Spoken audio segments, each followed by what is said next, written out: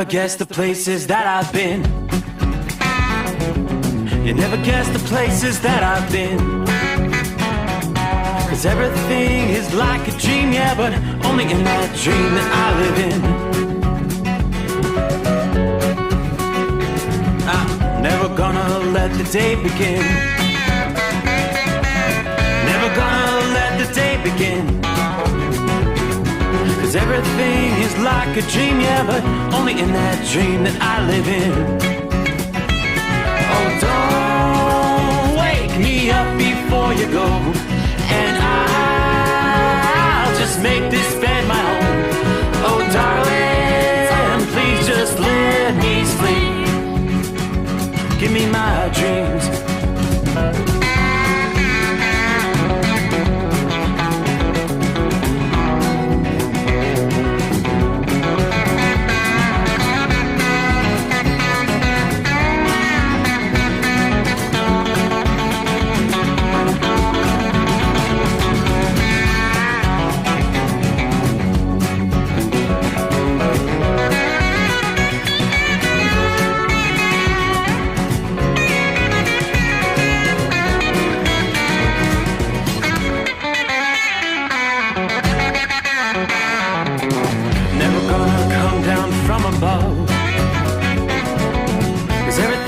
Better from above. Nothing's ever as it seems, yeah, except in that world that I dream of. Never gonna lose the ones I love. Never gonna lose the ones I love. 'Cause everything is like a dream, yeah, but only in that world that I dream of. Oh, don't up before you go, 'cause I can't face this day alone. Oh, darling, please just let me sleep. Give me my dreams. Give me my dreams. Give me my dreams.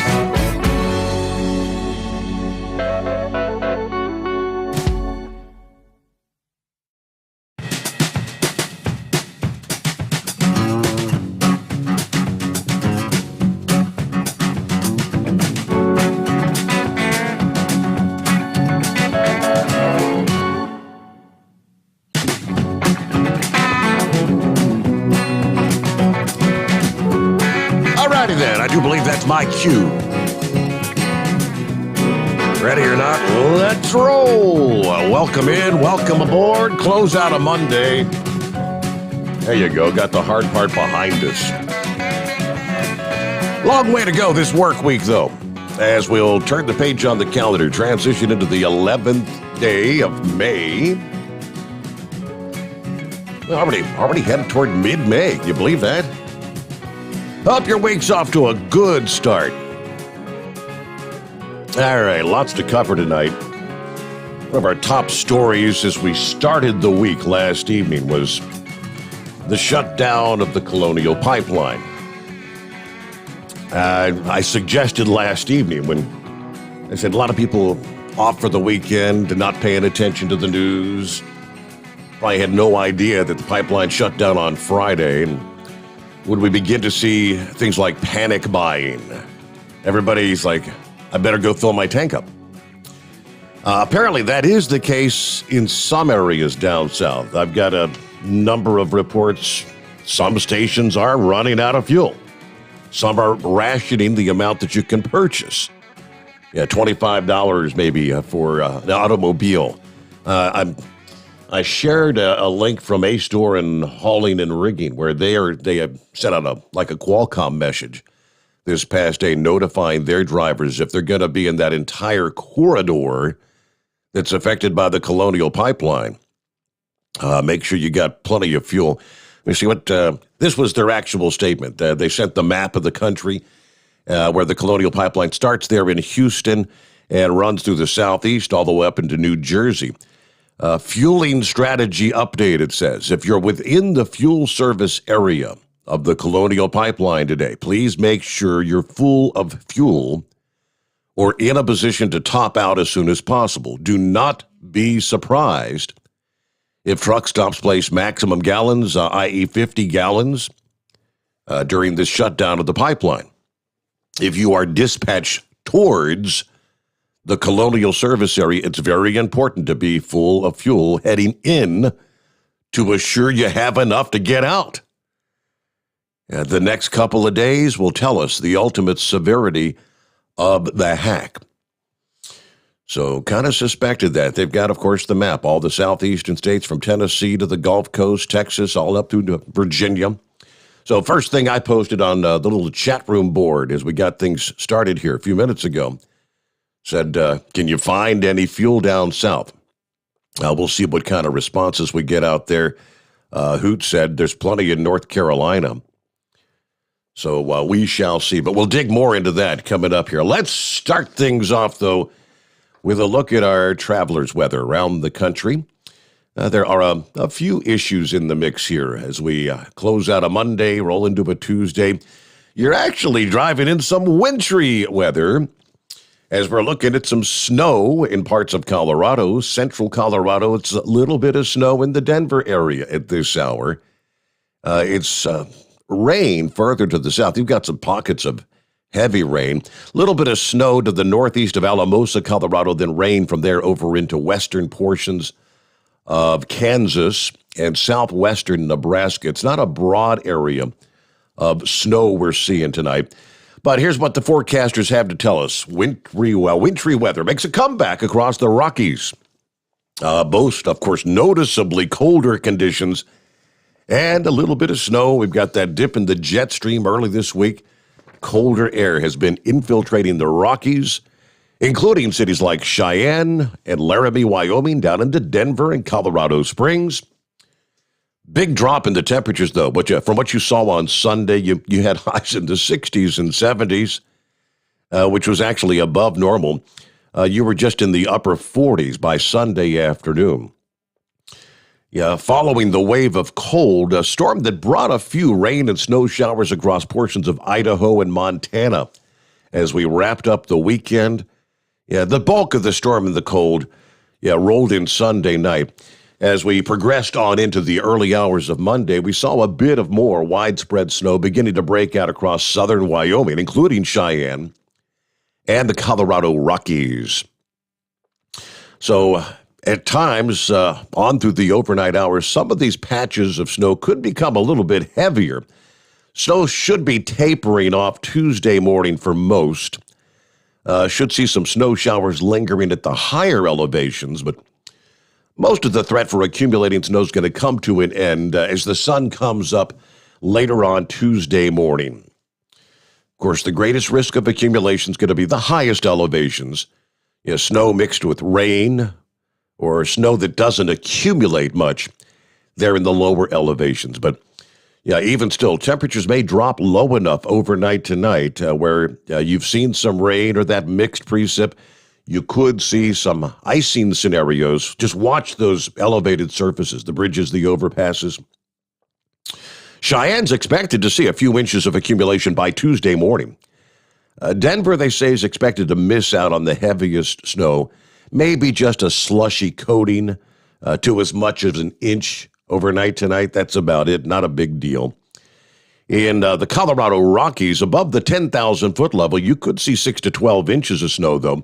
Some areas in the heavier bands, maybe up to 24 inches through early Tuesday morning there. There are several passes in the mix there. The Trail Ridge Pass could be difficult for a bit of time, especially overnight.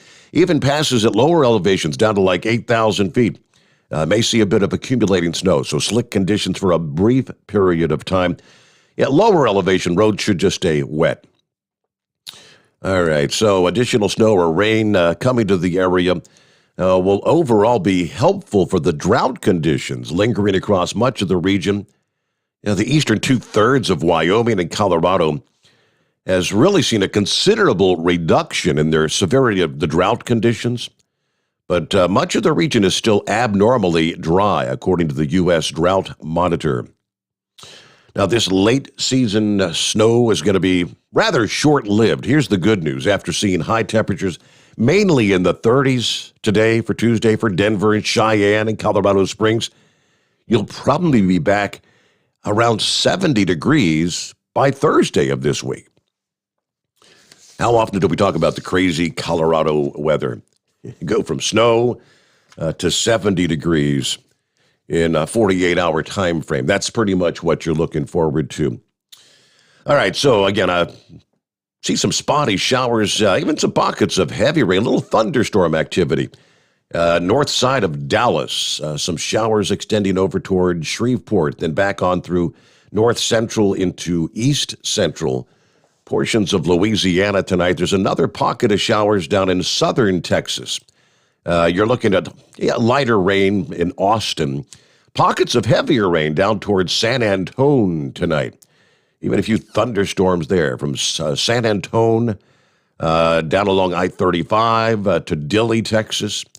I-37. Yeah, some pockets of heavy rain in the mix there again. Then we zoom back out here. What else we got? Okay, on up into the northeast. Anything happening there tonight? Have things quieted down?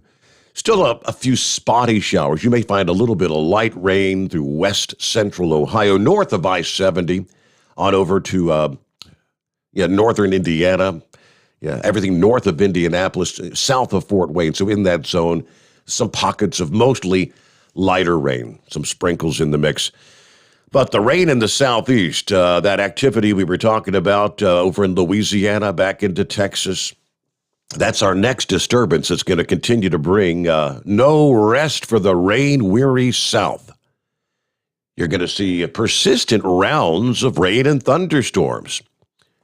After that cold front diving southeast brought the threat for severe thunderstorms over the Mother's Day weekend, that front has now pretty much stalled near the Gulf Coast this past day. And it's going to stick around there for the next few days.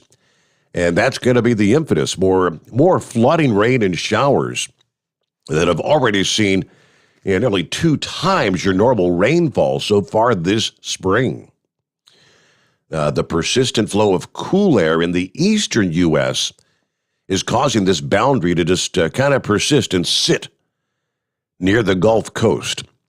And that kind of acts like the roadway, the trail for showers and thunderstorms to form and move along. So areas from southern Texas all the way over to North Carolina, you'll see some downpours right on through the middle of the week.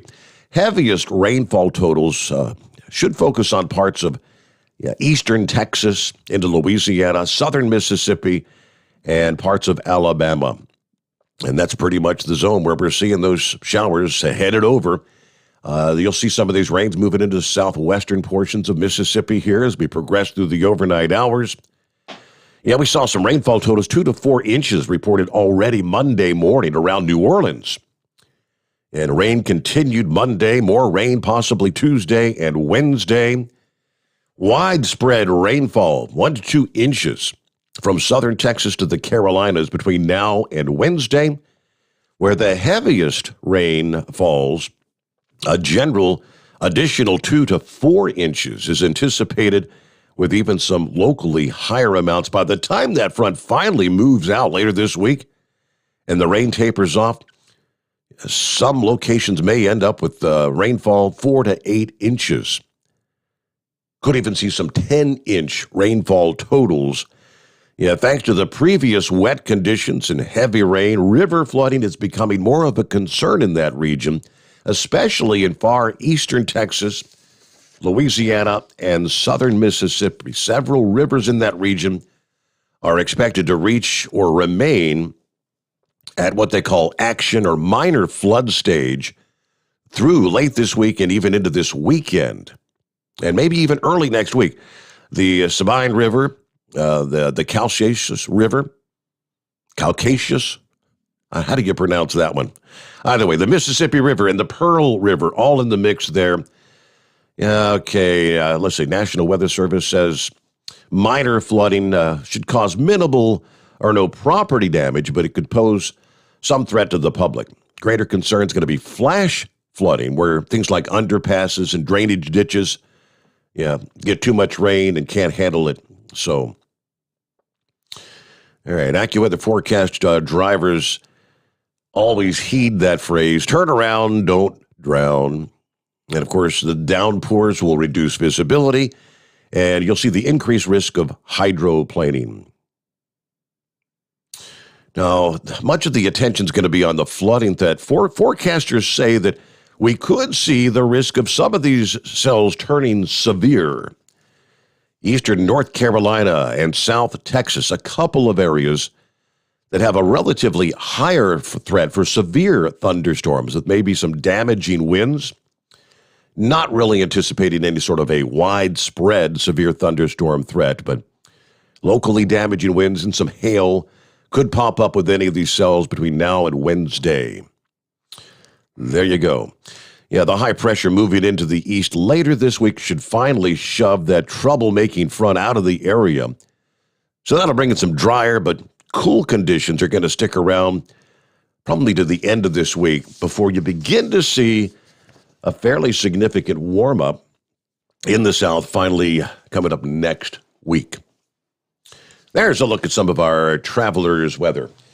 Around the country, it's 844-3388. Who's checking in early on here? Dale, of course, checking in from Jacksonville, Florida. Cloudy, 73 today. Going to have some of those world-famous afternoon showers here in Florida, but you all have a great day and a safe ride out there. Matthew checking in. He's back in the home 20, I guess, back to the great state of Missouri. Morning, Matthew. Big Moose, Heidi-ho, neighborinos. Okay. Hello, Big Moose. Monty Python, good morning, Your Honor. Back at it again this week, headed back to the Motor City. Let's see. Richard checking in from Florida. Good to have you with us there. Michael, good evening, everyone. Light rain falling, 62 degrees. I'm on break, going to get some rest. Amen. Tank checking in, rolling west on I-40 through Arizona this morning. Pretty nice night here, 67 degrees, little windy. Everybody be safe, have a great day. Ken says, get the party started on the overnight drive. Stay safe. That's our friend Kentucky Ken. Out there serving and protecting once again tonight. Like every morning, Steve, hope you have a great show. Thank you very much from Fuzzy. Let's see, Dale chiming back in. We're good here in Florida on fuel. They don't expect any impact or price gouging. At least that's what they were saying yesterday anyway. Bob checking in from Columbus, Ohio. Zorro said, no shortage yet. I'm south of Atlanta, Georgia this morning. Okay, we'll get to some of the others coming up here. All right, so this is what I'm seeing here. Some of the reports which indeed say stations along the East Coast are beginning to run out of fuel as North America's biggest petroleum pipeline races to recover from the paralyzing cyber attack. From North Carolina to Florida, Alabama, there are some stations reporting they've sold out of fuel as supplies in the region dwindle, and we're seeing some panic buying. It begins to set in. There's at least 2 stations in Tallahassee completely out of stock, according to employees there who asked not to be named. In Asheville, North Carolina, Aubrey Clements, a clerk at an Exxon Mobil station, answers the phone. Hello, I'm currently out of gas. Colonial Pipeline said they're manually operating a segment of the pipeline running from North Carolina to Maryland. They anticipate to substantially restore service by the weekend. Okay, so we've got several days ahead here. The restart may not come fast enough to avert some immediate shortages in the southeast, where North Carolina declared a state of emergency as stations this past day are reporting running out of gas. Stations in Asheville, North Carolina, out of fuel. Lines are forming at outlets that do still have supplies. An employee at a Royal Dutch Shell owner station in the city said they ran out of gas and diesel early on Monday. The Marathon at Elizabethtown, North Carolina, had roughly 24 cars waiting to fuel up. According to one employee there, the stations in town are all packed. Let's see, where the doorbell chimes from people entering could be heard every other minute. The conduit has been shut down since Friday, prompting frenzied moves by traders and retailers trying to secure alternate supplies. This past day, the FBI pointed the finger at the ransomware gang known as DarkSide. We touched on that last evening. Now, they say the pipeline hasn't suffered any physical damage, and no fuel shortages have been detected, according to the White House. Colonial's chief executive officer said that met with state-level officials on Monday. The company has completed operational control of the pipeline. They won't restart shipments until the ransomware has been neutralized, as they say. Does that mean they're going to pay the fine, pay the ransom? All right, in an 18-minute virtual meeting, Blunt said shortages may develop in some markets, but Colonial's working with the refiners and the marketers and the retailers to try to prevent that. According to one person involved with the meeting, the pipeline serving 90 U.S. military installations and 26 oil refineries. Meanwhile, President Biden this past day said Russia has some responsibility to address this. Emergency shipments of gasoline and diesel from Texas already are on the way to Atlanta and other southeast cities via truck. And at least 2 Gulf Coast refineries began trimming their output amid expectations that supplies are going to begin backing up at the oil refining area. Airlines flying out of Philadelphia International Airport, they tell us, are burning through their jet fuel reserves. The airport said they have enough fuel to last a couple of weeks, so they shouldn't run into any issues as far as that's concerned. Government officials have not advised Colonial on whether they should pay the ransom. Deputy National Security Advisor for Cyber and Emerging Technologies said, we're not going to say one way or the other. That's the bizarre thing. Now, the attackers, or the hackers, whatever you want to call them, the ransomware gang, as they're referring to them. Very odd that they actually even issued a statement this past day. They said, we just want cash, not chaos. Really? They said, well, we never meant to create havoc. A very unusual statement that experts saw as a sign that the cyber criminal scheme maybe has gone awry. The FBI accusing the group DarkSide of the digital extortation attempt, threatening extraordinary disruptions as Colonial works to get the biggest gas pipeline back online by the end of the week. A terse news release posted to DarkSide's website did not directly mention Colonial Pipeline, but under the heading, which was about the latest news. Our goal is to make money and not creating problems for society. The statement did not say how much money the hackers were seeking. Colonial Pipeline did not offer any comment on the hackers' statement. U.S. officials have said they've not been involved in any sort of ransom negotiations. The hackers did not respond to a Reuters request for comment. The FBI, the Department of Energy, the White House, all involved in a rapid response to the attack, and a server used by the gang was actually shut down, apparently, over the weekend. Maybe that's their problem.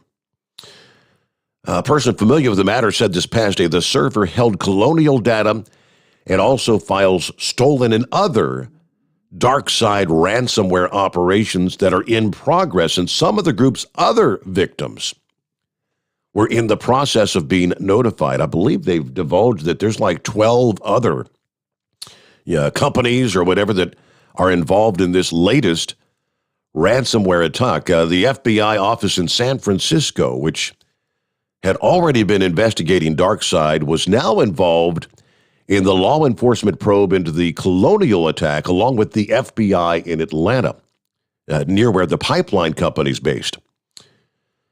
DarkSide's statement went on to say that its hackers would launch checks on fellow cyber criminals to avoid consequences in the future, whatever that means. They said, "We are apolitical. Do not tie us with any particular government," they said. Now, the statement had several spelling and grammatical errors. It appeared toward kind of trying to lower the political temperature around one of the most disruptive digital extortion attempts ever. Of course, what they're talking about is the tension between the U.S. and Russia. Well, gas prices at the pump have already gone up 6 cents in the latest week.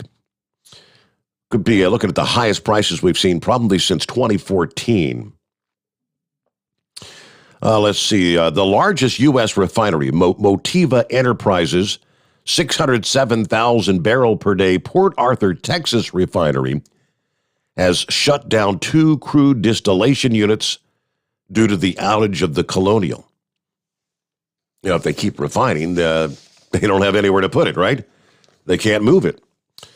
So some security experts said that the DarkSide hackers were now trying to put some distance between themselves and the chaos that they have unleashed. Well, a little too late for that, isn't it? This isn't the first time a threat group has gotten in over their heads.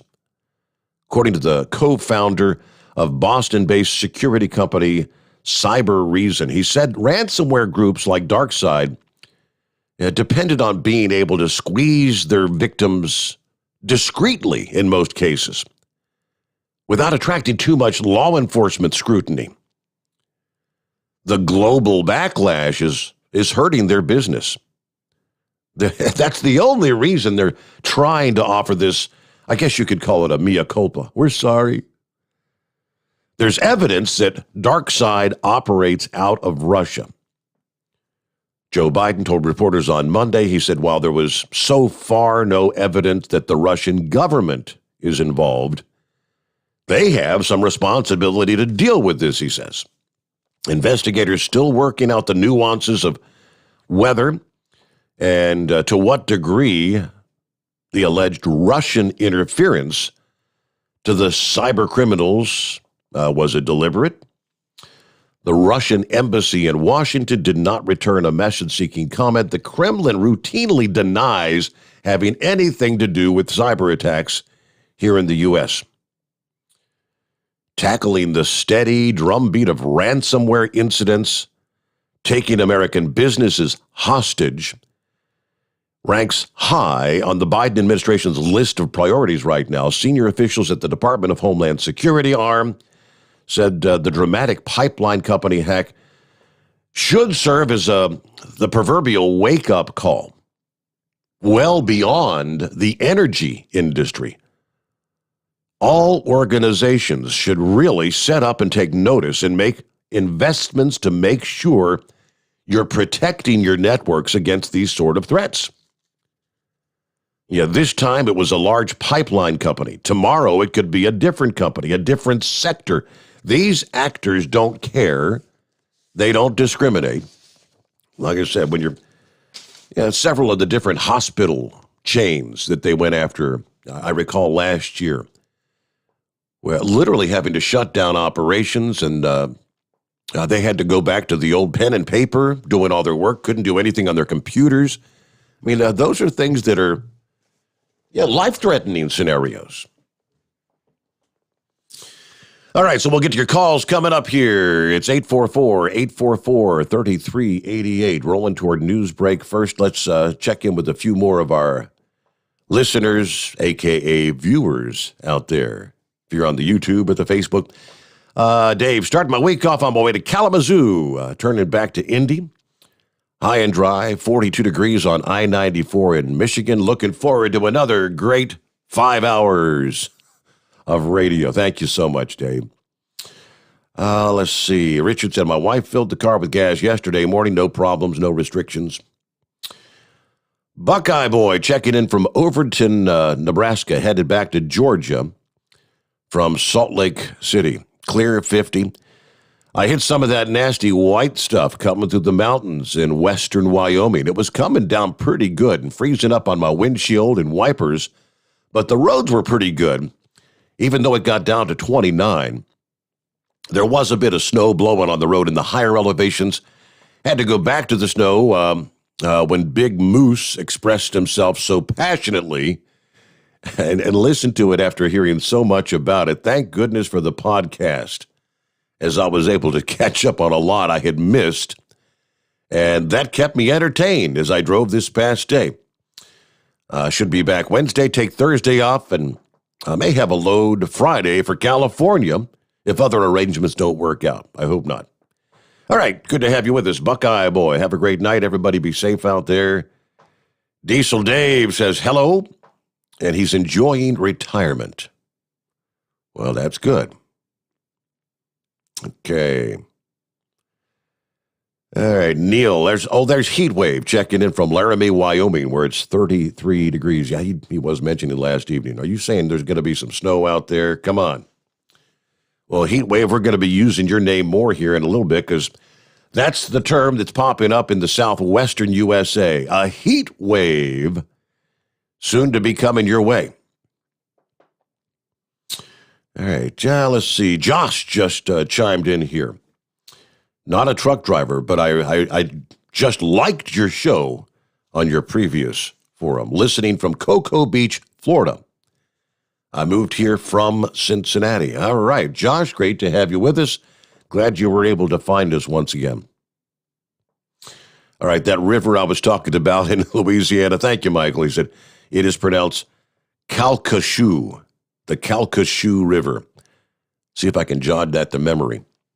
All right, news breaking now. We'll get to your calls here as we roll into a Tuesday morning, the Steve Sommers Overnight Drive, live from the Hot Shot Secret Studios. USA Radio News with Dan Naraki. Pfizer's COVID-19 vaccine has received an emergency use authorization from the Food and Drug Administration for use in children 12 to 15 years old. It's the first coronavirus vaccine to receive approval for use in teenagers. Data from the company has shown that the shot is safe for younger recipients and is highly effective in keeping them from developing COVID. Dr. Francis Collins calls the approval exciting news. The director of the National Institutes of Health tells CNBC that it's a chance to protect adolescents well ahead of the next school year. We really want to protect adolescents. And more than that, adolescents have been taken out of social circles, out of school sports programs, out of going to the prom, out of hanging with their friends. This is a way to get us back to normal and well in advance of getting the school season started in the fall. This is USA Radio News. Learn how thousands of smart homeowners are investing about $1 to avoid expensive home repair bills. John, a former non-customer, said, "My air conditioner broke and I had to spend $1,900 to fix it." Jeff, a customer, wrote, "My air conditioner broke and I got a new one at no out-of-pocket cost." Mary, a former non-customer, wrote, "My heating system stopped running. I had to spend $3,000 to get a new one." Lisa, a customer, wrote, "My heater stopped working. I got it fixed at no out-of-pocket cost." For about $1 a day, you can have all the major appliances and systems in your home guaranteed fixed or replaced with HSC's home warranty coverage. Call now, and the first month is free. If the lines are busy, please call back. Call now, 800-238-9182, 800-238-9182, 800-238-9182. Again, that's 800-238-9182. Keep the bugs off your glass and the smokies off your ass. This is the Overnight Drive with Steve Sommers. Some say their truck reflects who they are, dependable and reliable. That's why you trust Blue Def. Now the best just got better.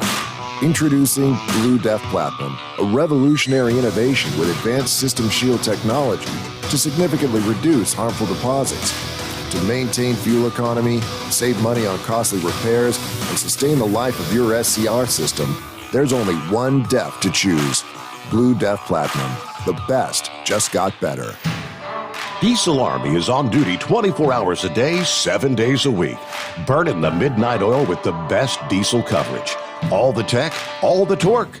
Diesel Army, where there's smoke, there's fire. For the latest news and event coverage, as well as feature and tech articles, sign up for the newsletter and don't miss a thing.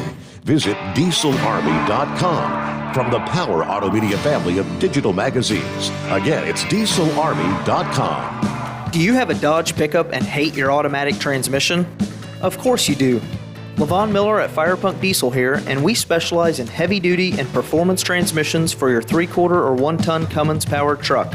So if you're interested in turning your stock slush box into a towing monster, call us today at 614-733-3744 or visit us online at shop.firepunk.com. Whether you're a diesel pickup performance enthusiast or just looking for a small upgrade, when selecting common rail fuel system components, look no further than Exergy Performance. At Exergy, you'll find injectors, pumps, and more, engineered like no others on the market using state-of-the-art equipment run by people that have been in the business for decades. So if you're in the market for common rail components at any power level, contact Exergy Performance or one of the many dealers listed on our website at exergyperformance.com. Dean Michael, the tax doctor here. Are you tired of those tax problems following you around like a dark cloud, always in the back of your mind, losing sleep at night? Call me now and get your life back. 888-632-4506 or go to mytaxhelpmd.com. Pretending they're not there won't make them go away. The IRS isn't going to forget. They will levy your bank account and garnish your wages. Don't wait for that to happen. I'm not telling you these things to scare you. I'm telling you so you can benefit from my years of experience. Now is the time to act. 888-632-4506.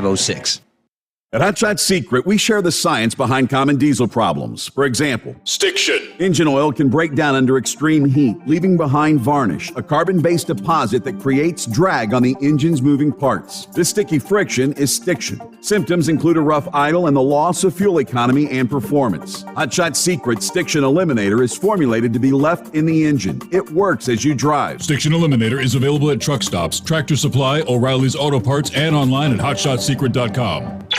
And now, back to the Steve Sommers Overnight Drive.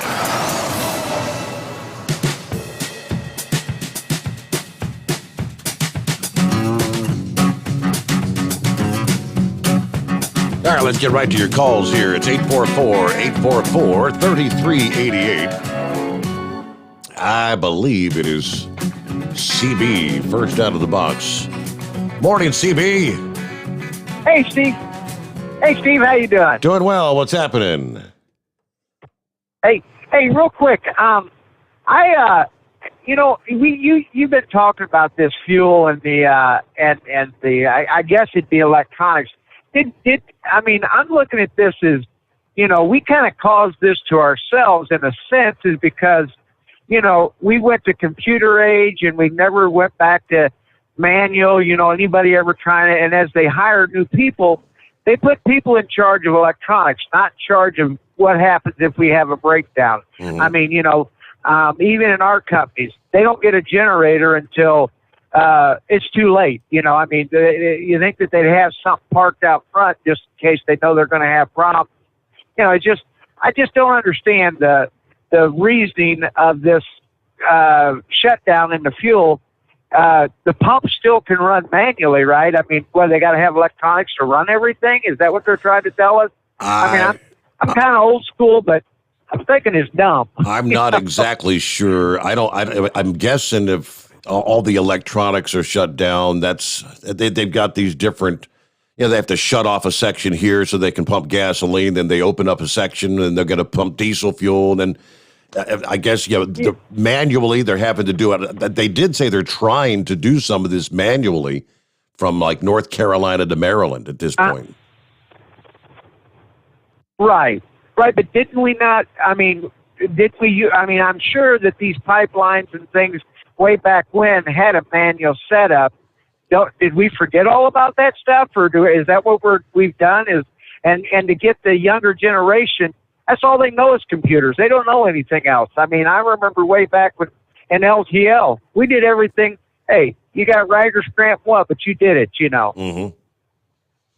Yeah, this may be a little bit of an educational experience for us. Well, I mean, between now and maybe late this week, if it is shut down for the next 2 or 3 days, it could get a little dicey in the South. And I'm sure we'll be hearing some experts talking about answering questions like you're asking, because I don't know the answers, honestly. Yeah, and like I said, I'm just kind of confused about it. Why we haven't got any type of manual backup instead of everything has to be on computer today. I mean, this is me personally. I look at it this way: is they're doing it because they want to do it. I mean, it's not something that they if they can force something manually. I mean, we got engines out there now that still run manually. They don't run electronics, Mm-hmm. and I can't say that we forgot about that stuff,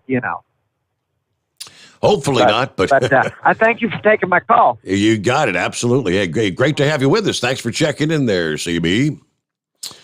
Let's see. Scooter sent me a message here a moment ago. Don't know if this price spike is related to the pipeline situation or not, but gasoline along the I-75 corridor north of Dayton here in Ohio jumped to $2.95 from $2.60.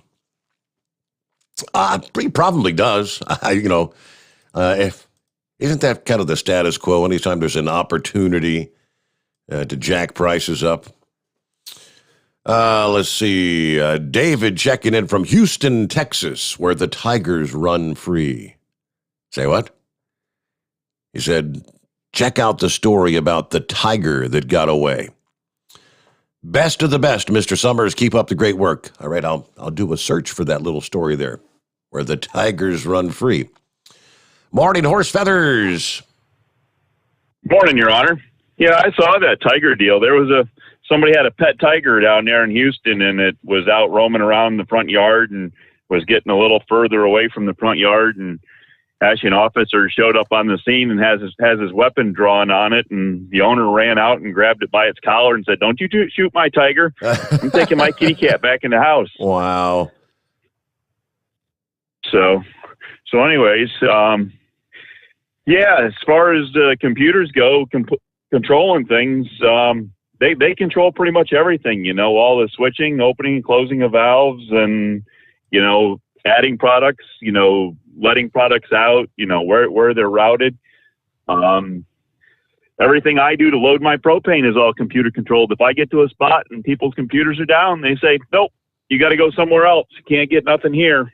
Really? So there isn't any manual way to, open valves and run pumps and calculate gallons that go on the truck. All that technology that we had back in the 40s, 50s, 60s, where everything was done manually and manual calculations were made for percentages or temperature and all that.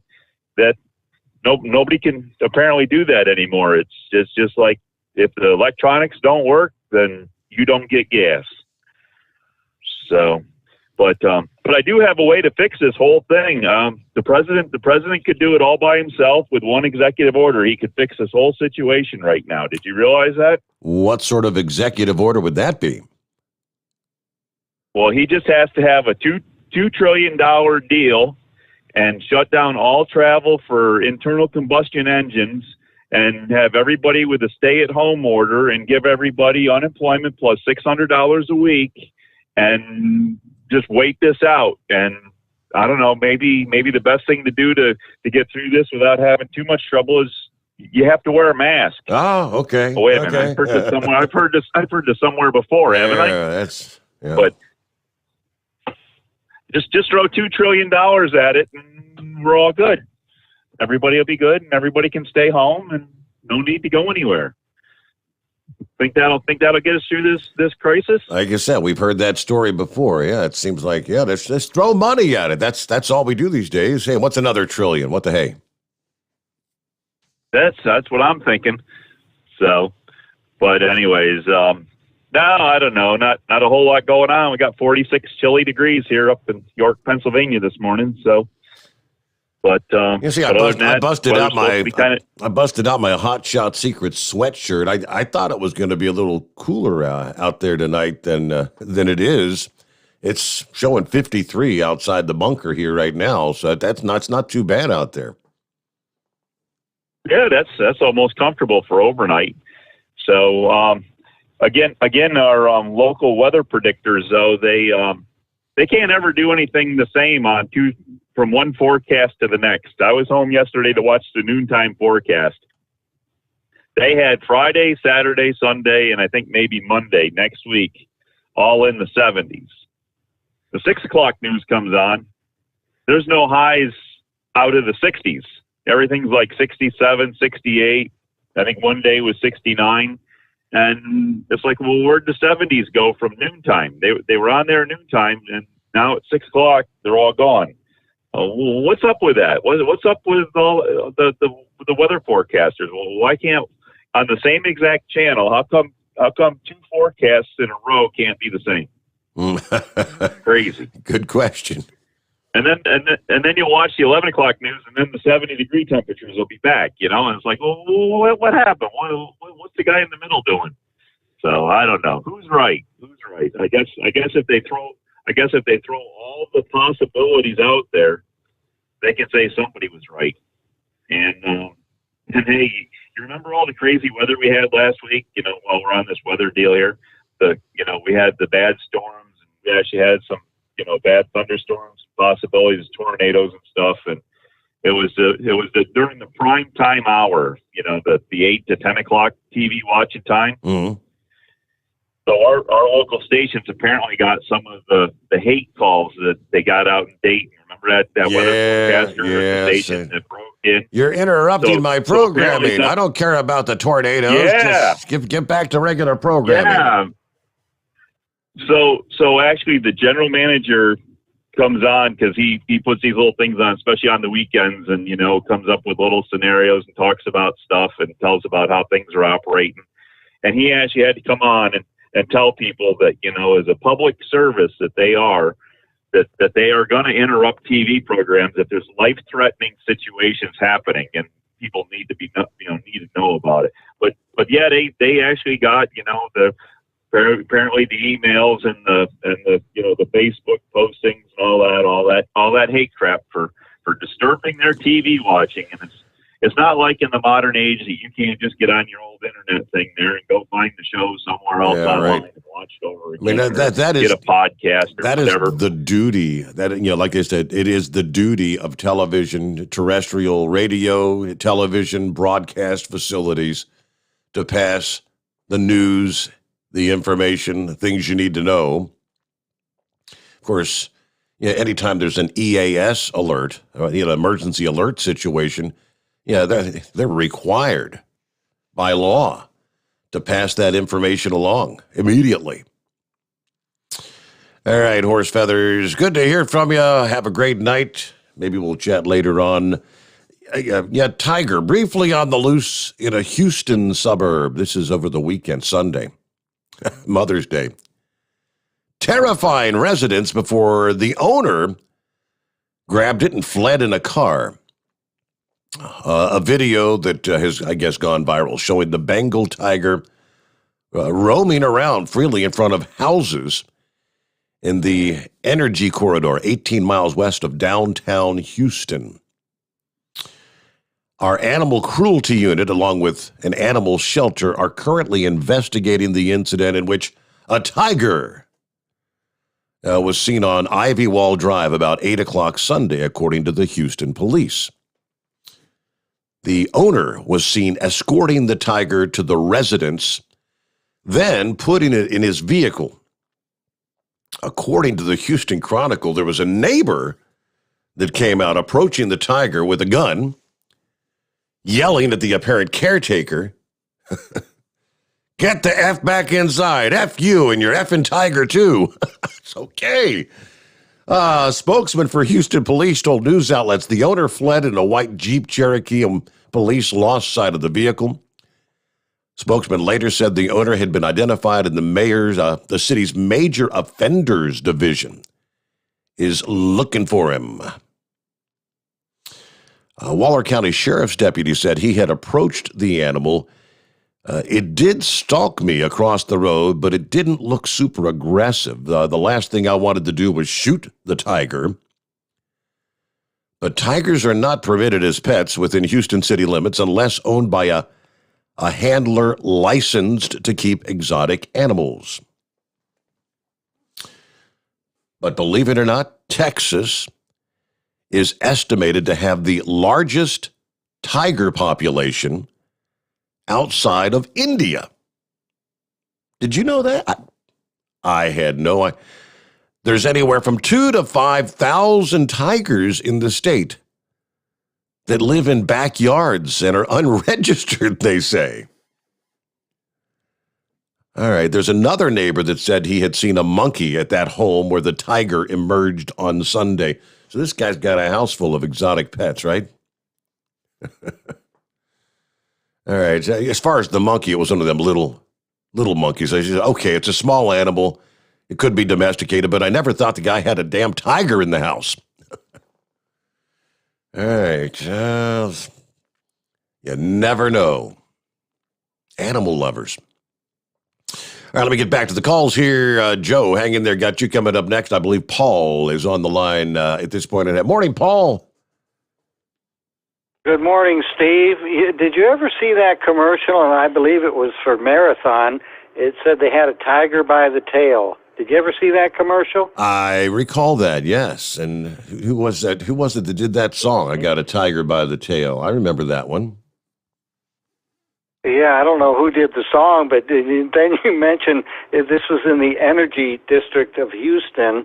How coincidental that the tiger is loose and nobody can get that tiger by the tail. Whoever it is, the dark side that's infiltrated our system here. Steve, this is just too much. But I have to ask you, have you heard of the Enbridge pipeline up here in Michigan? Enbridge, can't say I'm familiar. No, what's going on?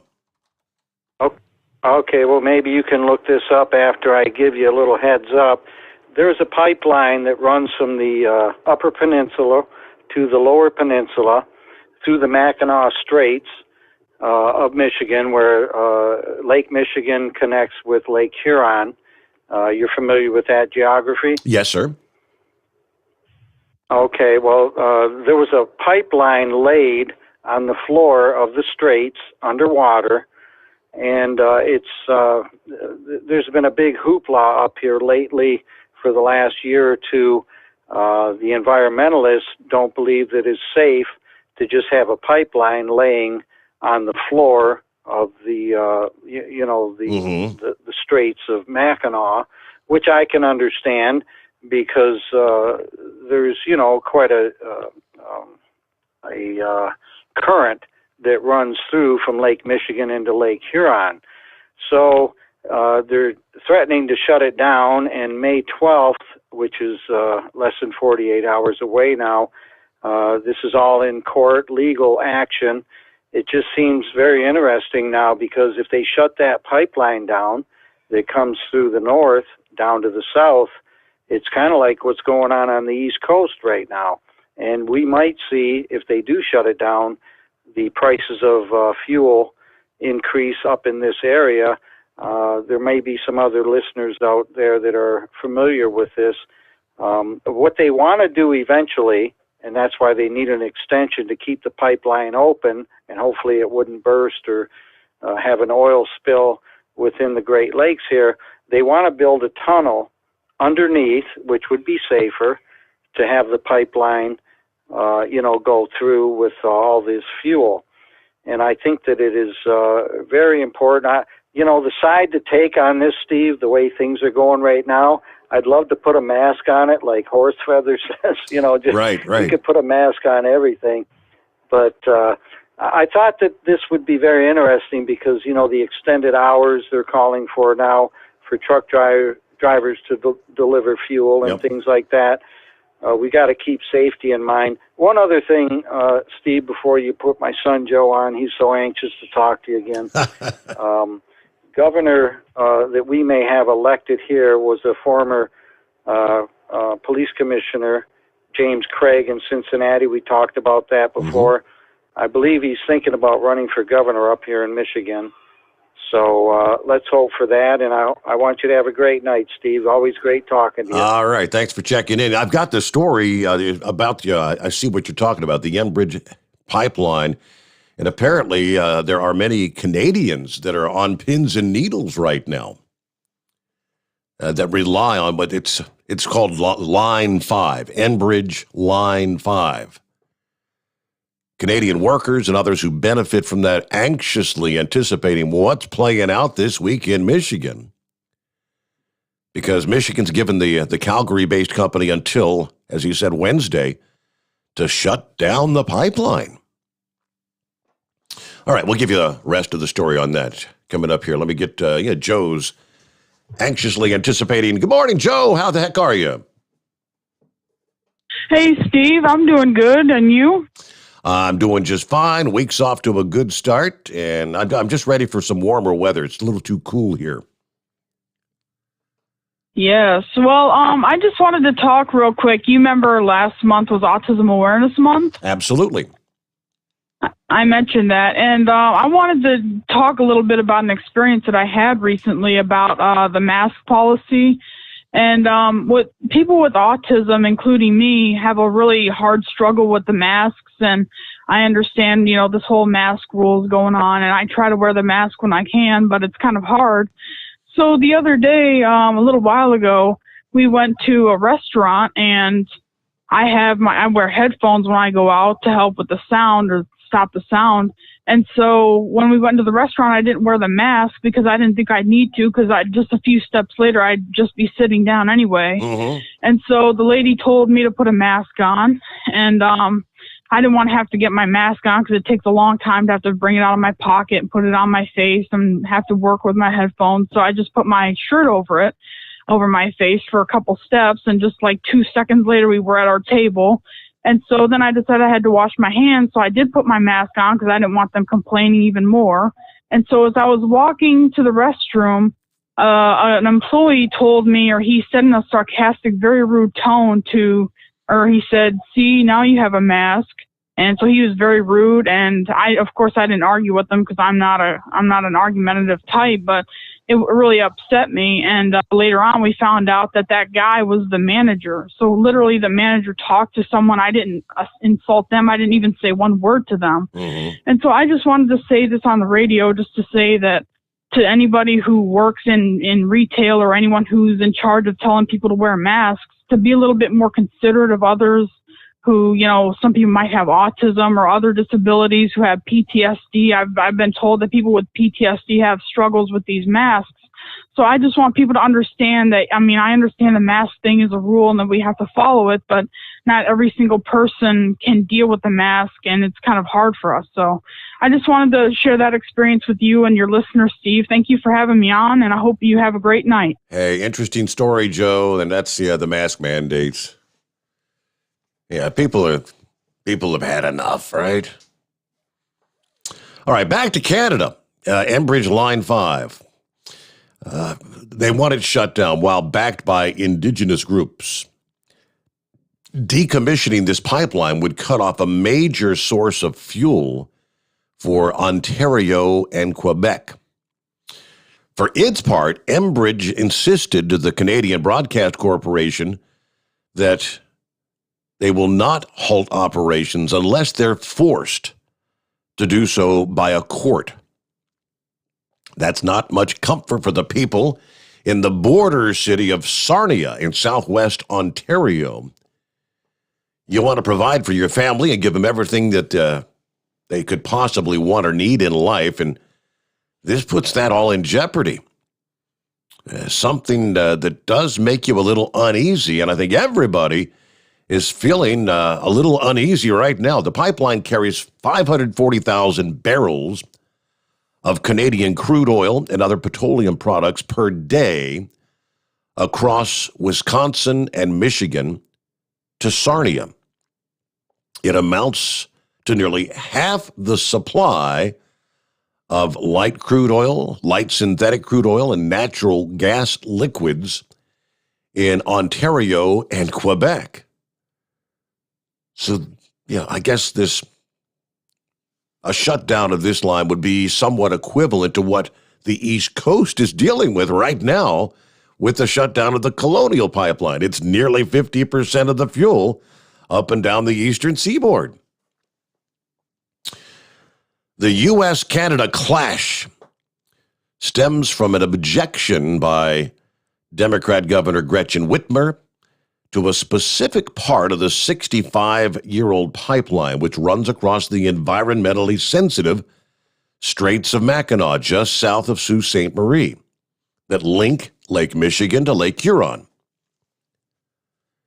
In a move applauded by environmentalists and indigenous groups in both Canada and the U.S. back in November, Michigan revoked an easement granted in 1953 that allowed Enbridge to run that pipeline across the straits. Whitmer has ordered the company to shut down the nearly 70-year-old pipeline by May the 12th, saying the devastating economic, environmental, and health impacts of a catastrophic oil spill in the Great Lakes cannot be risked. She referred to the pipeline as a ticking time bomb. Enbridge maintains the pipeline is safe. They've launched a lawsuit in U.S. federal court, and they're still in mediation with the government. In a statement Wednesday to CBC, the company reiterated it will not stop operating the pipeline unless ordered to do so by either a court or a regulator, which they say they view as very unlikely. For his part, the mayor of Sarnia feels confident the pipeline will not shut down. Okay. Looking at top of the hour, we'll get our news update here coming up and get back to your calls. You want to jump on board here on a Tuesday morning. It's 844-3388. And we'll give you a little more on, I mentioned the word heat wave, not the driver heat wave, but a proverbial heat wave is about to erupt in the southwestern USA. Just how hot's it going to get? We'll break that down for you all coming up. The Steve Sommers Overnight Drive live from the Hotshot Secret Studios. USA Radio News with Dan Naraki. Pfizer's COVID-19 vaccine has received an emergency approval from the Food and Drug Administration for use in children 12 to 15 years old. It's the first coronavirus vaccine to receive approval for teenagers. Data from the company has shown that the shot is safe for younger recipients and is highly efficacious in keeping them from developing COVID. The vaccine now awaits final approval from the CDC before teenagers can be administered the shot. And the Navy says its ships fired warning shots at Iranian ships on Monday in the Strait of Hormuz after armed speedboats came within 150 yards of American vessels. Naval Forces Central Command said a pair of Iranian boats broke off from a group of ships and approached a group of U.S. warships at high speed. After several verbal and acoustic warnings, the U.S. ships fired warning shots, causing the Iranian boats to withdraw. It's the second time in the last 2 weeks that American vessels operating in the Persian Gulf have fired warning shots at Iranian ships. This is USA Radio News. Hi, this is Jay Schrader, Super Bowl 22 champion and former Raiders quarterback. Playing professional football for 11 years beat my body up pretty bad. I've had so many surgeries on my neck, back, and shoulders and knees, I've just learned to live with constant discomfort. I tried so many products, some worked for a little while, but nothing gave me total relief until one day, a golfing buddy introduced me to sonsoflibertycbd.com. I used their CBD Muscle Ease, rubbed it on my hands and neck, and wow, what did it do for me? I immediately began using their other products, and I have golfed pain-free for the first time in many years. I've reached out to Sons of Liberty CBD and visited their operation from farm to factory. Folks, this team walks the walk. Their motto is, for vets, by vets. I shared the product with my friend Wayne Allen Root, and now he's a fan of sonsoflibertycbd.com. Wayne's fans will receive a 15% discount using code WAR15 at checkout. I've told all my NFL buddies about sonsoflibertycbd.com, and now I'm telling you. Go to sonsoflibertycbd.com. When it works for you, like it did for me, we both win. A pipeline that supplies the eastern United States with nearly half of its fuel remains shut down Monday after a weekend cyber attack. The Colonial Pipeline was taken offline Friday by a ransomware attack, allegedly by a criminal group operating in Eastern Europe. The continued shutdown has caused North Carolina Governor Roy Cooper to declare a state of emergency. His order lifts some motor vehicle fuel regulations until the pipeline comes back online. Speaking from the White House, President Biden addressed the cyber attack, saying that the FBI will undertake a global investigation to stop similar attacks. We have efforts underway with the FBI and DOJ, Department of Justice, to disrupt and prosecute ransomware criminals. And my administration will be pursuing a global effort of ransomware attacks by transnational criminals who often use global money laundering networks to carry them out. My administration is also committed to safeguarding our critical infrastructure, much of which is privately owned and managed like Colonial. This is USA Radio News. Hi, this is Wyatt Cox. Each and every day, the USA Radio Network produces 3 hours of the greatest radio programs of all time. Comedies, drama, suspense, it's all there. Classic radio theater. Now, if your radio station doesn't carry the program, you can find them anywhere podcasts are served, including iHeartRadio, Spotify, Spreaker. Just search for USA Classic Radio Theater. Find it. USA Classic Radio Theater. You'll love it. Several people were hospitalized after a balcony in Malibu, California, collapsed. Lance Pry reports from the USA Radio News West Coast Bureau. A terrifying moment Saturday when a Malibu, California beach house balcony packed with partygoers collapsed 15 feet under the jagged rocks below. 9 people were evaluated for injuries, including 4 who were taken to the hospital. We were just chilling. It's a birthday party, and the back deck, and probably like 10 people on the back deck, and we heard a crack. And I literally saw all of my best friends and my girlfriend fall 15 feet to the rocks. The Los Angeles County Fire Department told KABC7 there was probably too much weight on the oceanfront deck. Not sure what that deck would be rated at, but for a residential home, that would appear to be a lot of persons on that, and potentially a lot of weight. The fire department has declared the house uninhabitable. From the West Coast, USA Radio News Bureau, I'm Lance Pry. And House Minority Leader Kevin McCarthy has scheduled a vote for Wednesday to potentially remove Wyoming Representative Liz Cheney from her position as the party conference chair. Cheney has drawn criticism for her condemnations of former President Donald Trump's claims of fraud during the 2020 presidential election and her vote in January to impeach him. McCarthy said over the weekend that he supports replacing Cheney with New York Congresswoman Elise Stefanik. For USA Radio News, I'm Dan Naraki. At Hot Shot Secret, we share the science behind common diesel problems and their solutions. For example, ultra-low sulfur fuels. The primary function of diesel fuel is combustibility. One of the little-known aspects of fuel is its role as a lubricant to metal-on-metal moving parts. The introduction of ultra-low sulfur fuels diminishes the fuel's ability to lubricate because sulfur, which has been mostly removed, has lubricating properties. Hot Shot Secret Everyday Diesel Treatment with LX4 delivers unmatched lubricity. Third-party testing confirms that it takes 3 times the amount of leading fuel treatment to match the lubrication benefit of 1 dose of Hot Shot Secret. Everyday Diesel Treatment is a fully formulated 6-in-1 premium fuel treatment for every fill-up, every time. Everyday Diesel Treatment is available at truck stops, Tractor Supply, O'Reilly's Auto Parts, and online at HotShotSecret.com. Hot Shot Secret, powered by science. The Overnight Drive with Steve Summers, live from the Hot Shot Secret Studios. Call Steve now, 844-844-3388. That's 844-844-3388.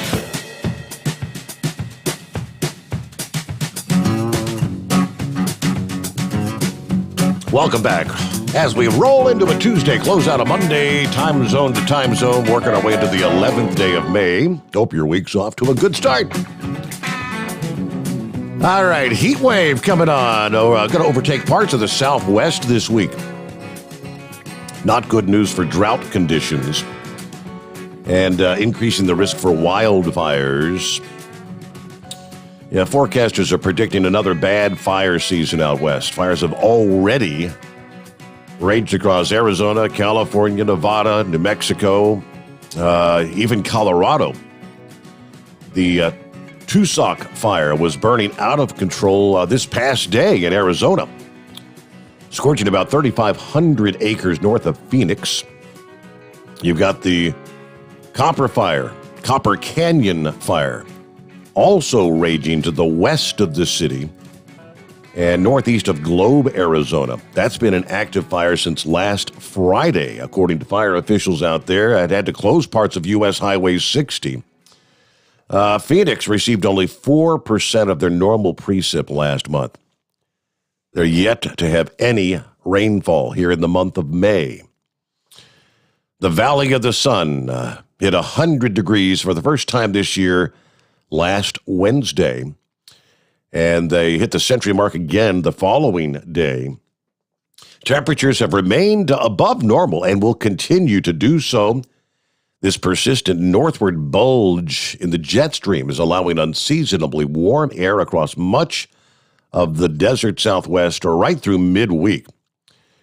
Later this week, Phoenix has a chance once again to hit the century mark Thursday and Friday. Between now and Wednesday, the core of the heat will be centered largely across interior California, western Nevada, and portions of Arizona. As that storm that's bringing some snow to the Rockies moves away from Colorado and Wyoming, that high pressure is going to build out west, and that's going to send temperatures soaring back into the 90s in the Central Valley of California later today, right through Friday. Some places may be 100 degrees. Now, this says right through Friday of next week. Sacramento, California, a city that normally encounters high temperatures in the upper 70s this time of year, is forecast to be above 90 between now and Thursday. This could be the start of a heat wave for this area. This stretch of unseasonable heat is going to work further to increase the departure from normal temperatures. Red flag warnings have been in effect across the San Joaquin Valley for days due to gusty winds and a very low relative humidity. Drought has accentuated the fire risk as well. The entirety of California's San Joaquin Valley is in the midst of extreme drought, reporting only 1% of the usual monthly rainfall for April. Sacramento is off to a dry start here in May as well. No rainfall yet. California, not the only state affected. Critical fire weather conditions returned this past day across portions of western and central New Mexico. Red flag warnings were in place for the Salt Lake City area. More 100-degree heat is likely in the deserts. It will be several degrees above normal for the interior northwest as well, and most of the Rockies later this week. Of course, you've got that storm keeping Denver's temperatures in the 40s and 50s here for the first half of the week, but Thursday, Friday, you'll be back into the lower 70s. One area not likely to feature temperatures well above average would be along the immediate coastal areas where you've got a predominantly westerly flow.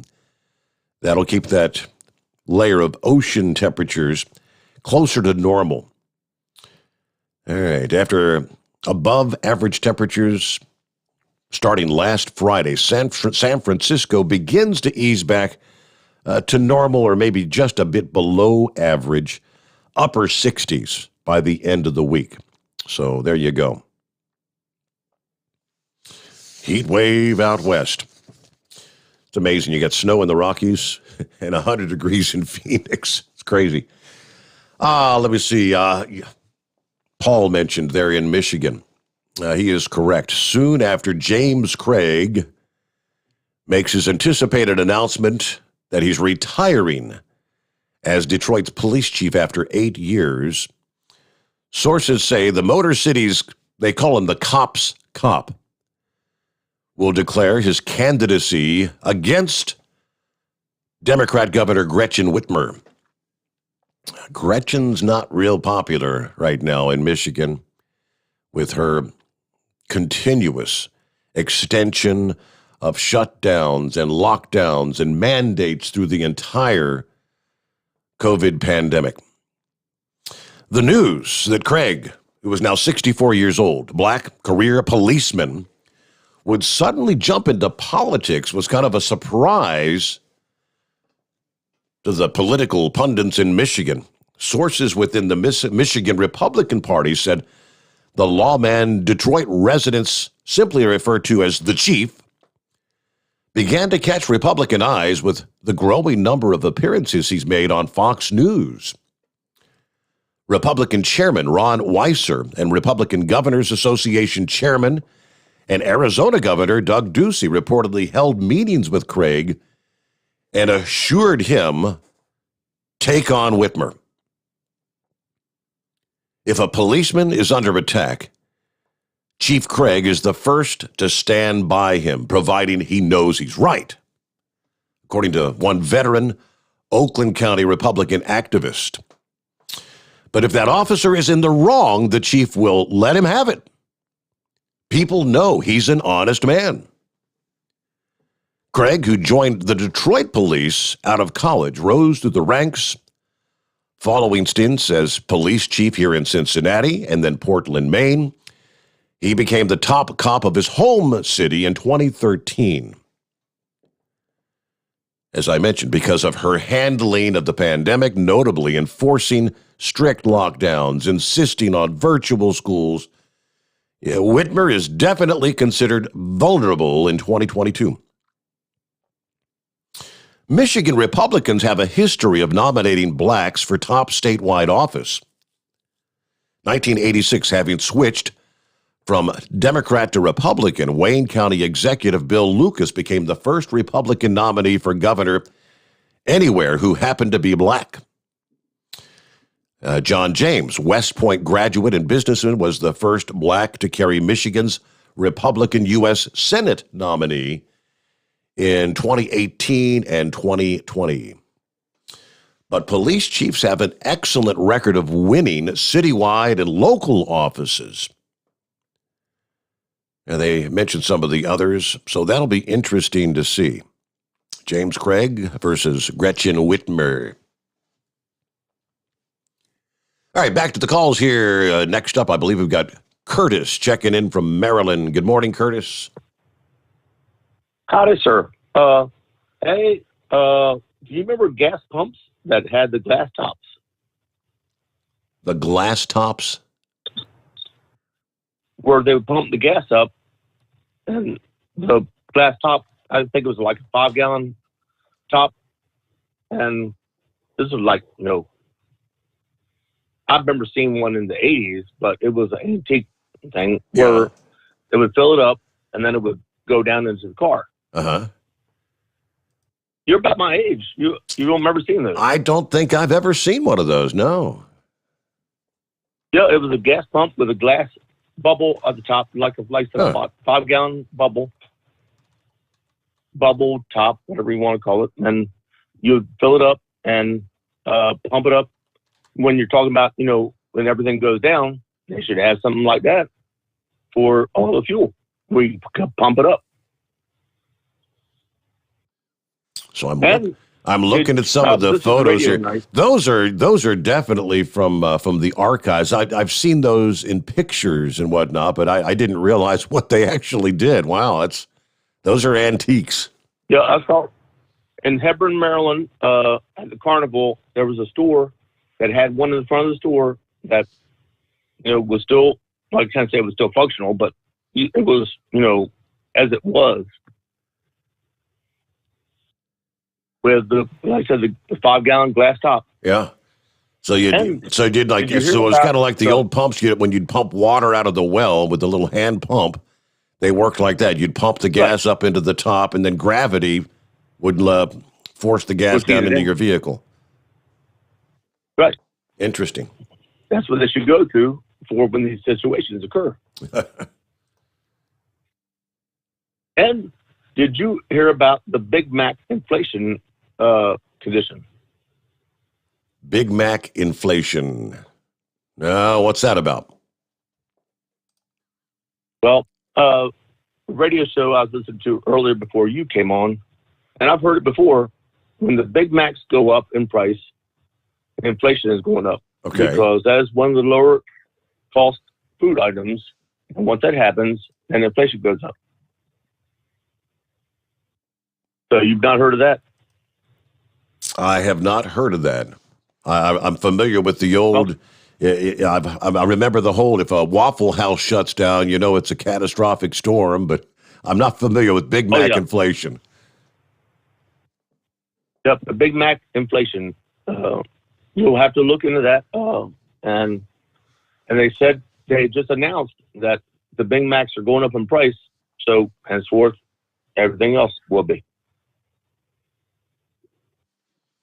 Well, we know for certain. Look at that, sir. Everything. I think got somewhere over here. I've got corn. Corn prices are about to hit record territory.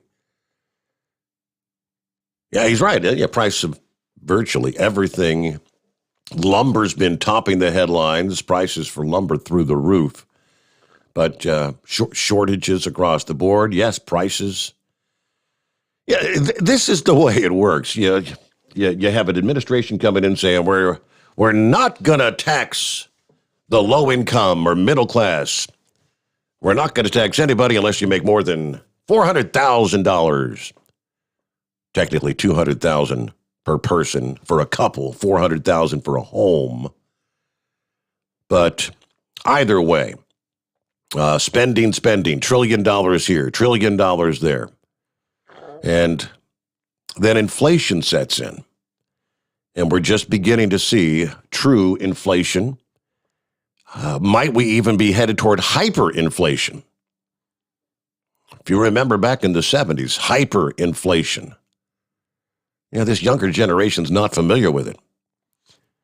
But as the prices of everything go up, that's essentially your lower and middle income being taxed. You raise the corporate tax. We're gonna put it to these big rich companies.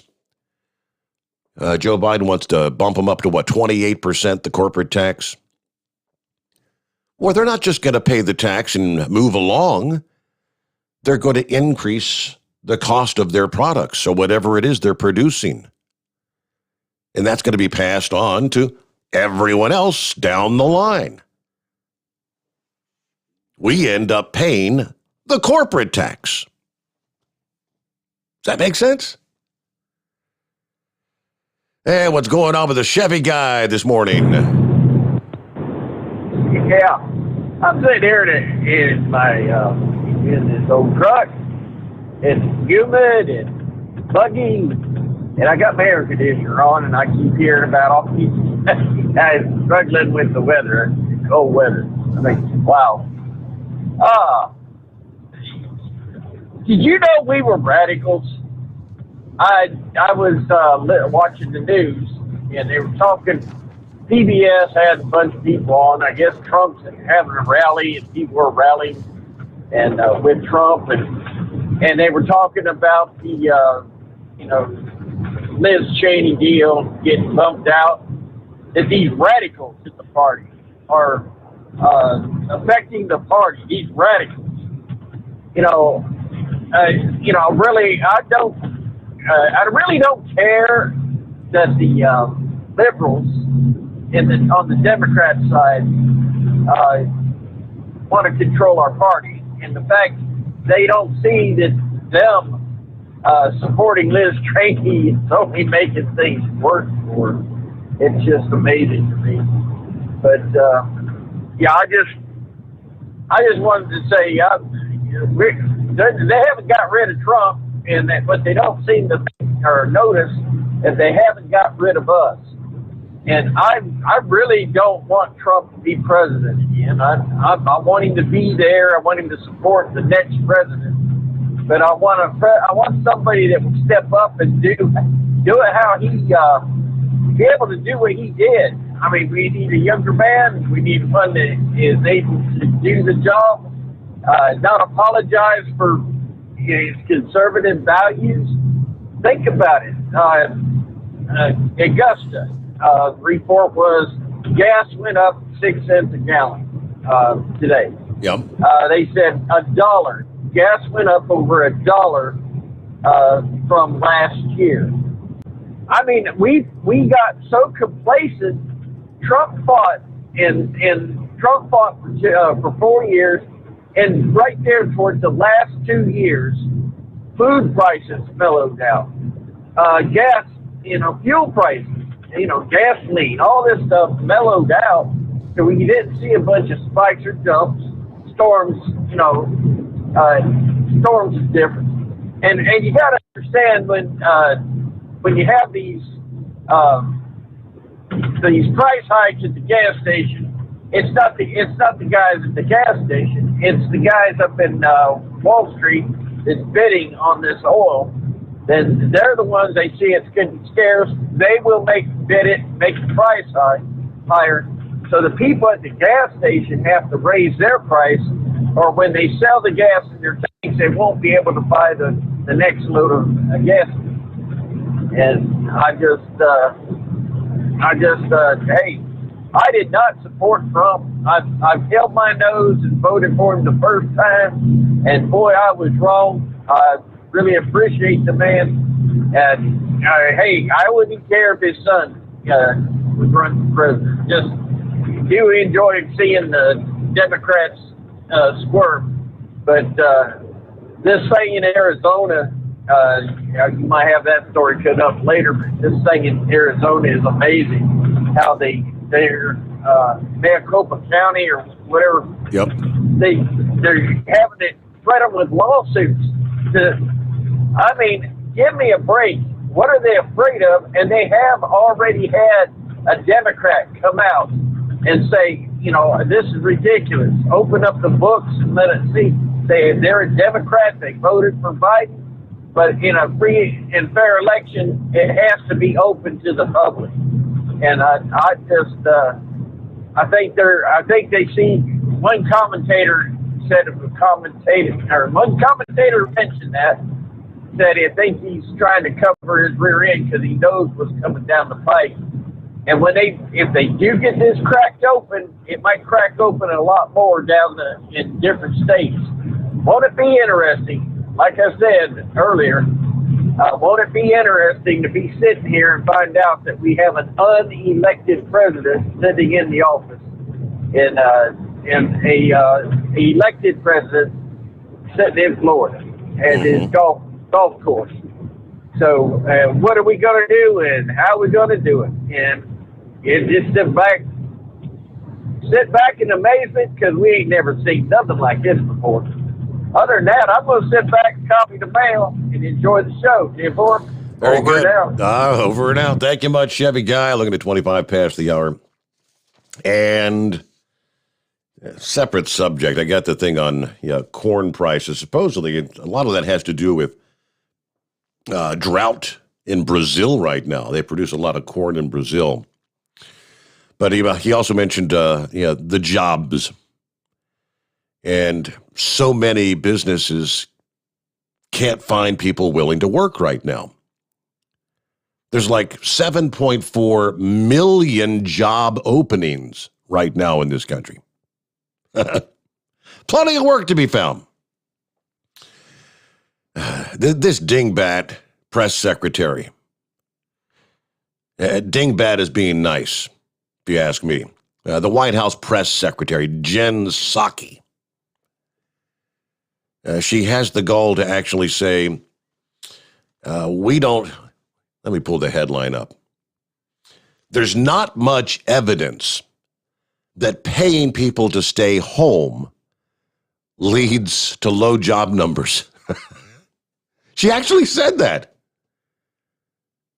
No, paying people to stay at home. We don't see any evidence that that's why they're not going out to get a job. I mean, she's about as dingy as Joe Biden. Does she believe that? Can't believe that actually came out of her mouth. Employment only rose by 266,000 jobs in the month of April. These numbers came out Friday. Everybody was blown away. We've got all these available jobs, but nobody's filling the jobs.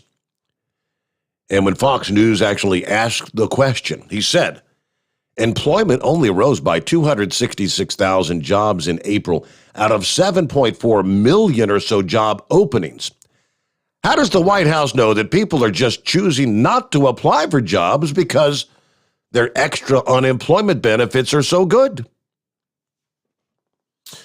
She says, well, first, let me say we looked at the data. She alluded to this on Friday. We don't see much evidence that the extra unemployment insurance is a major driver for people not rejoining the workforce. We look at the data, and our analysis says that lack of vaccination, the lower rate, which is why I referred to the data in the week that it was taken, that's been an impact. Childcare has an impact. Schools reopening has an impact. But there's also the need to pay a livable working wage, and that's one of the reasons the president's going to talk about that this afternoon. Bank of America economists who were cited in a Bloomberg story say that anyone who's making less than $32,000 a year is financially better off taking unemployment right now. He pointed that out to Jen Psaki. So is the White House creating an incentive to just stay home? That's exactly what it is. But there's nothing but denial out of Washington, D.C. Just like there's not a crisis at the border. It's just a difficult situation. It's not a crisis. No, paying people more than a $15 per hour wage would pay for a 40-hour work week. They're making more staying at home. But they won't admit that that's an incentive for people to stay home. You know, there's other factors. There's bigger factors that are contributing. And we're going to be working to address that. All right, whatever you say, Jen Psaki. Now, Ducey actually tried to follow up. He said, well, what are the bigger factors? What are you talking about? The Commerce Secretary said people are staying home because of fear. How does the White House know that people are scared? What are you basing that on? It's not fear. All right, so it's just more BS out of D.C., but we'll get back with much more to cover here. You want to jump on board? We got a couple lines open. It's 844-844-3388. We'll get to Mike checking in from Iowa just ahead. Heat waves on the line, Steve, and room for you. The Steve Sommers Overnight Drive live from the Hotshot Secret Studios. USA Radio News with Dan Naraki. Pfizer's COVID-19 vaccine has received an emergency use authorization from the Food and Drug Administration for use in teenagers 12 to 15 years old. It's the first coronavirus vaccine to receive approval for children. Data from the company shows that the shot is safe for younger recipients and is 100% effective in keeping this age range from developing COVID. The vaccine now awaits final approval from the CDC before teenagers can be administered the shot. A CDC advisory committee will meet on Wednesday to decide on a recommendation. And House Minority Leader Kevin McCarthy has scheduled a vote for Wednesday to potentially remove Wyoming Representative Liz Cheney from her position as the Republican Party's conference chair. Cheney has drawn criticism for her continued condemnation of former President Donald Trump's claims of fraud during the 2020 presidential election. McCarthy and former President Trump have backed New York Congresswoman Elise Stefanik to replace Cheney. This is USA Radio News. Hi, this is Dr. Joel Wallach, a veterinarian physician and founder of Youngevity, great nutritional company. Based on 90 for Life, 90 essential nutrients, all vertebrates, whether you're a wombat, an elephant, a giraffe, an ostrich, a human being, a monkey, a cow, a dog, or a cat, doesn't matter. All vertebrates require 90 essential nutrients, 16 minerals, 16 vitamins, 12 amino acids, 3 fatty acids. They help prevent birth defects. There are no genetic birth defects. That's my thesis is in the Smithsonian Institute of National Treasure. There are no genetically transmitted diseases. They're all nutritional deficiency diseases. That's why my thesis is in the Smithsonian Institute of National Treasure. I want you to get on the 90 for Life program, 60 minerals, 16 vitamins, 12 amino acids, 3 fatty acids, and don't forget the Rebound or a sports drink. And don't forget, you need your immune system because of all this pandemic virus stuff going around. And so contact us at usaradiohealth.com. Contact us at usaradiohealth.com. Live from the Hotshot Secret Studios, the Steve Sommers Overnight Drive.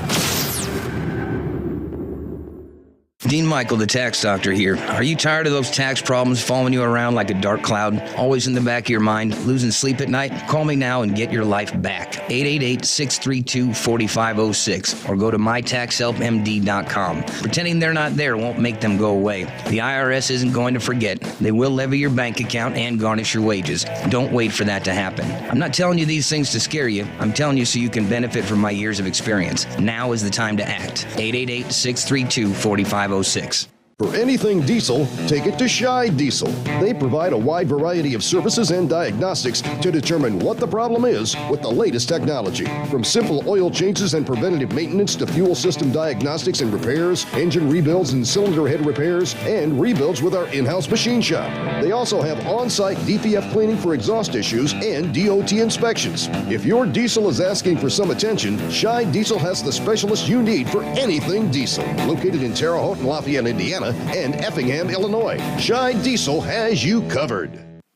Getting a good night's sleep while on that long haul can be quite the challenge. That's why Commercial Vehicle Group has partnered with Serta Mattress to bring you the Bostrom plus Serta mattress for the best night's sleep possible while you're on the road. The Bostrom plus Serta mattress, manufactured with Serta's patented Cool Gel memory foam, acts to dissipate body heat and eliminate pressure points, which reduces the tossing and turning that can be so disruptive to your sleep. The Bostrom Serta mattress comes in two thicknesses, 7 and 10 inches, offering support to drivers of all shapes and sizes. The mattress comes in the standard 80-inch length with 4 widths, 32, 36, 39, and 42 inches. For more information on the mattress or where to buy, call us at 800-459-7328. That's 800-459-7328. At Hotshot Secret, we share the science behind common diesel problems. For example, Fuel additives. most fuel additives either impact performance or provide protection. Hotshot Secret Everyday Diesel Treatment provides both performance enhancement and fuel system protection. Everyday Diesel Treatment delivers a 6-in-1 premium fuel treatment for every fill-up, every time. Everyday diesel treatment is available at truck stops, Tractor Supply, O'Reilly's Auto Parts, and online at hotshotsecret.com. Keep the bugs off your glass and the smokies off your ass. This is the Overnight Drive with Steve Sommers.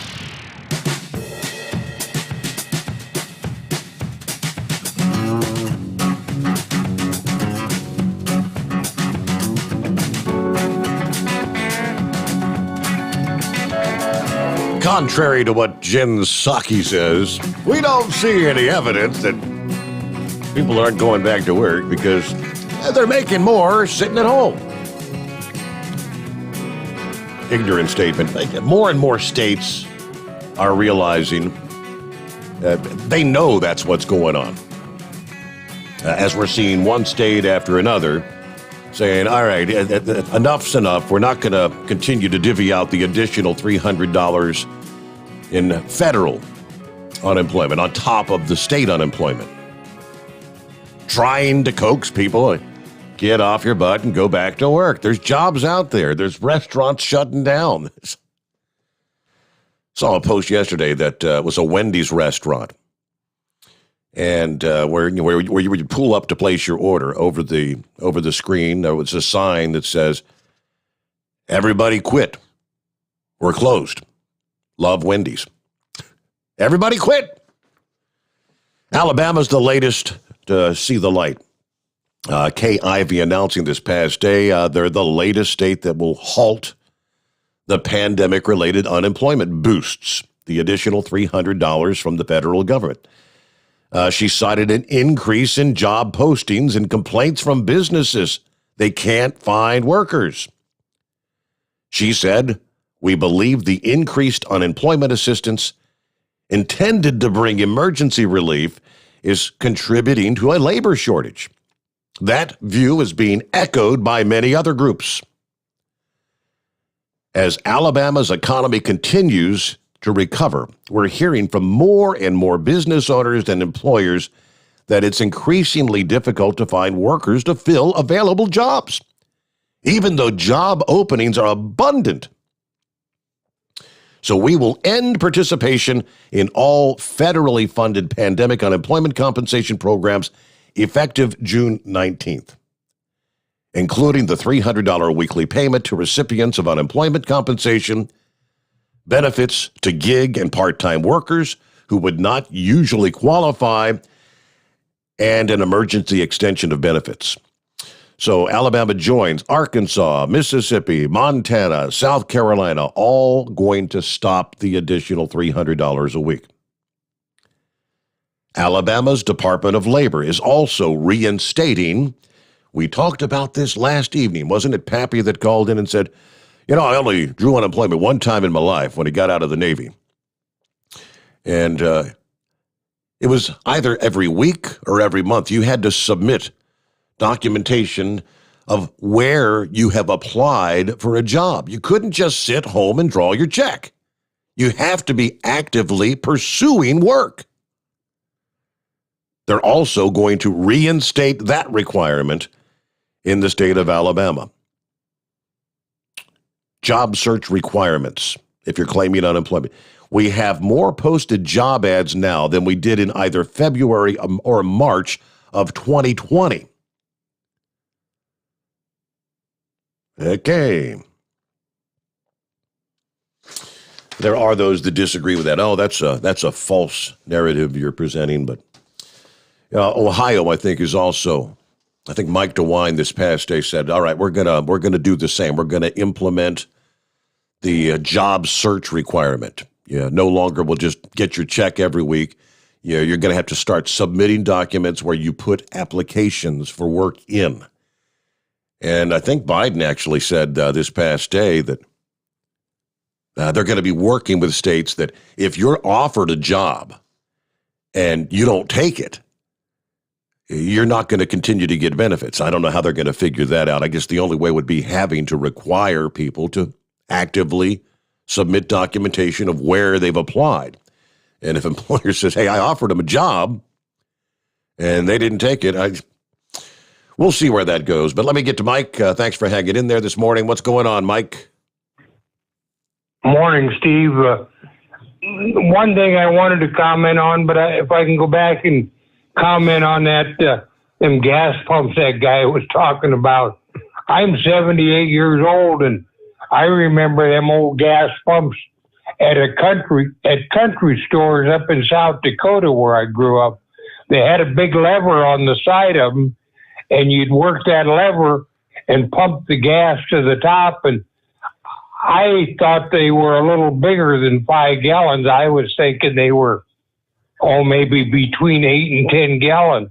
And then when you got it full, then you, of course, put the nozzle in, and there was, the gallonage on the glass, and you could tell how much you were putting in your car. There was really nothing electronic about it.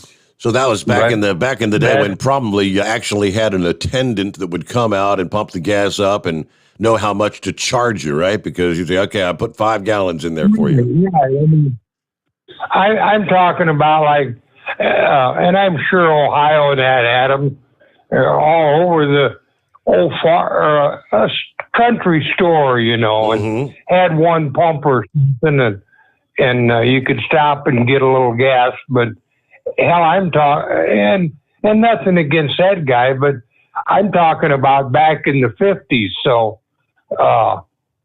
I've never, in the town I grew up in, Mitchell, South Dakota, 12,000, I never did see anything like that.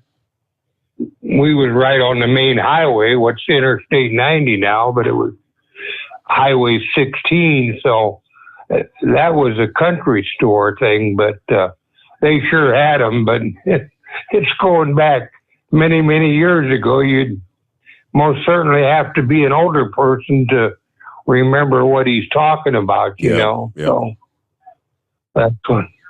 And then the other thing, and bear with me, you maybe spoke about it last Thursday night or something, and I'm not looking for no sympathy. I've been in the hospital here for over a week, but it was last Thursday, and at Walnut, Iowa, which is marker 46 on Interstate 80, 46 mile east of Omaha. They spotted a truck going down the road. I don't know whose truck it was. I'd kind of like to know. Seen a picture on TV, but I couldn't figure out. It was white tractor, white trailer, but they spotted him going down the road and he was speeding. So they started chasing him and tried to get him to stop. Well, he took him off the interstate and had him going out through the country on gravel roads, running 80, 85 mile an hour before they got him stopped. Wow. And I just, well, like I started driving in 61 in north central Nebraska. We had a lot of gravel highways, and I hauled out of different sale barns and that, and which we didn't have the power we got today for tractors, but we damn sure weren't going no 80, 85 mile an hour down a gravel road, you know. Yeah, right.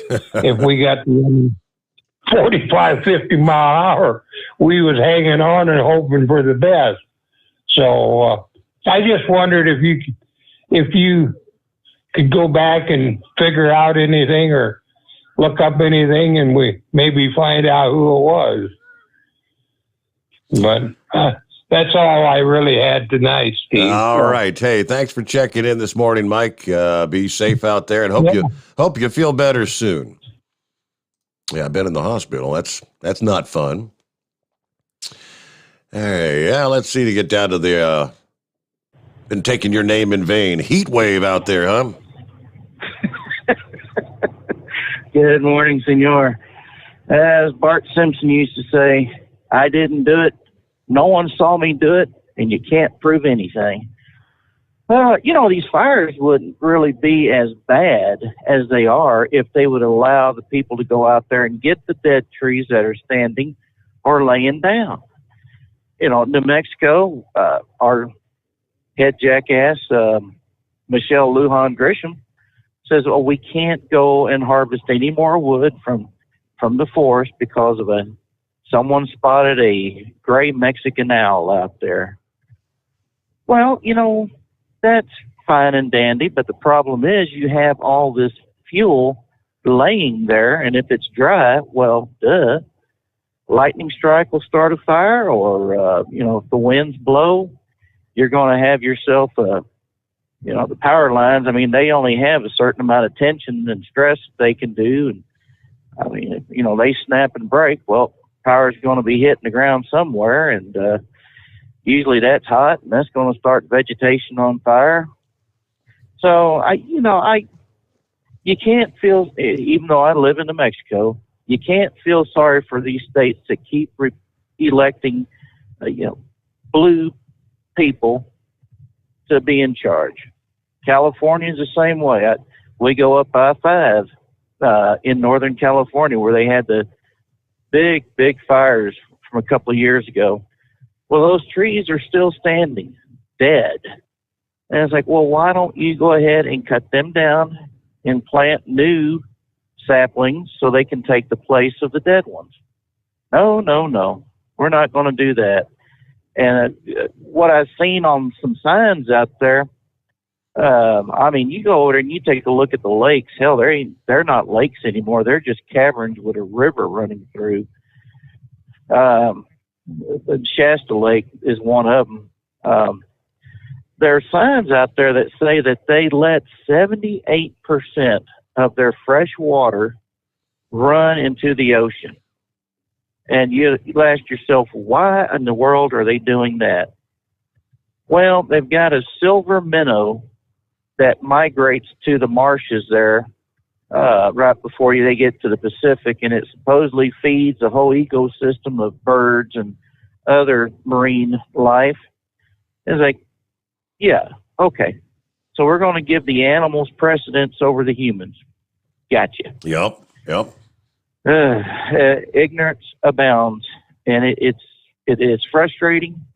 And you think to yourself, oh, they'll learn, but they never do. They never do. So, I was talking to Big Moose yesterday morning, and we got to talking about these microchips that or modules that these dealers manufacturers are missing. So you got all these acres and acres and acres of 3/4 finished product sitting out in the fields. And I said, Henry Ford made his car that was all mechanical. There were no things known as computers back then. I think the closest thing was an abacus. But I mean, it wouldn't. The motors that he had at the time were all mechanical. Mm-hmm.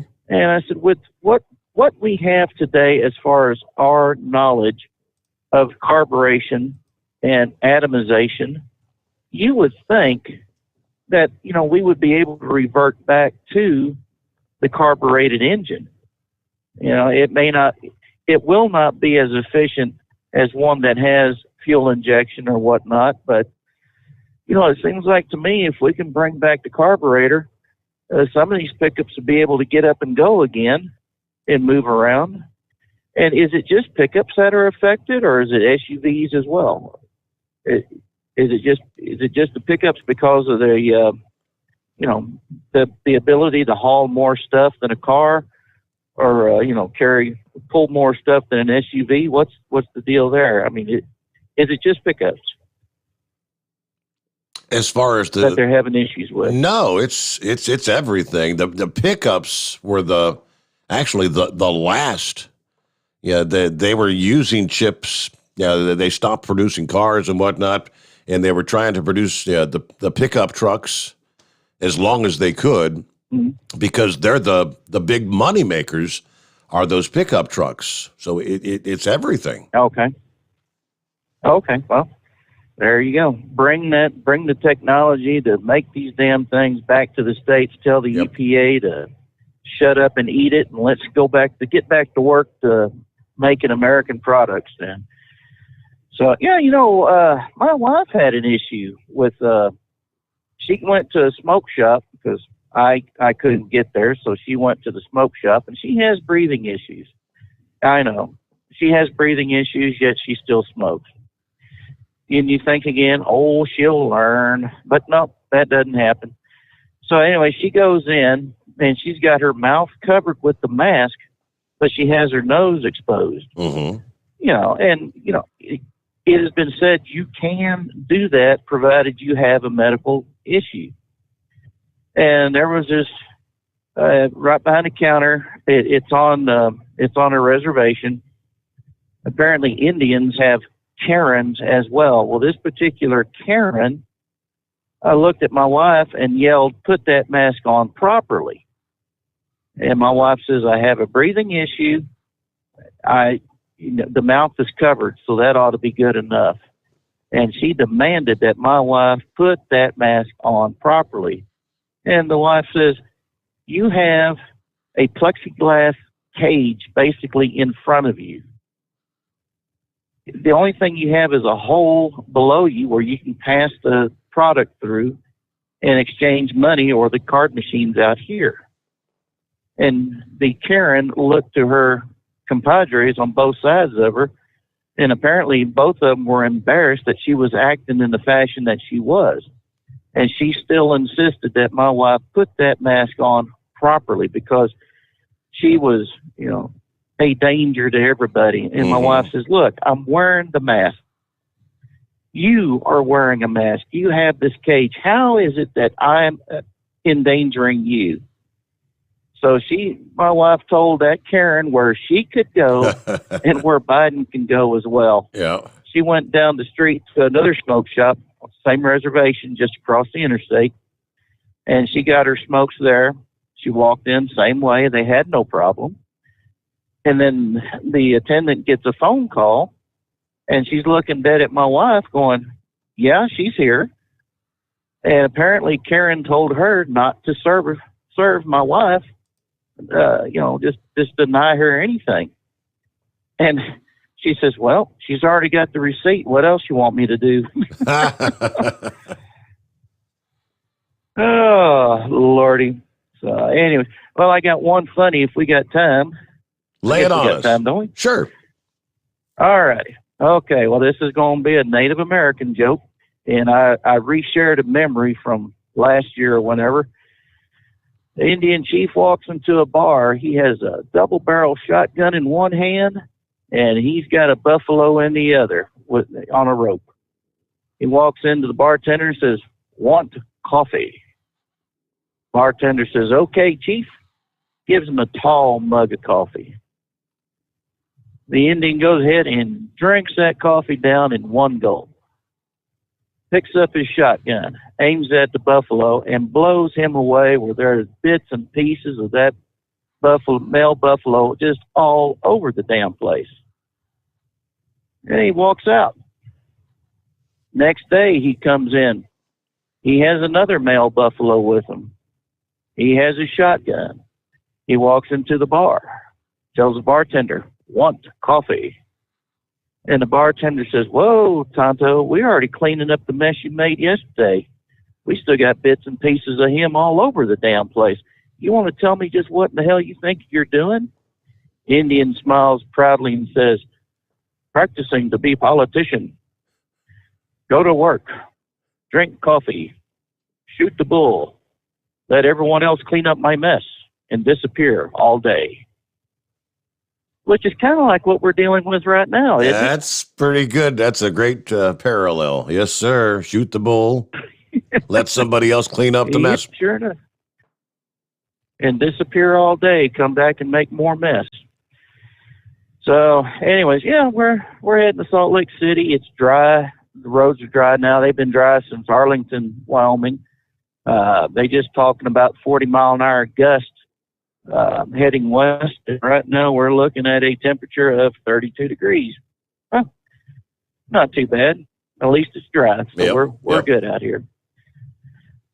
You know, Steve, you are like the crack cocaine to us drivers out here. For 5 days a week, we get her fixed. And when you're not on, we kind of go through the DTs, you know? So when you're back on the air, we breathe a sigh of relief. And as I told somebody here, I think it was Captain Ron I was talking to, I said, you know, if I don't call Steve and give him a load of, you know, whatever, I said, I just don't sleep good during the day when it comes my turn to go to sleep. So, Senor, you keep up the good work. Stay out there, and thank you for all you do. And we'll holler at you tomorrow. Hey, good to hear from you there. Thank you much, Heatwave. And yeah, glad to have you being a participant on the show. Yeah, practicing to be a politician. That's not to remember that one. Drink coffee, shoot the bull, let somebody else clean up your mess, disappear all day. All right, out of the state of Georgia, under the industry headlines, Georgia law enforcement officials have identified a suspect in the shooting death of a 30-year-old trucker last month. Joseph Briggs Jr. of Manning, South Carolina, died following what investigators believe was a road rage attack on I-20 in Greensboro, Georgia, back in early April. Investigation revealed Briggs was traveling westbound on I-20 about 6:45 in the morning. His tractor-trailer crossed over the westbound lanes through the grassy median into the eastbound lanes before coming to rest in the woods at the 132-mile marker. The GBI reported Briggs was found deceased at the scene, having suffered multiple gunshot wounds. Georgia Bureau of Investigation has now named a suspect in the case and have secured a warrant for the arrest of Duron Demond Bell, 20 years old, from Norcross, Georgia. Bell's whereabouts are currently unknown. Investigators with the Greene County Sheriff's Office of the U.S. Marshals Service have been actively looking for Bell in connection to the murder since shortly following the deadly incident, they say. According to the Athens Banner-Herald, the Greene County Sheriff said Friday, the marshals are working hard on it. It's just a matter of time. Harrison praised Briggs, though, as the kind of man you'd like your son to be. He learned a lot about the victim through the family, he says. It's been hard on my parents. It's been hard to accept. Happened so suddenly and abruptly, according to one of his two older sisters. Joe was a hard-working person, an outstanding citizen. My dad taught him and all of us to respect yourselves and respect others, work hard, and put forth an effort to achieve what you set out to do. He'd been a professional truck driver for 10 years, and he was just a short distance from his destination at the time of his death. Yeah, she said, I asked the company if his delivery was somewhere near where he was killed, and they said, yeah, it was about 30 minutes away. He was almost to his destination. Now, they have not revealed what they believe to have led to the shooting, but again, they obviously believe it was some sort of a road rage incident. Way too much of that going on. But all right, let me see. Got a couple minutes before we hit our news update. Mark's on the line. Good morning, Mark. What's happening? Hey, Steve. Good to hear you on the radio, on the internet. Yes, sir. What's going on? I just wanted to, a couple things. Have you heard about this gas pipeline thing going on? Yeah. And are truckers noticing fuel shortages or gas stations running out of fuel? I asked that question in the first hour, and for the most part, I haven't heard from any drivers saying they're having any issues at this point in time. I know that there's some companies that are advising their drivers, if they're going to be going into that region in the south and along the eastern seaboard, to make sure they have plenty of fuel before they go in, so they'll have enough to get out. I'm seeing some social media posts where there are stations that are limiting the amount of purchase to 20 gallons and things of that nature. They say that some diesel are only allowing 50 gallons in a purchase versus like filling up or whatever. So they're beginning to see some shortages in the Southeast. There's a number of stations we shared in the first hour that have actually run out of fuel at this point. Yeah, that's going to be a running thing. I think it's contrived, but I think it's because it's being done. I think it's something we got to stay on top of. Mm-hmm. I wanted to, since I was looking for you on ATN and found out you were here, I wanted to invite you and listeners to joinfloat.com and get your stream key. Whoever you're working with that's broadcasting you or streaming you should know that Float offers free speech with their stream keys.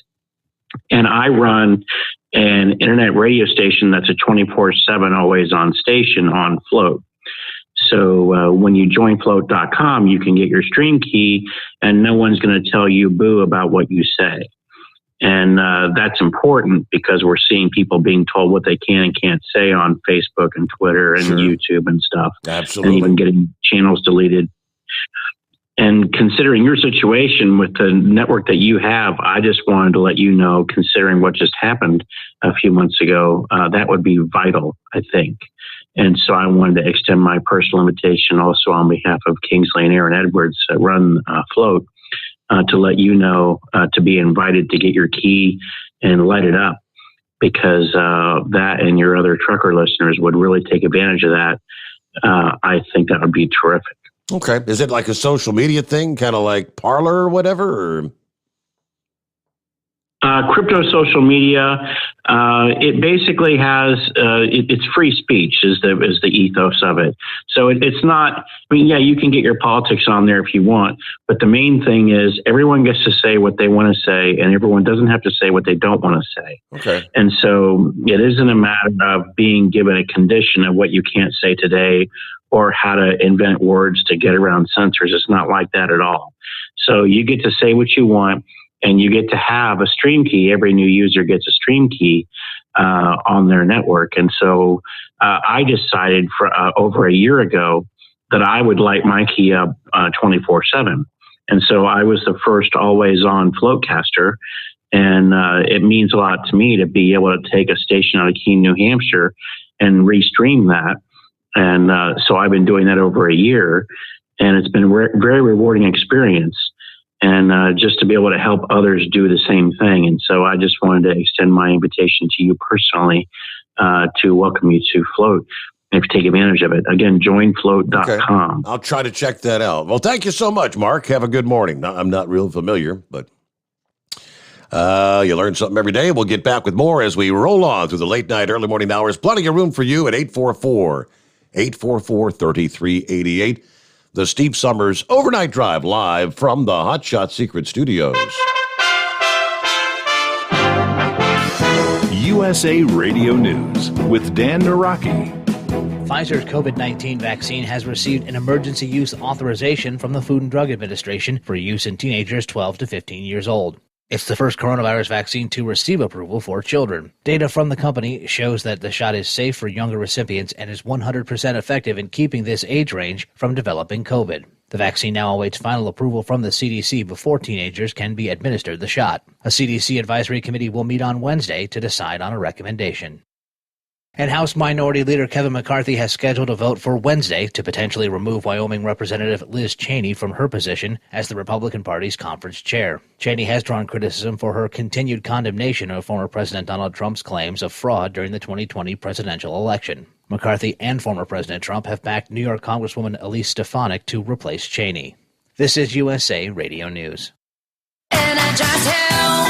Hi, this is Wayne Alaroot. John and Chelsea Jubilee with Energized Health are regular guests on my show, sharing their breakthrough science of intercellular hydration. I love John and Chelsea. The results? People lose fat fast while eating many of the foods they love. You can too. Plus, supercharge your energy, boost your immune system, look and feel years younger. It's simple and natural without painful exercises. How do I know? Because I just completed my first 88 days on the program and I've lost 25 pounds of fat. I'm getting hydrated at the cellular level, but don't just take my word for it. Go to EnergizedHealth.com and check out hundreds of amazing testimonials. For all the details, click on the red button at EnergizedHealth.com. Watch the masterclass. It's free. Or cut to the chase. Join right now at 888-444-8895. Join me, 888-444-8895. Mention war and get 40% off. 40%. Go now to EnergizedHealth.com, 888-444-8895 or EnergizedHealth.com. In the wake of a disappointing April jobs report, a number of states have moved to refuse a federal supplement to unemployment benefits, citing the extra payments as a reason that people are not returning to the labor force at predicted rates. Congressman Barry Loudermilk says he will introduce legislation to stop the federal supplement to unemployment benefits nationwide. The Georgia Republican tells Fox News that businesses can't compete when the government is paying people to stay home. I spent the last 2 weeks really integrating in the community, even working side by side with some folks in the construction industry, and they are desperate to get people not only to work for them, but to work for the suppliers. I mean, look at lumber prices, 200% higher than they were this time last year, and a lot of that is attributed just to the supply chain issue of getting products to people. And for the government to actually pay people more to stay at home than employers can afford to pay them to come to work is insanity. And how does a business compete with a big government like that? We can't. You're listening to USA Radio News. Hi, this is Wyatt Cox. Each and every day, the USA Radio Network produces 3 hours of the greatest radio programs of all time. Comedies, drama, suspense, it's all there. Classic radio theater. Now, if your radio station doesn't carry the program, you can find them anywhere podcasts are served, including iHeartRadio, Spotify, Spreaker. Just search for USA Classic Radio Theater. Find it. USA Classic Radio Theater. You'll love it. In a blatant escalation of tensions in the region, Islamic Revolutionary Guard Navy speedboats have harassed U.S. naval and Coast Guard vessels in the Strait of Hormuz. John Clemens has more. The 13 speedboats had armed their machine guns when they got to within 150 yards of the American vessels in the International Choke Point waterway. Department of Defense spokesman John Kirby picks up the story from the Pentagon. This group of fast attack boats approached the U.S. formation at high speed, closing in as close as 150 yards. The Coast Guard cutter Maui, U.S. Coast Guard cutter Maui, fired approximately 30 warning shots from a 50 caliber machine gun. After the second round, the 13 fast attack craft from the IRGCN broke contact. From the USA Radio News Texas Bureau, I'm John Clemens. And a group of attorneys general from 44 states have sent a letter to Facebook CEO Mark Zuckerberg, asking him to drop a plan to introduce a version of Instagram designed for children. The letter cites research that showed that social media use could be harmful to children's mental health. The AGs also said that Facebook has a record of failing to protect the safety and privacy of children on its platforms. In a statement, the company responded by saying it had just begun to explore the concept and that it planned on consulting experts in child development, safety, and mental health in developing the app. For USA Radio News, I'm Dan Naraki. At Hot Shot Secret, we share the science behind common diesel problems and their solutions. For example, ultra-low sulfur fuels. The primary function of diesel fuel is combustibility. One of the little-known aspects of fuel is its role as a lubricant to metal-on-metal moving parts. The introduction of ultra-low sulfur fuels diminishes the fuel's ability to lubricate because sulfur, which has been mostly removed, has lubricating properties. Hot Shot Secret Everyday Diesel Treatment with LX4 delivers unmatched lubricity. Third-party testing confirms that it takes 3 times the amount of leading fuel treatment to match the lubrication benefit of 1 dose of Hot Shot Secret. Everyday Diesel Treatment is a fully formulated 6-in-1 premium fuel treatment for every fill-up, every time. Everyday Diesel Treatment is available at truck stops, Tractor Supply, O'Reilly's Auto Parts, and online at HotShotSecret.com. Hot Shot Secret, powered by science. Keep the bugs off your glass and the smokies off your ass. This is the Overnight Drive with Steve Sommers.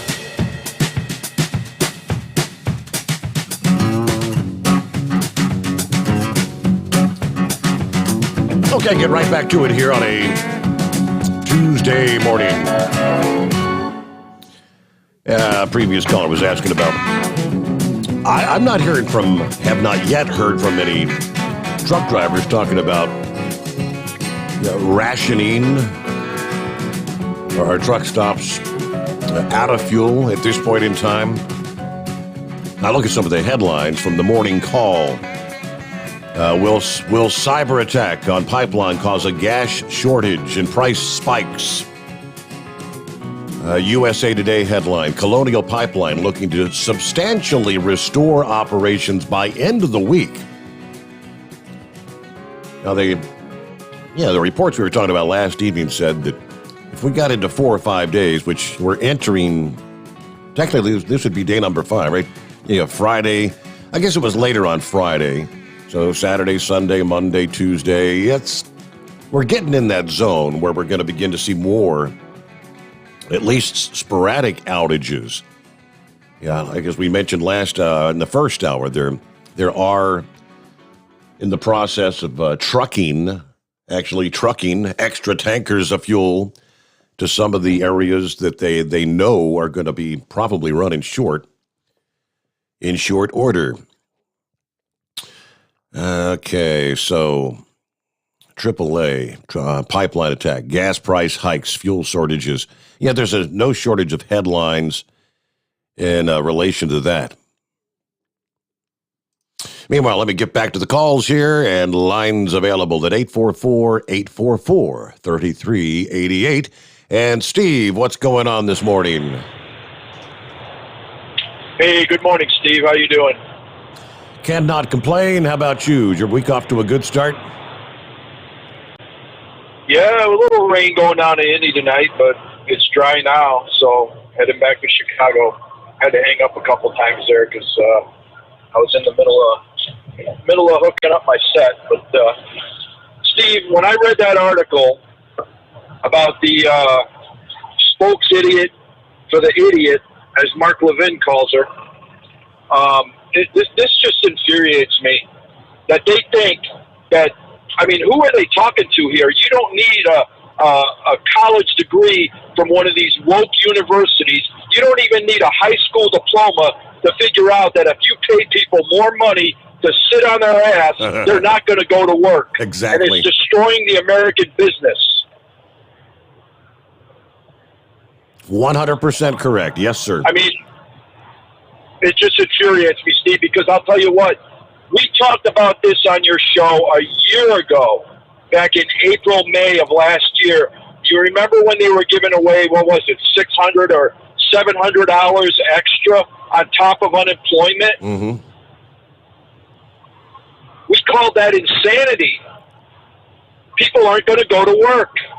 It's insane. And even before Donald Trump left office, Steve, all these politicians, even I believe the reprobate Mitch McConnell even said, open up the economy, put people back to work. These governors need to open up their states and put people back to work. And they didn't do it. That's the only way this economy is going to get back rolling. And you see what's happening now. Mm-hmm. You can't find people to go to work. These businesses are struggling. Restaurants are shuttered. They can't open up. You know, I got a call from my mom on Mother's Day. My brother had taken her out to breakfast to this restaurant that they used to go to years ago. It was a great restaurant. Steve, it was the worst food and the worst service they've ever had. And we all know why. Because they can't find good help. They can't find people to come in and work. Mm-hmm. That maybe were a good cook or a good waiter or a good busboy. They're sitting on their ass, collecting government funds. You know, let's just keep printing trillions and trillions of dollars. So, you know, pretty soon it's going to cost us $6-7 for a loaf of bread. I mean, look what's happened in Venezuela. You know, we talked about this too a year ago. That's what the United States of America is going to look like. I said maybe 5-10 years, but it looks like it's going to be a lot sooner. Maybe a lot sooner than that, yep. I mean, if we keep going down this path. Go ahead, I'm sorry.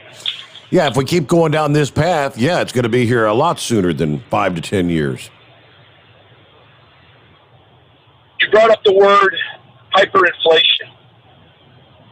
I was listening to Beck last week. He got a hold of some internal documents from Bank of America that they have like this investor call where the investors talk to Bank of America once a week, once a month, so forth and so on. Steve, they were talking about hyperinflation a month ago, and that's a bad word. That's a very, very bad word. Yes, sir.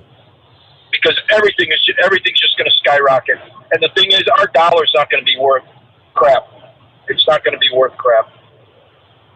You know, like I said, we're going to be spending $5-6 on a loaf of bread. How much do you think those brand new Ford pickups sitting in Kentucky are going to cost when they finally get the chips in?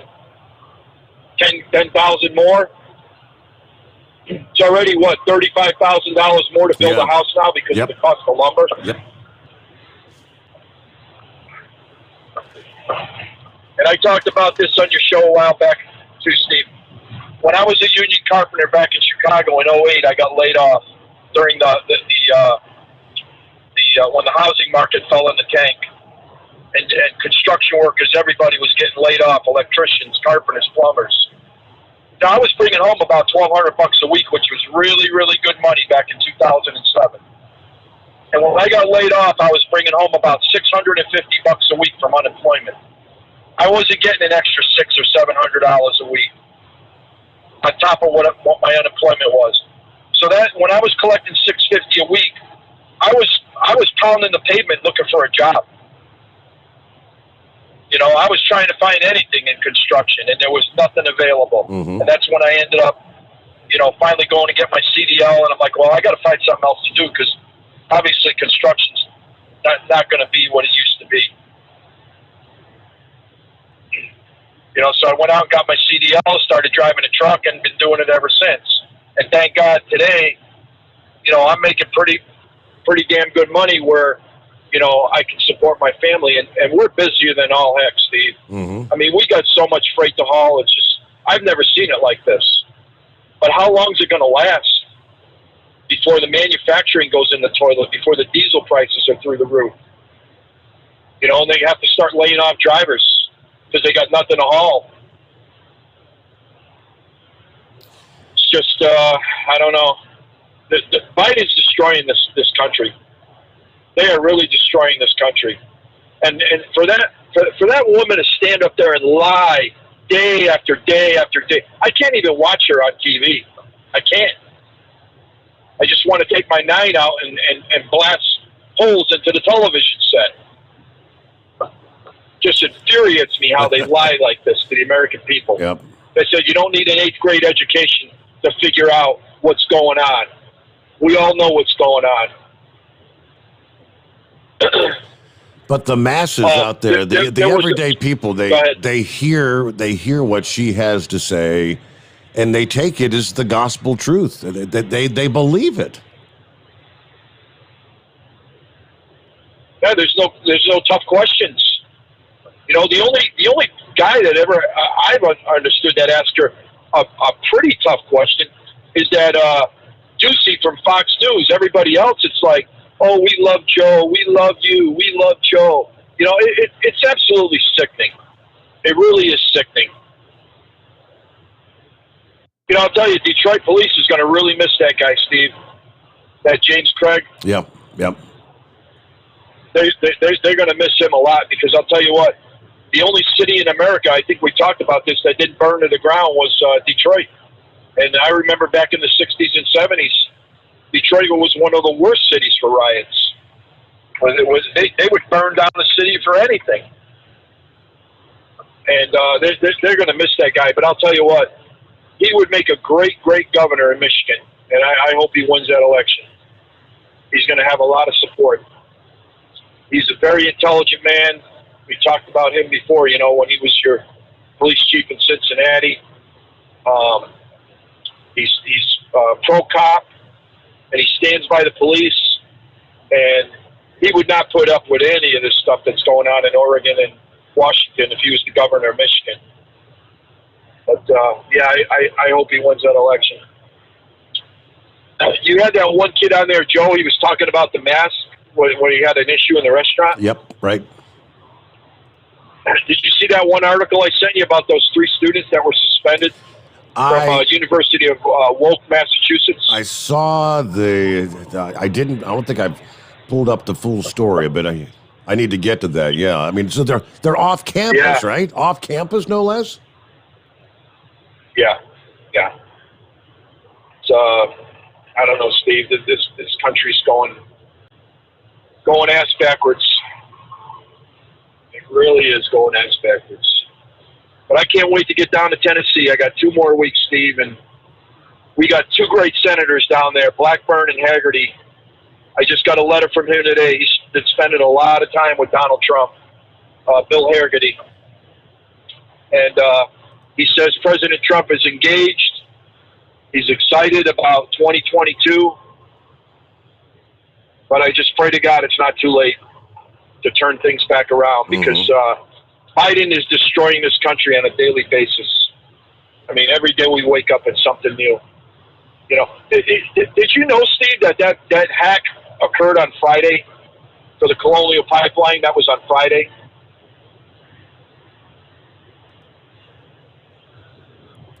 Say that one Still again. Say that one again now. Did you hear that pipeline hack was on Friday? Correct. I think it was either Friday, it was Friday afternoon or Friday evening. Mm-hmm. Well, the news report came out today. I believe it was just the spokes idiot for the idiot said that the president was informed on Saturday. I think it was afternoon. The president was informed on Saturday evening. Yeah, he was briefed. Steve, when you got a cyber attack against your country, right? He was briefed on Saturday. You got a cyber attack on your country. Don't you think that you wake the president up in the middle of the night and you report that to him? I think that's what's supposed to happen, right? You would certainly think, yes. Yeah, something to that effect. I mean, a national crisis, emergency like that. It's just unbelievable. I mean, I guess Joe, you know, he can't be woken up in the middle of the night, Steve. There's just no way. He won't be able to function the next day. Well, maybe they let Kamala know. Maybe she was informed, so she was on top of it. Yeah, just like the border. They're on top of that. So that's a whole nother issue, Steve. It's just insanity. It really is. I mean, it's kind of funny, but it's really not. It's pretty sad what's going on in America today, especially the America that we grew up in, you know. And after what we watched the last 4 years with Donald Trump, it's very, very sad, sickening. Anyway, that's my rant for tonight, Steve. Hope you have a good morning, sir. All right. Thanks for calling back there, Steve. You do the same. Be safe out there. And we've got wide open lines at 844-844-3388. Okay, according to AAA, this pipeline shutdown, they say, will have implications on both gasoline supply and prices, but the impact is going to vary regionally. Areas including Mississippi, Tennessee, and the East Coast from Georgia into Delaware are most likely to experience limited fuel availability and price increases. Price increases, I mean, they're not talking off the charts, 3 to 7 cents. Okay, well, that's not a much of a big deal, but as Scooter mentioned earlier, why did we go from 260 to 295 here in Ohio? It says, let's see, an increase of 3 or more cents would make the national average the most expensive since November of 2014, when the national average hit 299 and higher. All right, according to AAA, the nation's top 10 largest weekly increases, I guess this is over the past week, where in Michigan up like 15 cents, Kentucky up 12 cents, Florida up a dime, as well as Delaware, Indiana, West Virginia, Utah, and Texas up 9 cents per gallon. They go on to say the White House has established an interagency working group to help resolve the issue, and the DOT is offering carriers and drivers who are transporting gas, diesel, jet fuel, and other refined products more flexibility, the temporary hours of service exemption. While there is a sufficient gas supply in the country, 235.8 million barrels, and other pipeline systems in place to help ease the strain, AAA warns these efforts will not resolve the issues caused by the pipeline disruption. Once the Colonial system is back up and running, there could be residual delays, as it takes about 15 to 18 days for fuel to flow from Texas to New York. I had no idea. AAA is monitoring the pipeline situation, urging against panic buying of gasoline. Motorists are urged to conserve fuel, planning ahead to accomplish multiple errands in one trip. Avoid high traffic times a day. Use your most fuel-efficient mode of vehicle. Remove unnecessary and bulky items from the car to minimize air conditioning use, and minimize air conditioning use. The update from Colonial Pipeline said they're putting together a system restart plan. While our main lines 1 through 4, remain offline, some smaller lateral lines between terminals and delivery points are now operational, they said. We're in the process of restoring service to other laterals, and we'll bring the full system back online when we believe it's safe to do so and in full compliance with the approval of all the federal regulations. All right. Ransomware attack. They seize control of your computer system. They demand the payoff. And still no word. They did not say what the demand was or whether they're actually going to pay the demand. All right, then they go into the whole dark side, ransomware group and all that, which we've covered all that. So there's the latest as we roll on into the early hours of a Tuesday. What's on your mind? It's 844-844-3388. If you had missed the whole the idea of easing the restrictions, OIDA kind of covered that this past day in response to the cyber attack. The FMCSA, you've got actually 17 states that are covered by this hours of service exemption for fuel haulers. All right, gasoline, diesel, jet fuel, other refined petroleum products.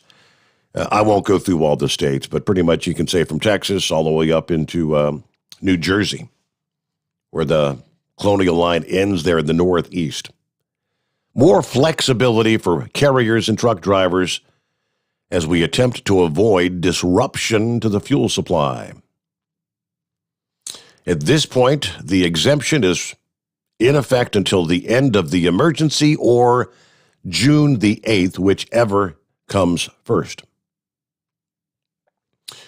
Yeah, sure hope it doesn't last till... Yeah, they make it sound like they're going to have the pipeline back up and running by the weekend. But then, as the AAA noted there, it's 12 to 18 days. So if they're running low on supplies there in the Northeast, it's going to take quite a bit of time to get, I guess, all those tanks and the racks replenished when the pipe does get back up and running. The ripple effects. All right, inflation. What's the next commodity that the prices are going through the roof? How about corn prices? Oh, what do we need corn for? Yeah, good Lord, about so many things in your shelf. Go through your pantry. There's corn in everything. Price of corn is increasing this year, approaching record highs. As of yesterday, according to the Wall Street Journal, corn prices are up 50%, with the cost of a bushel at $7.73, and the prices are closing on highs we haven't seen since 2012, when we had drought decimated crops in the Midwest, and we saw prices at $8.31 a bushel. Weather is a big factor this time around once again. It's affecting farmers in Brazil this time, not the United States.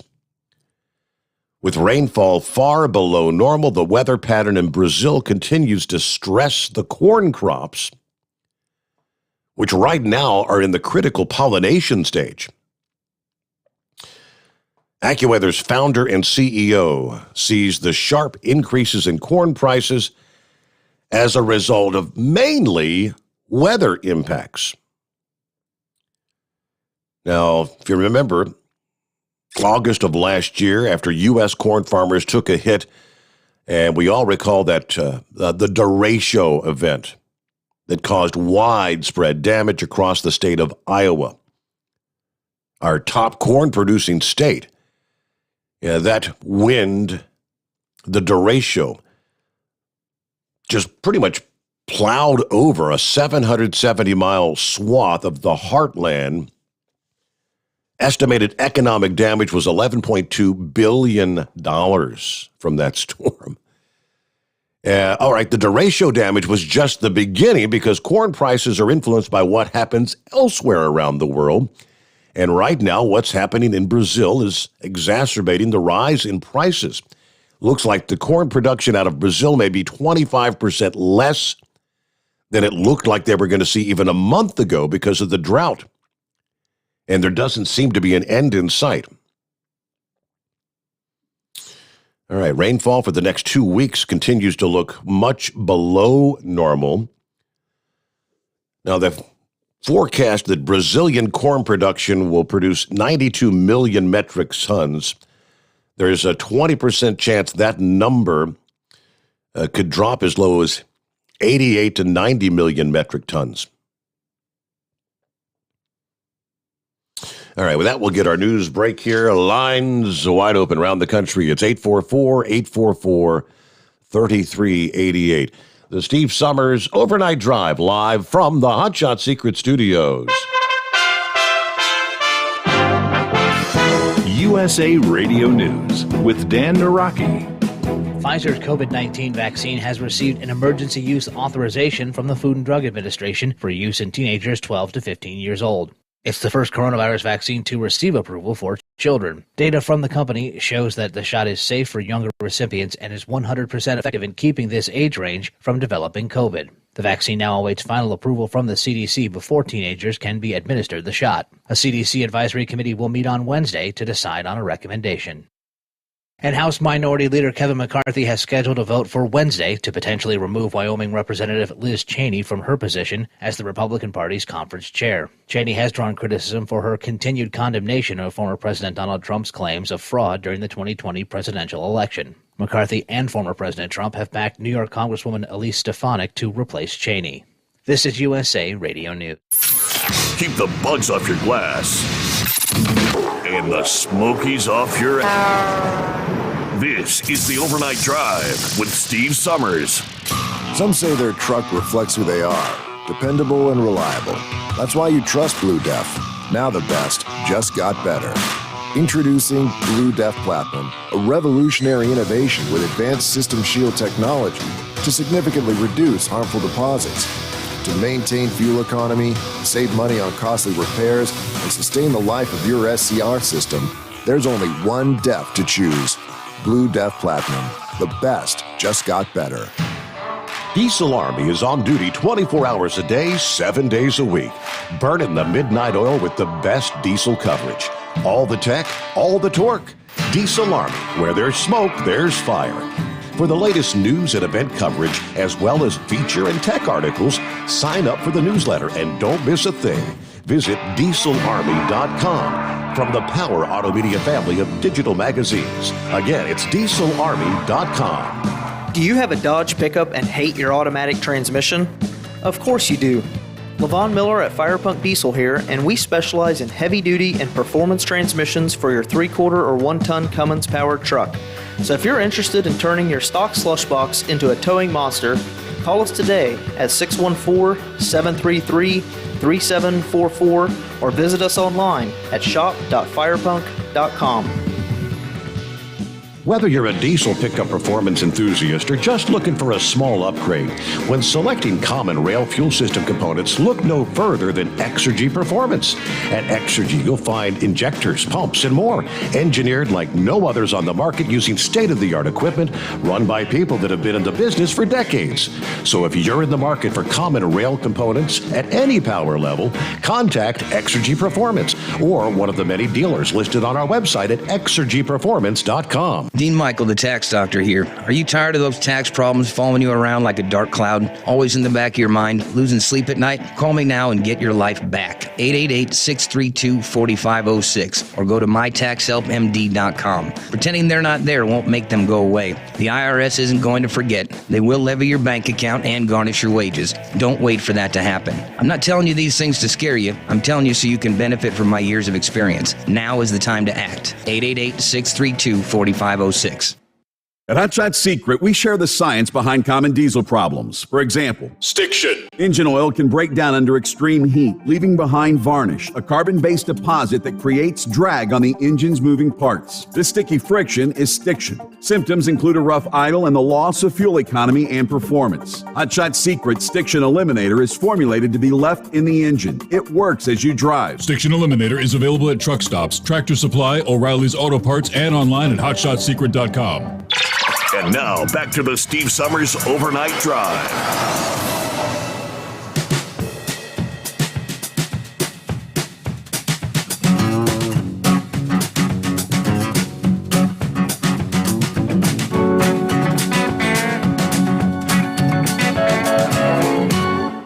Hey, we're back at it here. And plenty of room for you.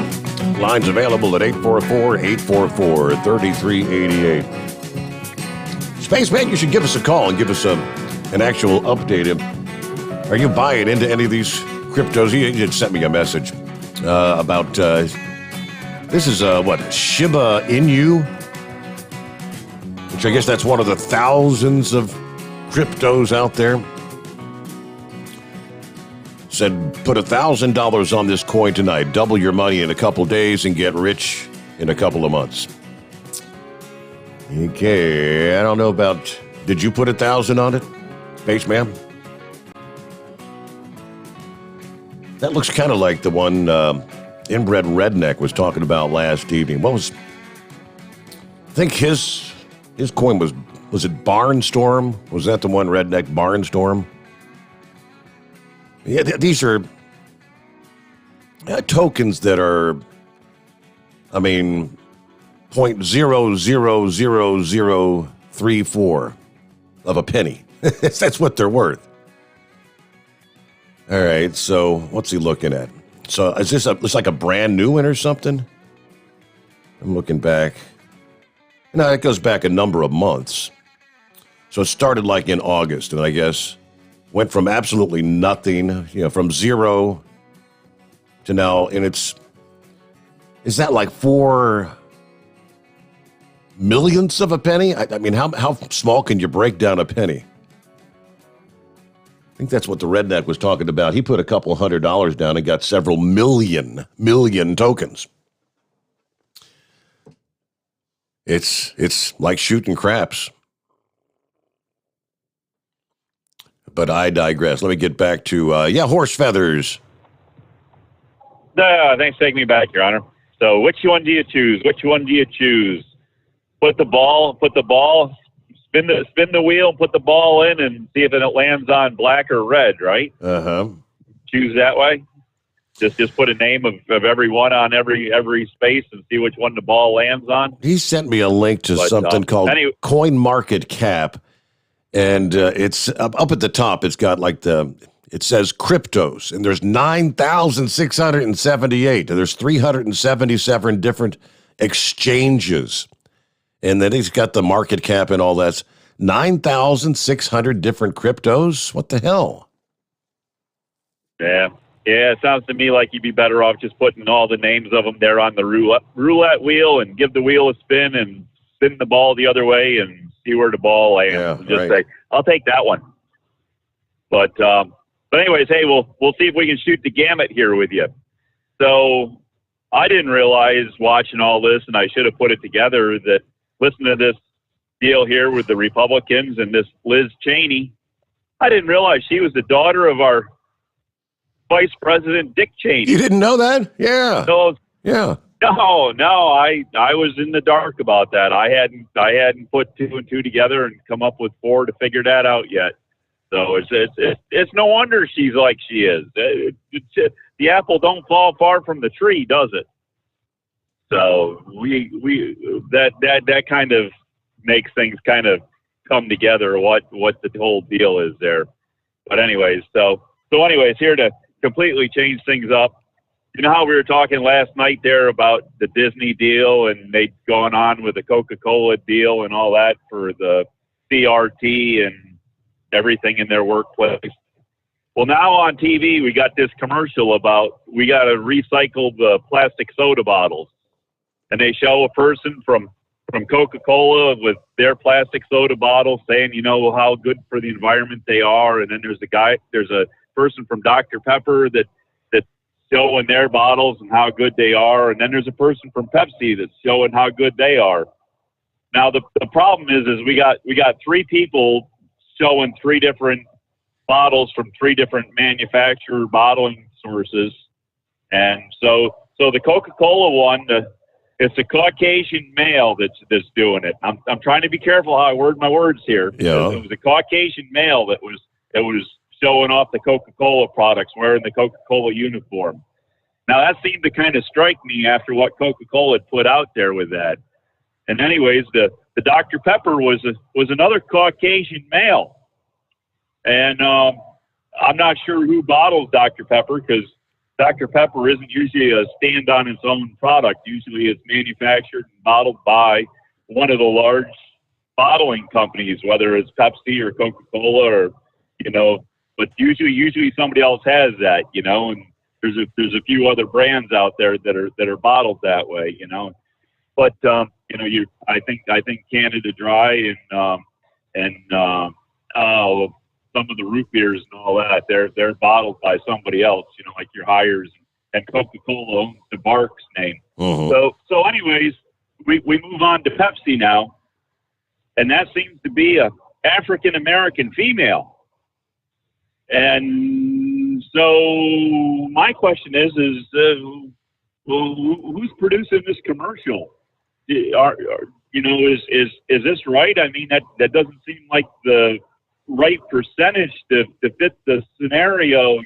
What the agenda is now, is it that we can have 2 white Caucasian males and only 1 black female doing the advertisement? Mm-hmm. Anyways, I don't know. I'm just throwing it out there to cause trouble. But anyways, hey, to get over here to this hours of service deal, and the pipeline there, from what I understand, goes from Houston, Texas to Linden, New Jersey. That's the whole thing here, the Colonial Pipeline. Now with the hours of service, they're saying gasoline, diesel, and other refined products. Now, do they list out what the other refined products are? I mean, are they putting butane in that's blended into the gasoline to make the final product? Are they considering propane involved with this so that I would be included in this relief of hours of service? Or how do you find out what the other refined products are? I'm just trying to figure out to see where I fall into the mix. That's above my pay grade, Horse Feathers. I'm not sure. Yeah, neither am I. I'm just a truck driver out here. I don't, I'm just trying to do my job. And wait a minute, am I supposed to be doing that, or am I supposed to be on unemployment, sitting home, not doing my job? I get so confused with this stuff, Your Honor. I don't, when we had great President Trump in office, there was no confusion of life of what you were supposed to do, how you were supposed to be, how you were supposed to act. You get up, go to work, do your job, make your money, enjoy your life, and now it's just all confusing. I don't know what to do anymore, But I don't know. Here I am just making nonsense again. You're gonna have to find a more intelligent caller. But anyways, hey, I guess to toot my own horn here a little bit. When we did the Make-A-Wish truck convoy there in Lancaster, PA, there on Sunday for Mother's Day, I took a picture of the truck, and because I don't do Facebook, I had the wife there. She, this Hot Shot Secrets, they got their Facebook page, and every week there they put up a thing that says feature my ride. Now I don't know if a lot of your listeners know about it, but they all should, because they all take pictures of their trucks or whatever they want. Their ride, their motorcycles, their boats, any type of ride. And on Sunday afternoon for about 3-4 hours, they have this thing that says, for your ride, whatever your ride is, to post your picture. So I had my wife put the picture of the truck up, and they selected my photo of the truck with a Make-A-Wish convoy banner on the front of it there to be the weekly feature this week. So anybody interested in seeing my old truck there, you go to Hot Shot Secrets Facebook page. I'm sorry, it's the Hot Shot Secret Facebook page, and my truck's the featured ride of the week. But everybody else there, especially listening to the Steve Sommers Overnight Drive, OvernightDriveRadio.com, all that. Take a picture, go on to Hot Shot Secret, put it up. Get some free publicity for yourself. Get it out there. So, anyways, I don't know. I just figured I'd plug that. And I think the plan is one of these days when they get it all up and running. Yeah, the screen that they put in here that right now just has the Hot Shot Secret logo. That they had a whole video thing with various the various products and whatnot, but it all had like a white background, and you couldn't see it on the camera. So they're going to have to get some sort of a screen cover or something, because I don't know. I don't even know how the whole green screen works on television and whatnot, but that's kind of the issue there. But eventually the plan was to where you share your ride. We'll be able to, as the night progresses, it'll flash through. There's Horse Feathers' truck, and there's Monkey Gouger's truck, and there's Joe's truck, that kind of thing. So that'll be cool. Yep, that'll be cool. If not now, I guess maybe you could talk to Princess into staying up all night. You could get like big 16 by 20 poster board and get pictures. And she could go through like the ring. The ring girls there. We got the wrestling thing going. You got the ring girls walk around the stage. Around the squared circle, right, with the ring number that was going to. You could get the princess to walk around with the featured ride picture there in front of the camera, go back and forth every now and then, change it up, grab a different picture, go back and forth. I don't know. I might be getting myself in more trouble involving the princess having to do something like that. Yeah, I don't think she's going to volunteer to be on camera, Horse Feathers. Hate to tell you. Well, I guess she just needs to carry a bigger picture to hide behind All right. it, right? There you go. All right. But anyways, I appreciate you putting me back on. You go out there and look for more intelligent callers than me, because I'm sitting here making nonsense there, Steve. But I appreciate it and enjoy the show all night, and hopefully I entertain somebody. Thank you for checking in. I pulled up the Hot Shot secret page. I'm gonna see if I can scroll down and find the featured ride. Yeah, every week they've got share your ride. Send him in a photo. Yeah, you might be the featured ride of the week on the Hot Shot secret page. HotShotSecret.com. All right, let me get to, it's been a while since we've heard from Baby Bear. Hello, Baby Bear. How you been? Oh, I'm doing really good. I'm just kidding. I'm just giggling with Horse Feathers and his nonsense. So I wouldn't trade his nonsense. It's amusing, and it gives me something to laugh about out here. But anyways, I just wanted to let you know about the gas situation in at least Georgia and South Carolina right now. We got one of our drivers ran Charlotte down to Spartanburg a few hours ago. He got to Spartanburg, couldn't find gas. I mean, he spent about an hour and a half looking for a gas station on the interstate that was open. Wow. Finally, about an hour into it, he followed a South Carolina state trooper, state police, whatever, off an exit, and he found gas. But the only thing they had was premium. Now, on my run last night, they were like Friendly Gus truck stops on 16 are limiting the four-wheelers to 10 gallons only. The big trucks on the diesel side can pump as much as they want. I called ahead at my truck stop that I go to, and they just got gas and fuel this morning, so they're good. But they said that they've been hearing that Swainsboro, Georgia, and Statesboro have got a lot of gas stations that are out of gas. Wow. So, and we've got drivers. We haven't heard anything from any of them, but we got like one running Tallahassee, Florida tonight, one on his way to Panama City, and one of our drivers called him to let him know that there could be, some problems, which on the Panama City run, when you're running up, I guess that's 431, there's hardly any gas stations open. I mean, I'm on 16, and I know I've got two Loves from Macon to Savannah. I've got one Pilot. I've got the little Grady's truck stop. That's the one I go to, little mom and pop deal. And they don't have a sign out on the interstate. They're right off the interstate, but they don't have a sign that tells their gas prices. So, which is good for me because less people stop there. I mean, I can stop there at 10 o'clock at night and then turn around and come back at 1 o'clock in the morning, and the pump that I was on still shows what I pumped 3 hours earlier. Wow. Yeah. But and then from there I can make it back to Atlanta. So I don't know what's going on. They're saying, I mean, my gas went overnight from 258, and this is just regular unleaded, to 289. The Loves on 16 is still 325 for diesel, 275 for unleaded.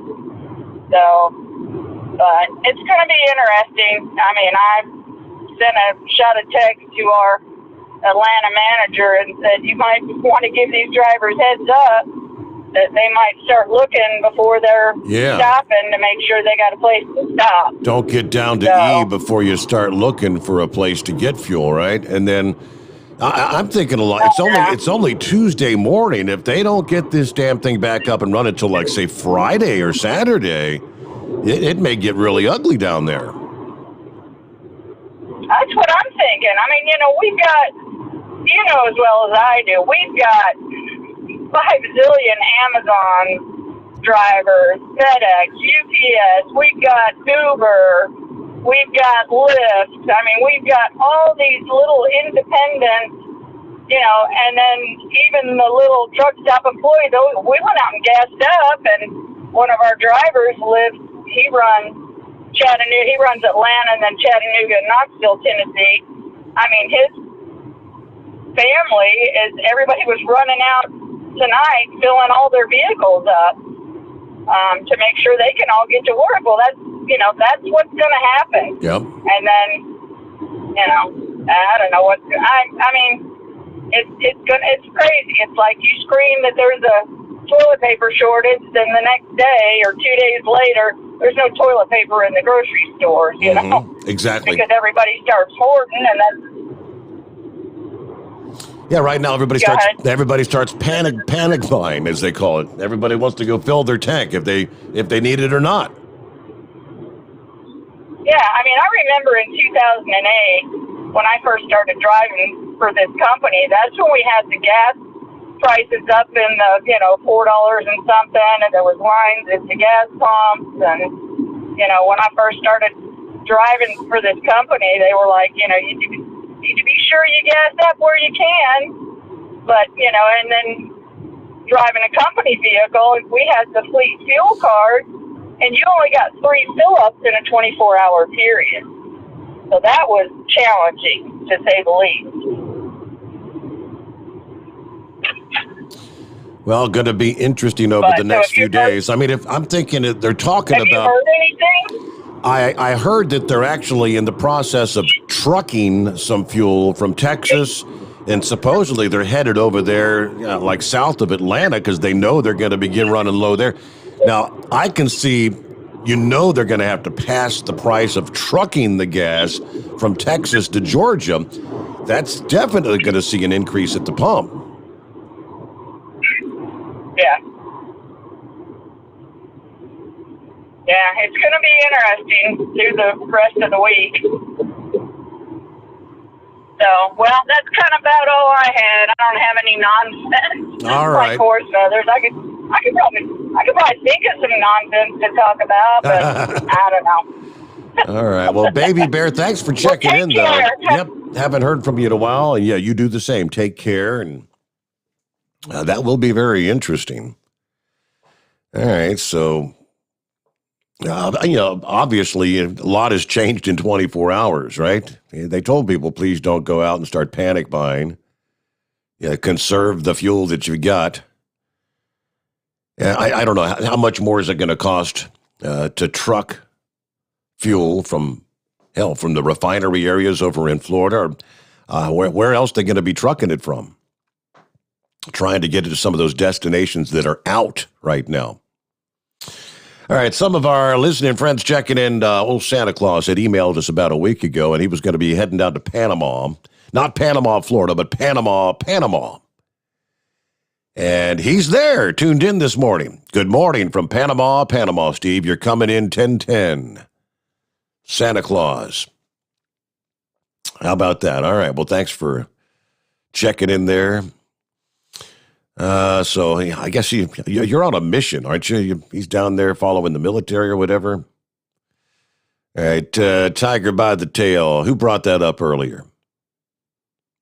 Paul talking about, Buck Owens. I remember that song. I got a tiger by the tail. Who else we got? Our old friend Rick. Well, Rick Friend. Rick's with us this morning. Good to have you with us, Rick. Who else? Fred checking in. Morning, Steve. Let's see. Jack says it's okay for the government to throw out the logbook to haul tankers of fuel when large corporations can't get gas to the gas stations. But heaven forbid You go a minute over your 11-hour or 14-hour clock any other time. Jack, you are 100% correct. Anytime there's some sort of an emergency. Technically, hell, there's drivers out there right now that have been running without having to log for a year now, as long as they're hauling pandemic-related supplies. That's still going on now. Let's see, real quick, like anybody else. All right, Rick and Fred just kind of chiming in here and there. So, all right, we got headed toward top of the hour. Well, we'll get a news update first. It's the Big Moose. Morning, Moose. Hey, bud. Good morning. What are you into? Trying to keep track of it. Just wondering, you having any trouble finding fuel anywhere? No, Lord, no. I just stopped. Got me about 180 gallon of motion lotion not 40 minutes ago. Okay. Yep, I ain't had no trouble up here so far. So, but I tell you what, I'm thinking about retiring from the trucking business. Thinking about retiring from the intergender heavyweight collegiate wrestling business. And I think I'm going to scrap the idea about sneaking out and sneaking back in as an illegal. I know how I'm going to make my fortune. I'm going to introduce the world's most advanced techno cryptocurrency. We're going to call it Moose Coin. You just send me federal greenback dollars, and I'll send you a bunch of malarkey numbers, and you can keep track of them and just feel like a big spender with all them imaginary points that I'll send you. Moose Coin. Moose Coin, yeah. Just send me $1,000, or if you're feeling real ambitious, $10,000, and I guarantee you I'll keep blowing your email up with all your new imaginary numbers, and then everybody will be happy. Mm-hmm. That doesn't sound like a plan? Sound like a winner to me, Moose. What? I tell you what, I think they ought to, instead of calling them Doge coins, I think they ought to call them douche coins, because it smells awful fishy to me. Just saying. But anyway, I'm out here playing in the rain. I'm up here about 15 miles south of Lima, Ohio, and it's raining pretty good up here. Wind's picked up a little bit.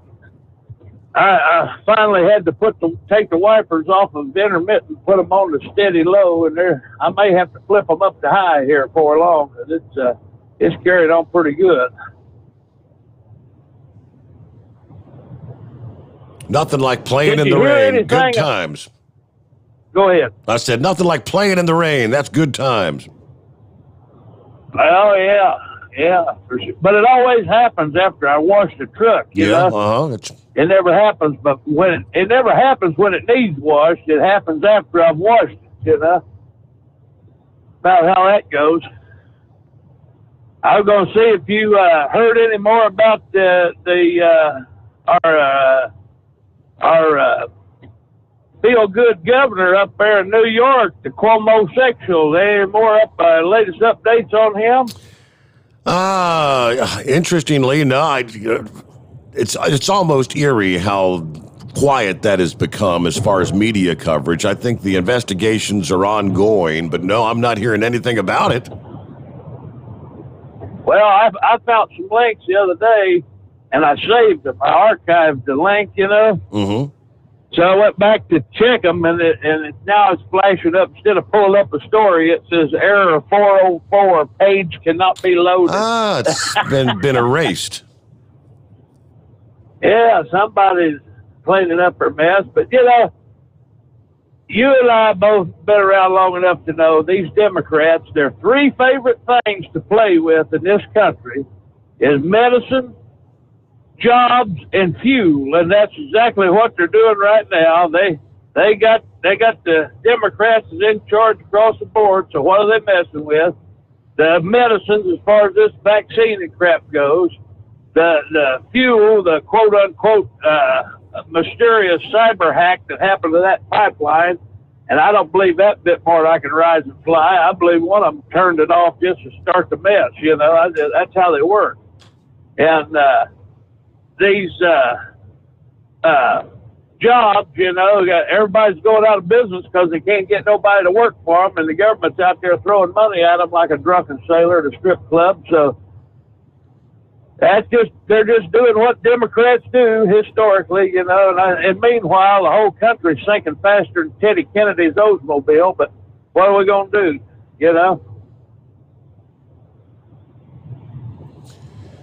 Well, Big Moose, I'm with you there, and I don't know what tomorrow may hold, but, yep, you just be safe out there.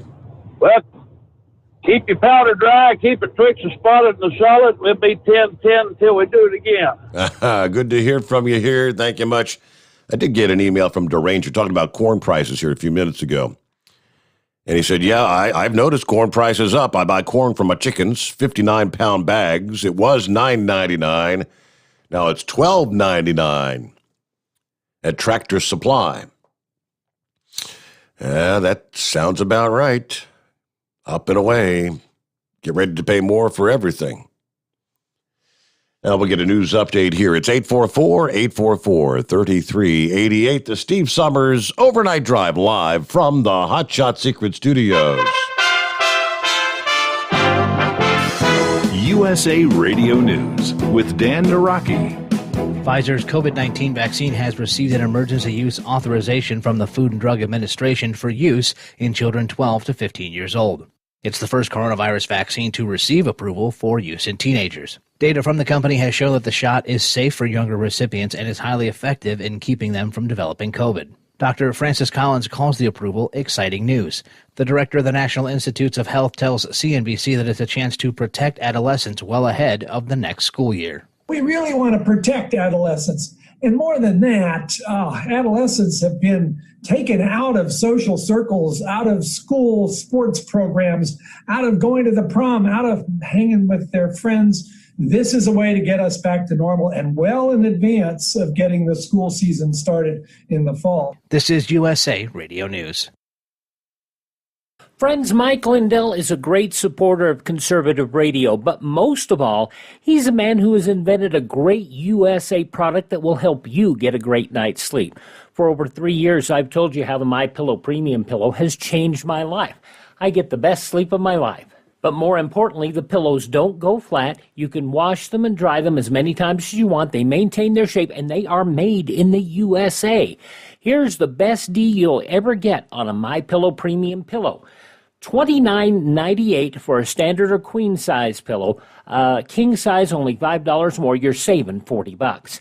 Go to MyPillow.com, click on the radio listener square, use my promo code USA, or call 1-800-951-8175. You can save up to 60% on any MyPillow product when you use my promo code USA, or call 1-800-951-8175 and ask for the MyPillow Premium Pillow Special.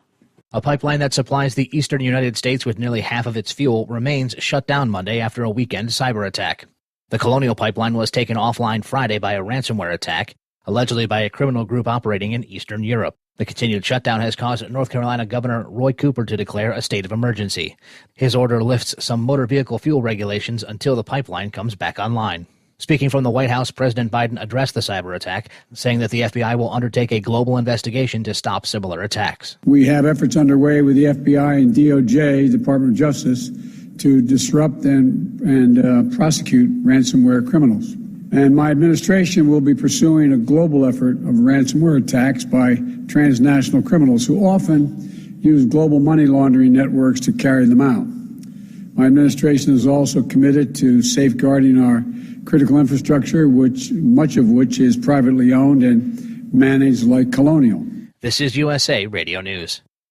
Hi, this is Dr. Joel Wallach, and I want to tell you that arthritis is not a genetic thing. It's not a disease of aging. Neither is osteoporosis. Get a hold of my book. It's all in your head. It goes into the 25 different diseases you get when you have osteoporosis of the skull. These are all reversible. You take the Healthy Bone and Joint Pack, the MSM, vitamin D3, stay away from all the bad foods, including gluten, and guess what? You'll regrow all your bones, including your skull and your legs and your hips and everything else. Contact us at usaradiohealth.com. That's usaradiohealth.com. A vote has been scheduled for Wednesday to potentially remove Wyoming Representative Liz Cheney from her position as the Republican Party conference chair. Cheney has drawn criticism for her continued condemnation of former President Donald Trump's claim of fraud during the 2020 presidential election. Congressman Brian Babin says Cheney is entitled to her own opinions on the former president, but the Texas Republican tells Newsmax TV that doesn't apply to GOP leadership, who need to present a unified voice. We absolutely have to be a unified voice if we're going to take back Congress in 2022 in the midterm elections. And I've always liked Liz Cheney. I admired her father when he was vice president. He spoke up during the Obama administration and spoke his mind about some of the decisions that Obama was making. However, Liz is our number 3 Republican in our conference. And while she has every right, every entitlement to her own views, not really as the conference chair. We've got to stay unified. And Kentucky Derby winner Medina Spirit is on his way to Baltimore for this weekend's Preakness Stakes, but his trainer isn't joining him just yet. Bob Baffert is remaining in California to address allegations of doping by Derby officials. Baffert was notified Sunday that his horse had failed a post-race drug test and could have his win vacated, pending a further investigation. For USA Radio News, I'm Dan Naraki. At Hot Shot Secret, we share the science behind common diesel problems and their solutions. For example, ultra-low sulfur fuels. The primary function of diesel fuel is combustibility. One of the little-known aspects of fuel is its role as a lubricant to metal-on-metal moving parts. The introduction of ultra-low sulfur fuels diminishes the fuel's ability to lubricate because sulfur, which has been mostly removed, has lubricating properties. Hot Shot Secret Everyday Diesel Treatment with LX4 delivers unmatched lubricity. Third-party testing confirms that it takes 3 times the amount of leading fuel treatment to match the lubrication benefit of 1 dose of Hot Shot Secret. Everyday Diesel Treatment is a fully formulated 6-in-1 premium fuel treatment for every fill-up, every time. Everyday Diesel Treatment is available at truck stops, Tractor Supply, O'Reilly's Auto Parts, and online at HotShotSecret.com. Hot Shot Secret, powered by science. You're listening to the Overnight Drive with Steve Summers.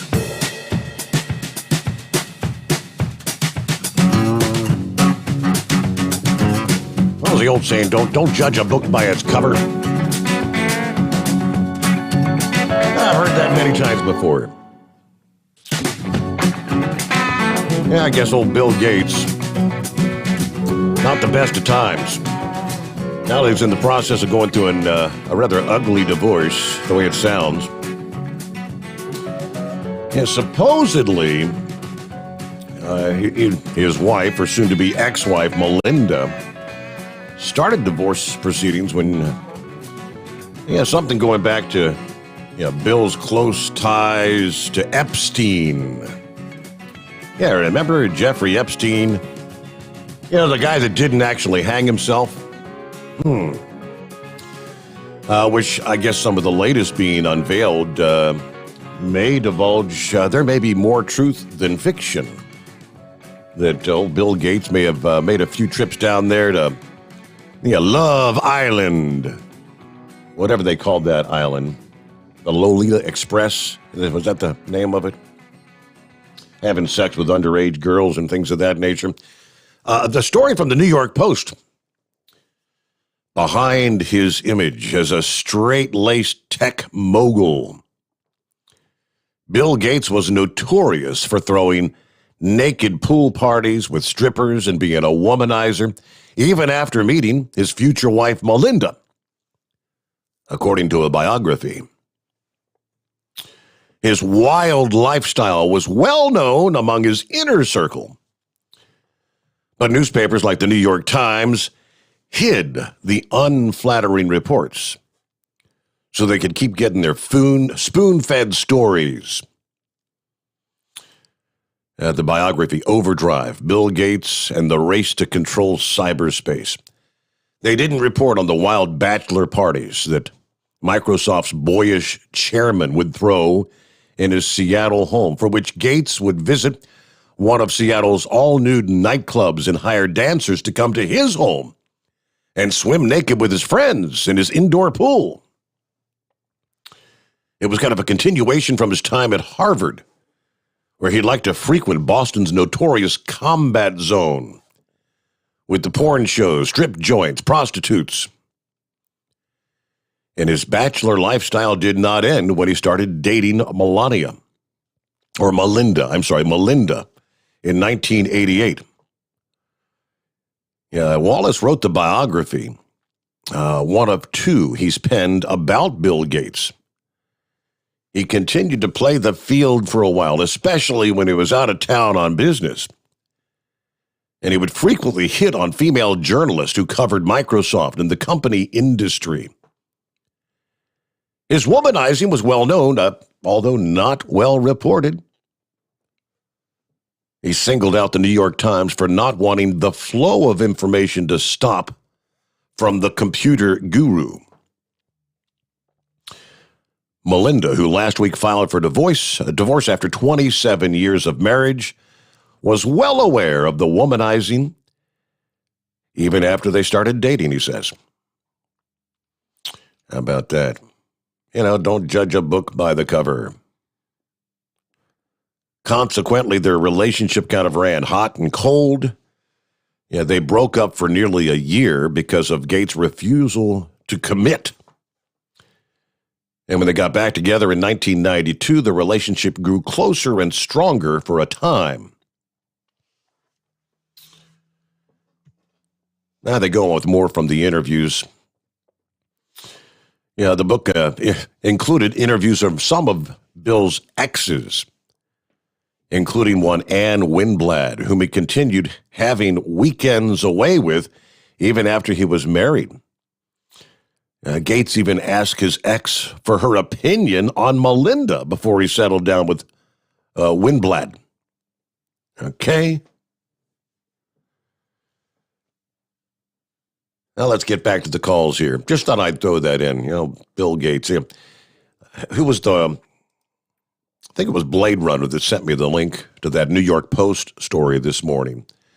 He says, this is the guy. Bill Gates is the guy always lecturing us about the China virus and global warming. But his soon-to-be ex-wife knows he's a fraud who can't keep it in his pants. I guess that's one way of putting it. All right, let's head on down to Florida there. Philip, what's happening this morning? Hey, Steve, how you doing today? Doing well. Hey, I want to thank you for yesterday, bud. You made me do some research, which I like doing. I love doing research. I did some research on that story you talked about yesterday about Disney. Okay. What I said yesterday is my opinion, and I want everybody to know that everything I do say is my opinion, and it reflects nothing about my employer. I'll just say that. That's the big disclaimer. We got to put that out there. Sure. But that story was, I'll put it to you this way. A lot of major corporations, when they build anything, be it a product or training material or whatever, and I'm not per se saying this is Disney, but when they build things are in the early stages, there's a lot of discussions. Do you know what I mean? Mm-hmm. Amongst people. And it's done with email. But the thing is, a lot of people don't see the finished product for months on end because it has to go through a lot of legality before it gets to a cast member like me or to a guest like you or anything like that. And I'm not saying that's Disney. I'm just using that as an example. Okay. But the story that you had yesterday is not right. Really? There's a lot of yes. There's a lot of things. That story was brought out or how do I say this? It was brought out merely for sensationalism. Okay, and the company gets a lot of negative press as far as positive press and all this other stuff. Press sells tickets, and that's the way it works. That's the way the world works. But yes, that article yesterday wasn't right, and there's some things that I know about that article now that I'm not going to talk about because I do work for that company and I'm not going to comment about it. But I think the people that need to get their articles together need to understand that there is a lot of legal situations that can put yourself into dealing with discussions that other people are having about developing things. So you need to understand that before they throw it out into the press like that story was brought out. And that's pretty much it. Okay, well, you know how supposedly it was what they called, quote, a whistleblower that supposedly presented like the actual photos from the official handbook. Was it not from the handbook, or was it? You're saying it was something that may have been in stages of putting together the handbook, but it never actually came to fruition? Absolutely. And those pictures that person saw, they are not in the handbook that I got. Okay. And I'm going to say that right now. Things are developed. Big companies develop things for training purposes. Think about this, Steve. We never had a pandemic in all the years that Disney's been open, but Disney had to develop a system with COVID.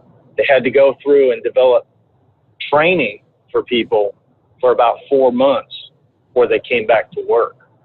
And we had people out there working on just training, figuring out. I trained 2.5 weeks. When I came back, I trained 2.5 weeks before I actually saw one person get on my train to know how to do all the procedures correctly. That's the way those big companies work. And I'm not just saying that Disney does that all the way, but it's that way. Anything that's developed in a big company, especially a company that draws as much political attention as Disney, they are going to do it right. And that means we have discussions to start with on how we might plan things. And then we develop it, and then we go into it, and we make sure it's all legal and perfectly right before it's given to anybody or anything. And that person, whoever wrote that article, and I know it was developed off of some tweets that a gentleman put out there. I'm not going to say that gentleman's name, and I'm not going to give him any more press than he needs to get. But they need to understand that, and I said it yesterday in my statement, that people need to go do their research before they flip off. And that's the truth. And I did my research yesterday. I'm not going to tell you where I looked or what I found out, but that story was built just for sensationalism. That's all it was built for. And to be quite honest, who's to say that Coca-Cola story wasn't built the same way, Steve? You see what I mean? Yeah, I think that was pretty much verified, because Coca-Cola said, they tried to backtrack and say, well, they didn't actually put together the training. There's a third party put the training together, and eventually they removed, the whole, the Be Less White thing from their training, but it was in there. Absolutely, and they pulled it, right? But a lot of companies are building training plans because of the situation with George Floyd, to keep that from being escalated. A lot of companies are doing that. Is Disney one of them? I'm not going to confirm or deny. I'll just put it to you that way. And I know you've heard that statement before. But people need to get before they write a story like that, they really need to get their pieces together instead of piecing things together and making a story out of it. And that's kind of what it is. And that's my opinion of that one. Okay. So, but did you see anything about the tropical storm that's off of in the Pacific right now? Yeah, it's like the earliest ever system in the Pacific, I think. Yes, and they're saying that it built really quick, and that's what's kind of concerning them, that we might have the same situation over here on this side. And as far as that situation in Georgia with the fuel, that is the same thing we have every time we have a hurricane come through. People freak out and they go and they buy a ton of fuel. It's the same thing. And I made the statement yesterday that they're probably going to be trucking fuel. And I bet you 9 months to Sunday, you ain't going to be seeing no day cab trucks on these tankers anymore. You're going to be seeing sleepers hooked up to them pulling tanks. Because I tell you what, I got a feeling they're going to be running some teams out of Texas a lot. Well, that's So, they've already said they've got fuel running from Texas in tank trucks headed over to the one story I shared was specifically headed toward Atlanta. So yeah, I know. I have a real good friend that I played music with before that lives over in Georgia, and she posted yesterday on Facebook that where she lived at, it's $5 a gallon for fuel. Now, I don't know if it is or not. If it is, that's gouging. Mm-hmm. But I hopefully Georgia gets down, or the states get down on price gouging, because we have it a lot down here in Florida when them storms hit. They gouge people, try to get as much as they can out of it. But the caller earlier brought up, I think it was it Moose that said something? There was the medicine, the fuel, and things that this administration is bringing up. Well, he's right. The fuel is one of the biggest problems, and it's one of the things that we need all the time. And as far as the vaccination stuff, down here in Florida, you don't need an appointment anymore. You can walk into a grocery store and get your vaccine right now, because there's not as many people getting it. Exactly. They don't care about the appointments. So, but that's all I had to say, Steve. And Steve, I really appreciate it. When you bring a story out like that to me, and don't think you're going to blindside me or nothing with that. You're not making me upset about it. Yesterday was my personal feelings, and I hope nobody got offended by what I said, but it's like this. Everybody's the same in this world. We all got to work. We all got to do what we got to do. That's pretty much what I got to say, bud. You have a good one. Thank you. All right. Well, I thought that was a great answer you gave last night. And I know myself, and maybe Steve will do a little more digging into the story, see if it was kind of nefarious, in other words. Let me see here. Hey, we didn't talk anything about space launches, but this one's not going to be taking place down in Phillips' neck of the woods. It was supposed to have launched this past evening. And here's one that even potentially I may have a chance to witness, but I'd have to get out of bed a little early tomorrow night. It was slated to launch again, I think a little after 8 o'clock this past evening. They scrubbed Monday evening's launch due to high winds at the launch site. So the next launch window opens up tonight, Tuesday night at 8:05 p.m. Eastern Time. This is a small NASA sounding rocket that they say will create a brief, colorful light show over the East Coast as well as Bermuda. And you can catch all the action live. NASA is scheduled to launch a 4-stage Black Brant 12 rocket from the Wallops Flight Facility on Wallops Island, Virginia, for a special space mission called the Kinetic Scale Energy and Momentum Transport Experiment, or KINET-X. All right, there's a 40-minute launch window that will begin at 8:04 p.m. Eastern Time tonight, Tuesday. This launch has already been delayed twice due to bad weather. You can catch it on space.com, courtesy of NASA.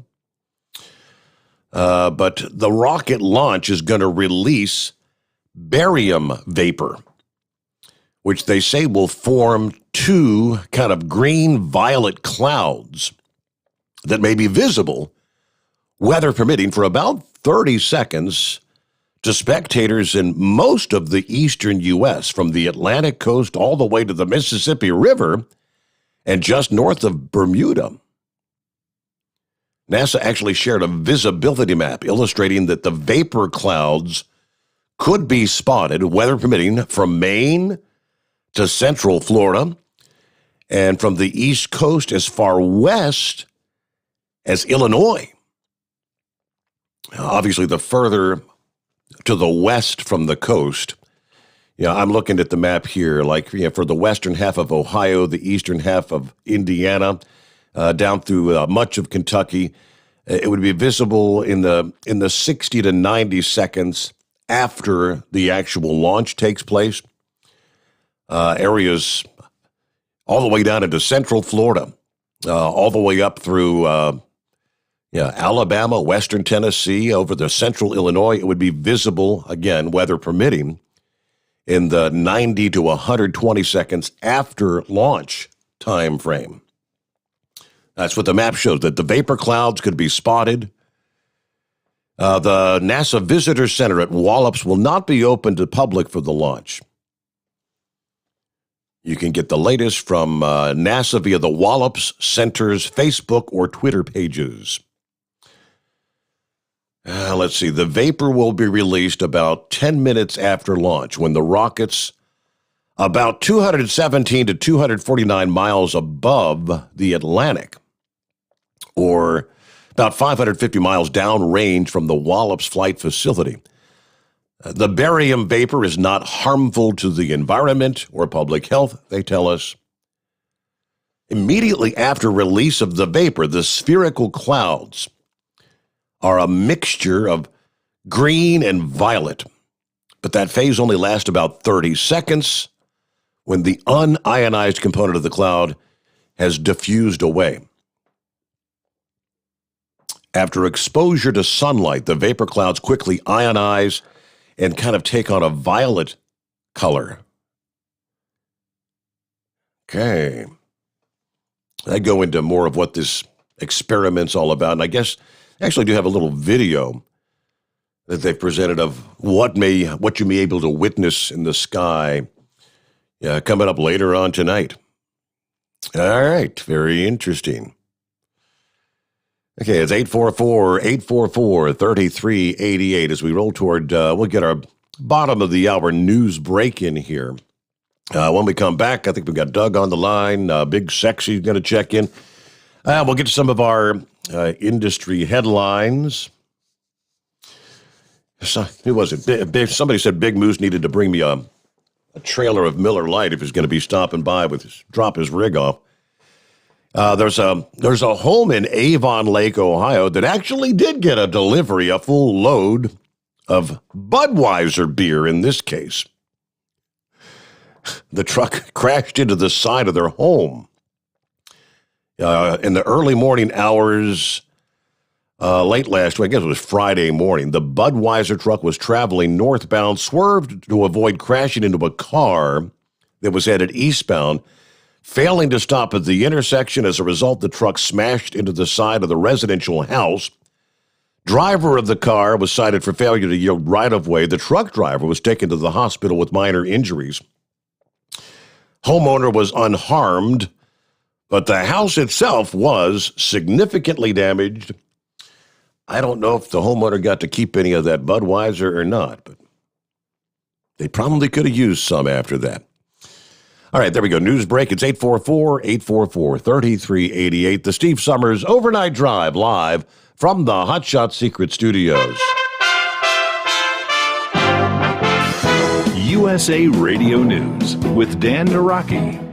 Pfizer's COVID-19 vaccine has received an emergency use authorization from the Food and Drug Administration for use in children 12 to 15 years old.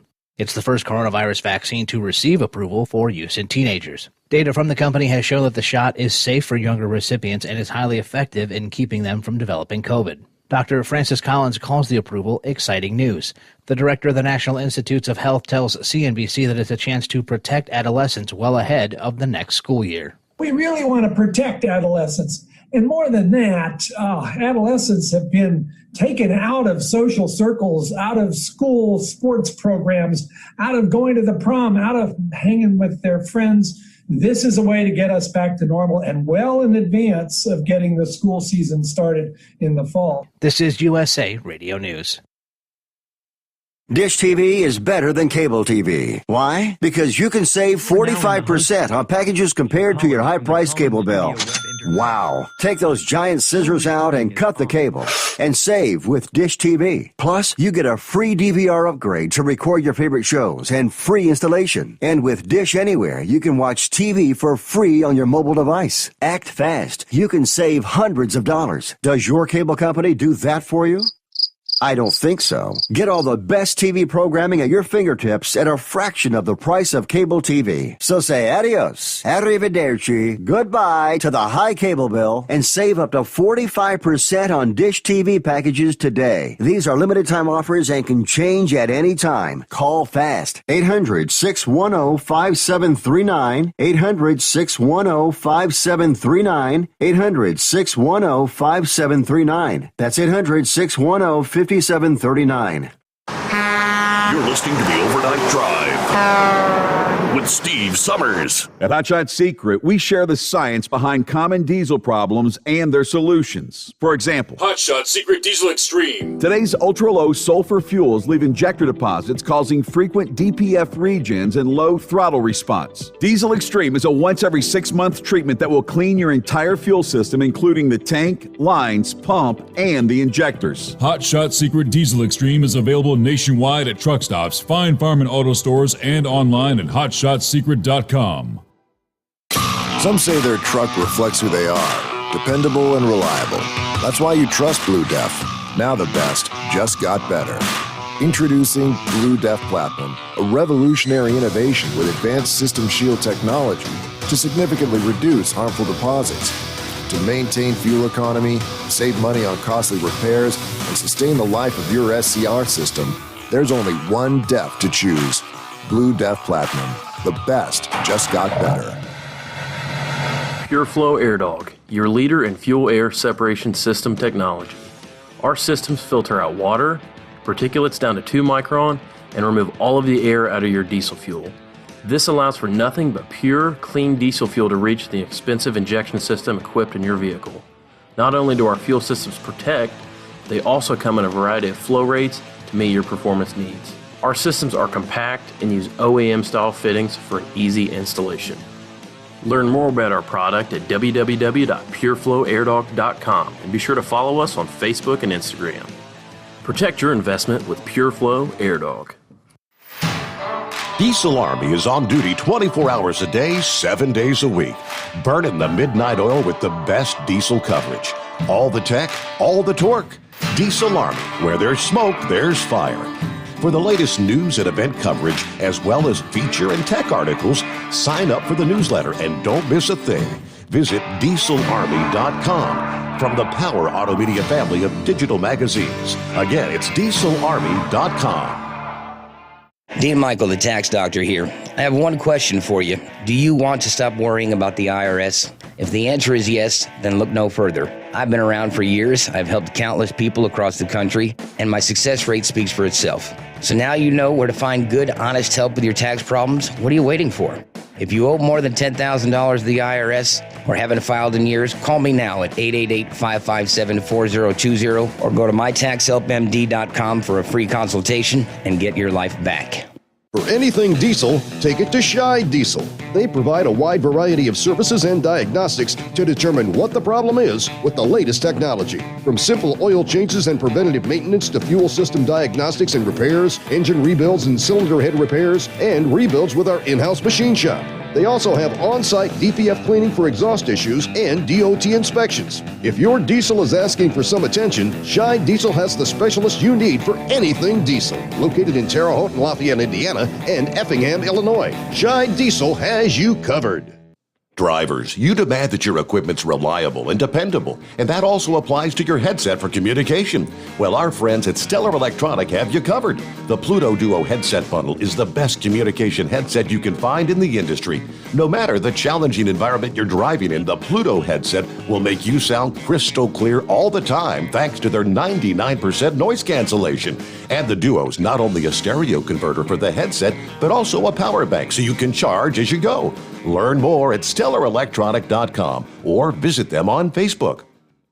At Hot Shot Secret, we share the science behind common diesel problems and their solutions. For example, diesel particulate filter regeneration. The DPF catches particulates left over from combustion. The DPF regeneration cycle cleans the filter with temperatures exceeding 1,000 degrees Fahrenheit. A computer sensor triggers the DPF regen, which is often accompanied by a loss of power and fuel economy. The frequency of DPF regens are in correlation to the cleanliness of the fuel burn. Under heavy operation with the dirty burn, DPF regens can occur multiple times per day. Hot Shot Secret Diesel Extreme Fuel Additive promotes a more complete combustion, creating fewer emissions and therefore fewer DPF regens. Vehicles using Diesel Extreme experience 83% less DPF regens. Hot Shot Secret Diesel Extreme is available nationwide at truck stops, fine farm and auto stores, and online at hotshotsecret.com. Hot Shot Secret, powered by science. Because Channel 19's a little congested. Call Steve now at 844-844-3388. The Overnight Drive.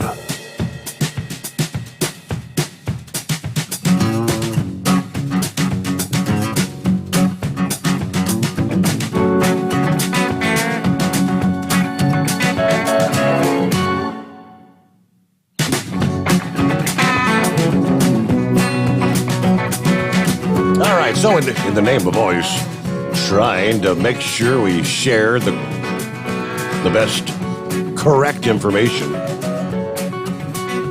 me see. I did a little search of my own, which this story wasn't even available when we were talking about the whole Disney thing last night. But WFLA out of Tampa, they kind of highlighted the story that we shared last evening. Then they go on to say, an anonymous source with Disney says, quote, I think it can be best summarized that the author of the article had a story they wanted to tell, then selected facts to back it up instead of looking at all the facts and writing a supportive story. Source says that through programs like Reimagine Tomorrow, I've seen us have much better dialogue and teamwork than before, and by having that at work, it's helped many understand how diverse our population is outside of work. Said this controversy comes to light after the Snow White ride at Disneyland caused a stir by not taking out what opponents call a kiss without consent. Another controversy. So again, I guess you could pull that up. Just do, what did I say? I think Disney white privilege, and that's the first thing that popped up from WFLA this past day from about 4 o'clock in the afternoon. They start with the Disney company dealing with another controversy after, quote, leaked documents found their way into the City Journal. And it kind of goes on through the whole delving into the diversity and inclusion program, the Reimagine Tomorrow and all that stuff that we talked about. So I'm guessing that's pretty much what Philip was trying to say. Whoever put the article together was, selecting facts, trying to back it up. I don't know. See the date on the so-called photographs of the documents. Now, he said they're not in his handbook. So I'll take it for that, for what it's worth. They were somewhere, but I guess he's trying to say they were things being discussed when putting together a training program, if I understood him correctly. So, all right, let's get back to the calls here. I did successfully complete a phone reset during the break there. So momentarily we lost Big Sexy. Thanks for dialing us back up, Big Sexy. Yeah, I figured you were doing a reset when it said the program had ended. Right? Okay. There wasn't time for that yet. Nope. So I dialed it right back up, gave it a few seconds, then dialed back up. Time to reset. Down here in Arkansas, we're not having any problem with fuel, but we're not on that colonial pipeline anyway. A map I saw showed that ran through Mississippi, Louisiana, Mississippi, Alabama, over into Georgia. Come out, I think it comes out of Houston or somewhere like that. Mm-hmm. All the way up to the northeast, so we wouldn't be affected by that. What else was I going to the unemployment. Arkansas already said that they're going to end it in June at NT or that extra 300. Interesting. I mean, that's just paying people not to go back to work. I mean, why would you want to work if you could sit home and draw what you could draw working? Exactly, or even more so, because as I've shared a couple of times, 40 hours a week at $15 an hour gets you $600. The 365 in state unemployment with the $300 federal added on gets you $365. You're making $65 more to sit at the house. Well, yeah. Well, back when the pandemic hit, I was working as a donation attendant at a place taking donations, working part-time 3 days a week. When they laid us off on unemployment from the state, I could draw $102 a week. And then I got the $600 on top of that. I was sitting home drawing as much as my son was working in a factory, 40 hours a week. Yes, sir. Or more. So why would you want to go out and work as long as you can draw that? It's just common sense. And then they said their local station was running with what they were saying, reading from, I think, the idiot that represents the idiot, saying, stuff about, there's other things about being scared to work and child care and all this stuff. Didn't they have to worry about child care and all that before the pandemic? I think they did. What's changed? What's changed other than they're not scared to work. They just don't want to work while they can draw money. I mean, when I was drawing it, why would I want to go out and work? I went back to work on mine run out. I mean, you gotta stop and think about this stuff. If you're gonna pay somebody more than what they're gonna make working, sitting home on unemployment, then they're not gonna work. I mean, that's common sense. It's a no-brainer. But of course, we know they don't have common sense. Yeah, and of course, you said it right there, the brains, and we're talking about Democrats. That's another story. So, seems like there was something else I was going to touch on, but I can't remember what it was now. The ransom deal. About 2 or 3 months ago, they had to sit around 3 or 4 hours waiting on the papers because the company that does the papers, they have papers like 4 or 5 states, and the plates are done up north and sent electronically to the printing presses. They hacked in and was holding the plates ransom. So that's what held us up while we couldn't get our papers till about 4 o'clock in the morning. Do you know, did they ever it actually, happens everywhere. did they pay the ransom, do you know, to get it back up and running? Or I don't know how they got it back up. I don't know if they paid the ransom or they never did say. They just said it was a ransom deal that caused the problem. They never did say how they resolved it. I don't know if they paid it or what. But I mean, they was holding up all of the papers, not just ours, but all of them by that media company. That all the papers they have, it was holding them all up. So they might have paid it. I don't know. I don't know how they got it solved, but that happened probably about two and a half months ago. Before now, it hadn't happened since we went to do what we're doing now. And this is working a lot better for me. More money, little more miles, but no gravel roads and all highway and city streets. So, a lot more driving, but more money too. Absolutely. Well, that's all I got for tonight. I'll just step back and listen. I don't get to catch you on Sunday night because we don't have a Monday paper. So when I run Friday night, Saturday morning, I listen to the podcast from Sunday night.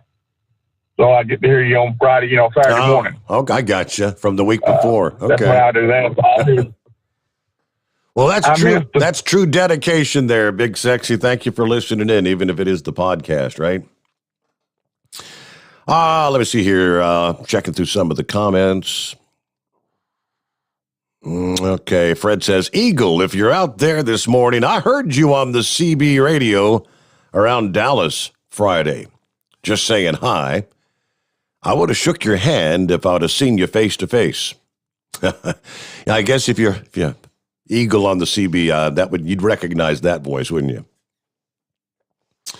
3BC says, so I'm just getting going. Is this so-called fuel crisis a local thing or a national thing? All right, so just to explain, the Colonial Pipeline is what shut down on Friday. And that's a pipeline that runs from Houston, Texas, across the southeast, then up the eastern seaboard, all the way up into New Jersey. And off the main line, there's a number of feeder lines that branch out through parts of Alabama and Georgia and whatnot.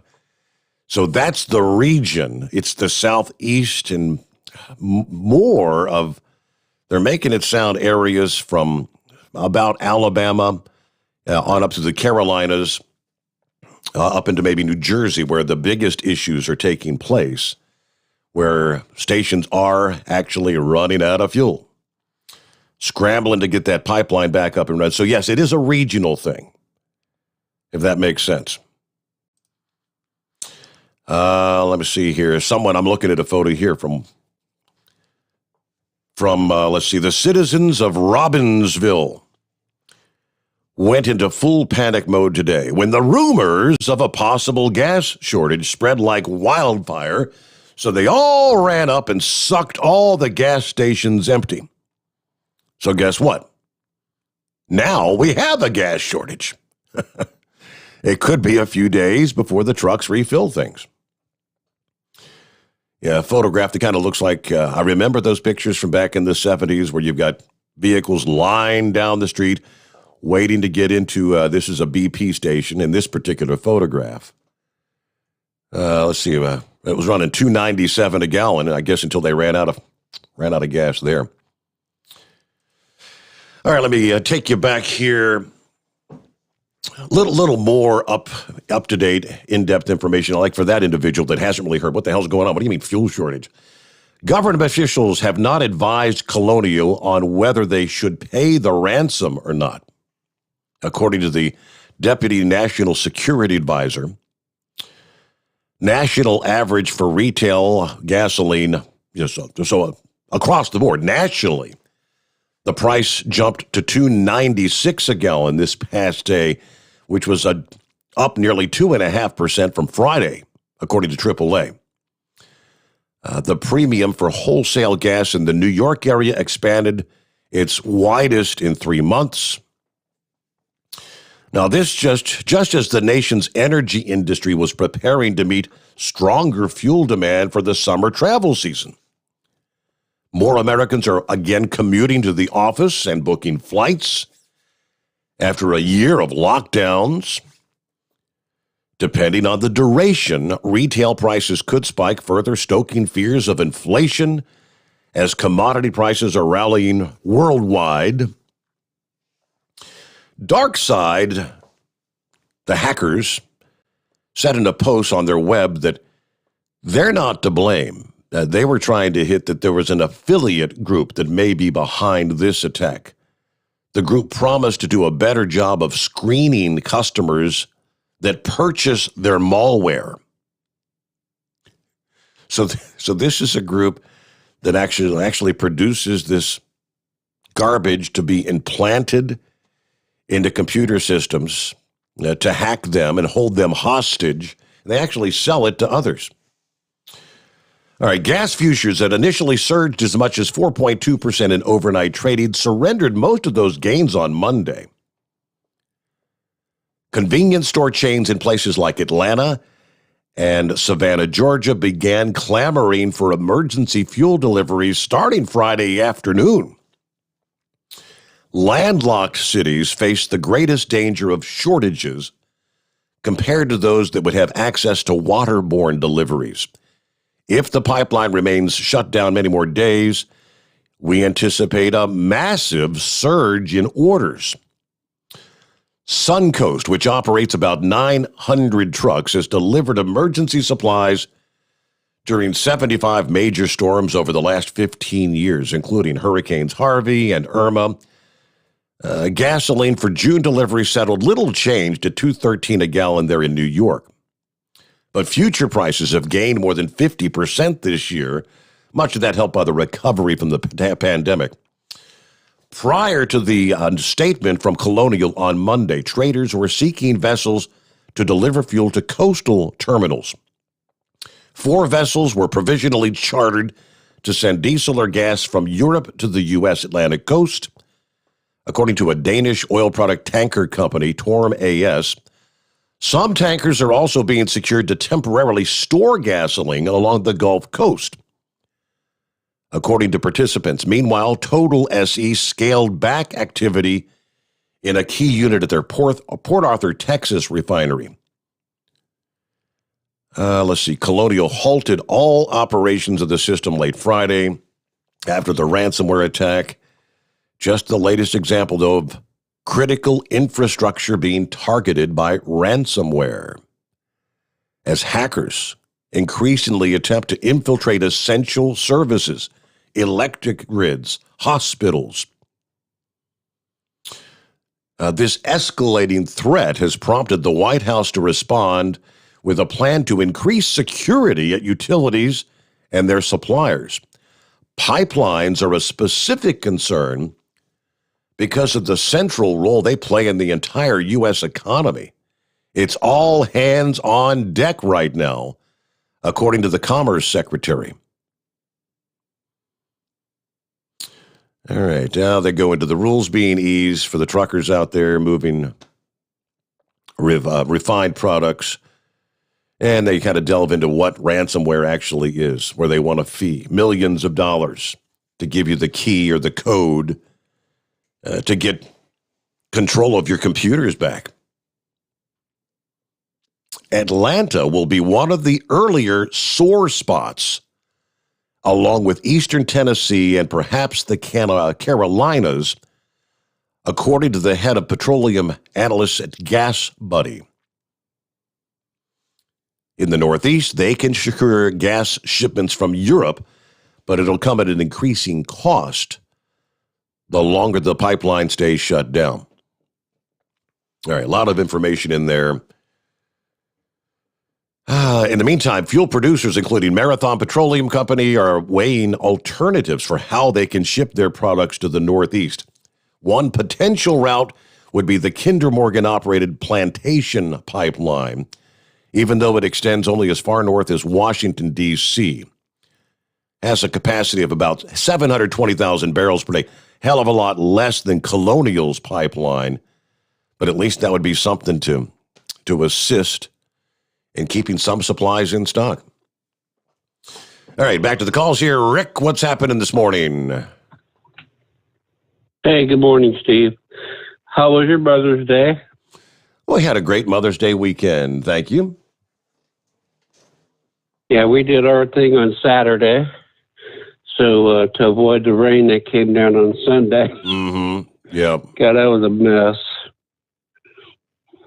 My other thing, have you heard anything from Maniac to see how he's doing? I haven't heard anything from him. Yeah, I know that he had gone out of the hospital. He had another procedure done here about a week or so ago. But I believe he's doing all right. He just came through like the 3rd anniversary of his son having committed suicide. So it was kind of a tough weekend for him. I know that. Been thinking about him a lot. Just worried about him, see how he's doing. Yeah. So how's little Avery doing and Roland doing in baseball?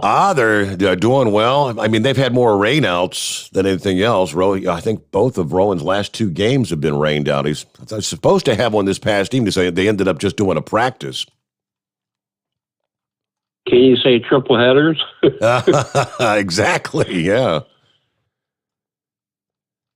But yeah, that's all. I just wanted to see how Maniac was doing and to see how your Mother's Day went. So. Okay. Well, thank you much for checking in here. I'll pull up his Facebook page and see if he had anything new to say this past day. All right. Well, thanks for checking in there, Rick, and thanks for listening in as always. You got it. You do the same. Well, I can tell you this. 2 hours ago, he said, "You up yet?" So he's got an early start to the day, obviously. There you go. So I think he's doing all right. Meanwhile, it's 844-844-3388. Let's see. Is this Rob checking in? What's going on? Good morning, Steve. Oh, that would be greetings and Flyrod. salutations to everyone. Is this a live call or is this Memorex?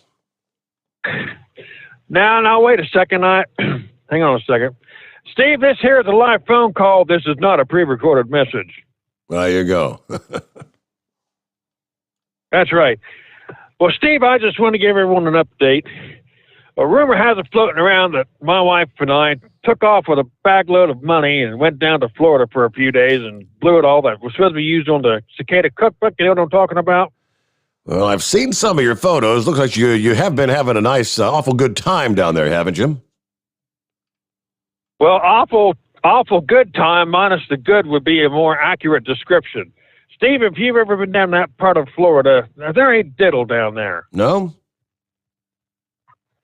Now, I'm bitterly disappointed, but be that as it may, we've never been down to that part of Florida. We always go to the East Coast. We've never go down to the Gulf side.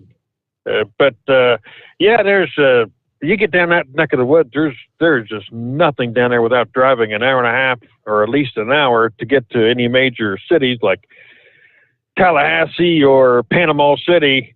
Apalachicola, it's pretty sharp down there, but there's just nothing down there except a couple beaches, and it's very densely populated.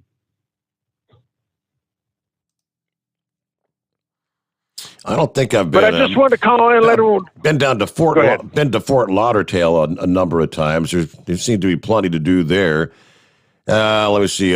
We enjoyed our stays at Port Canaveral when we sailed out of that port. I think one time we sailed out of Tampa, but I haven't been to that part of Florida.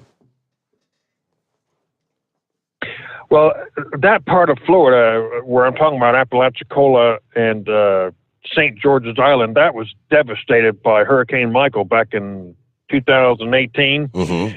Specifically, Mexico Beach, which we went through on the way to Panama City the other day, and just they're still trying to repair all that back from the hurricane devastation. It just what a mess that was that they must have had back then. Wow.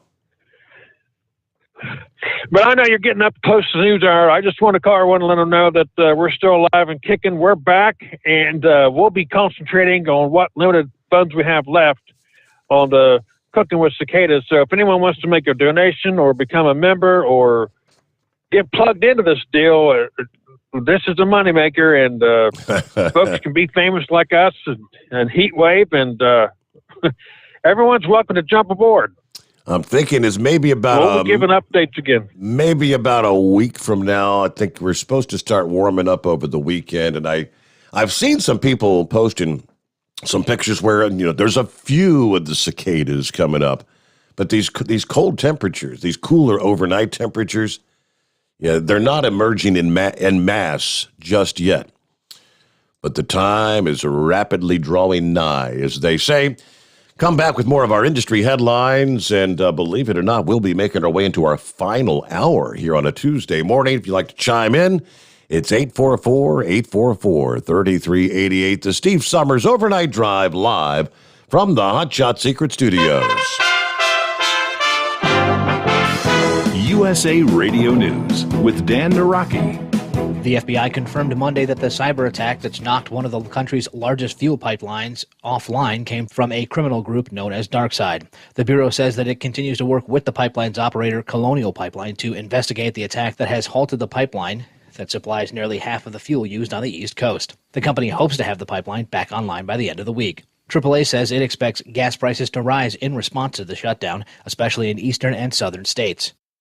And militant group Hamas has fired dozens of rockets into Israel from Gaza as a response to clashes between Israeli police and Palestinians protesting the planned evictions of Palestinian families from an East Jerusalem neighborhood. Israeli Prime Minister Benjamin Netanyahu said Monday that Hamas crossed a line when several rockets targeted Jerusalem. Israeli Defense Forces responded with a series of airstrikes into Gaza. Officials there said 20 people were killed, including at least 3 children. This is USA Radio News.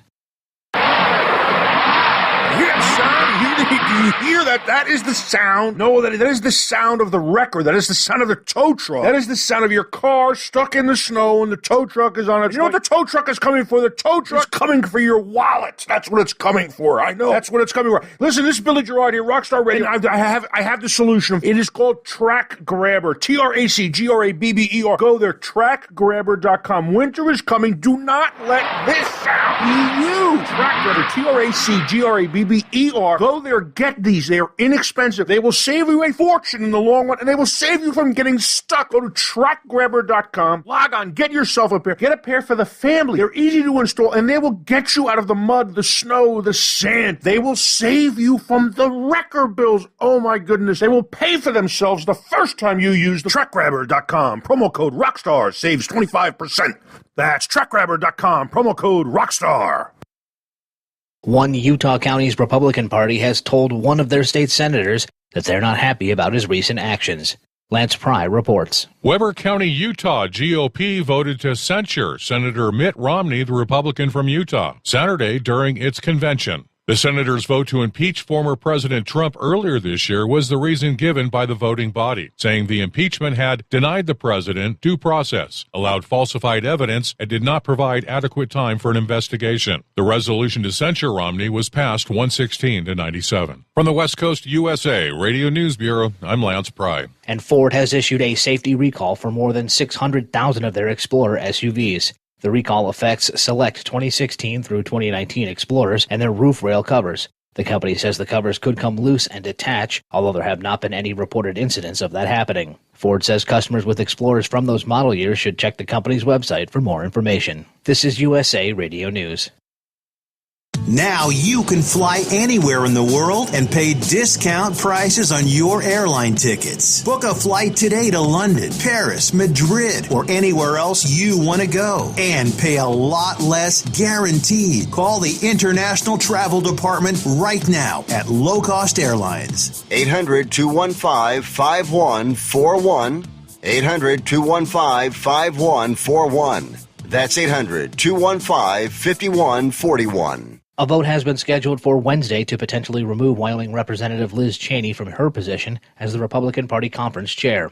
Cheney has drawn criticism for her continued condemnation of former President Donald Trump's claim of fraud during the 2020 presidential election. Congressman Brian Babin says Cheney is entitled to her own opinions on the former president, but the Texas Republican tells Newsmax TV that doesn't apply to GOP leadership, who need to present a unified voice. We absolutely have to be a unified voice if we're going to take back Congress in 2022 in the midterm elections. And I've always liked Liz Cheney. I admired her father when he was vice president. He spoke up during the Obama administration and spoke his mind about some of the decisions that Obama was making. However, Liz is our number 3 Republican in our conference. And while she has every right, every entitlement to her own views, not really as the conference chair. We've got to stay unified. And Kentucky Derby winner Medina Spirit is on his way to Baltimore for this weekend's Preakness Stakes, but his trainer isn't joining him just yet. Bob Baffert is remaining in California to address allegations of doping by Derby officials. Baffert was notified Sunday that his horse had failed a post-race drug test and could have his win vacated pending a further investigation. For USA Radio News, I'm Dan Naraki. At Hot Shot Secret, we share the science behind common diesel problems and their solutions. For example, ultra-low sulfur fuels. The primary function of diesel fuel is combustibility. One of the little-known aspects of fuel is its role as a lubricant to metal-on-metal moving parts. The introduction of ultra-low sulfur fuels diminishes the fuel's ability to lubricate because sulfur, which has been mostly removed, has lubricating properties. Hot Shot Secret Everyday Diesel Treatment with LX4 delivers unmatched lubricity. Third-party testing confirms that it takes 3 times the amount of leading fuel treatment to match the lubrication benefit of 1 dose of Hot Shot Secret. Everyday Diesel Treatment is a fully formulated 6-in-1 premium fuel treatment for every fill-up, every time. Everyday diesel treatment is available at truck stops, Tractor Supply, O'Reilly's Auto Parts, and online at HotShotSecret.com. Hot Shot Secret, powered by science. The Overnight Drive with Steve Summers. Live from the Hot Shot Secret Studios. Call Steve now. 844-844-3388. That's 844-844-3388.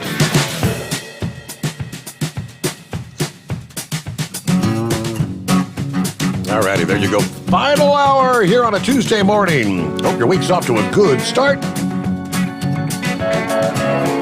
Other industry headlines, Indiana State Police say a California truck driver facing multiple drug charges after he was caught with a large amount of methamphetamine last week. California-based driver DeHonte Williams, 27 years old, arrested following a traffic stop. Trooper says about 10 o'clock in the morning, an officer stopped a semi on I-65 in Indianapolis for speeding. Here's an idea. If you're going to be transporting drugs or doing something illegal, maybe try to obey the speed laws, right? After speaking with Williams, the trooper noticed the smell of marijuana, first of all, coming from the semi.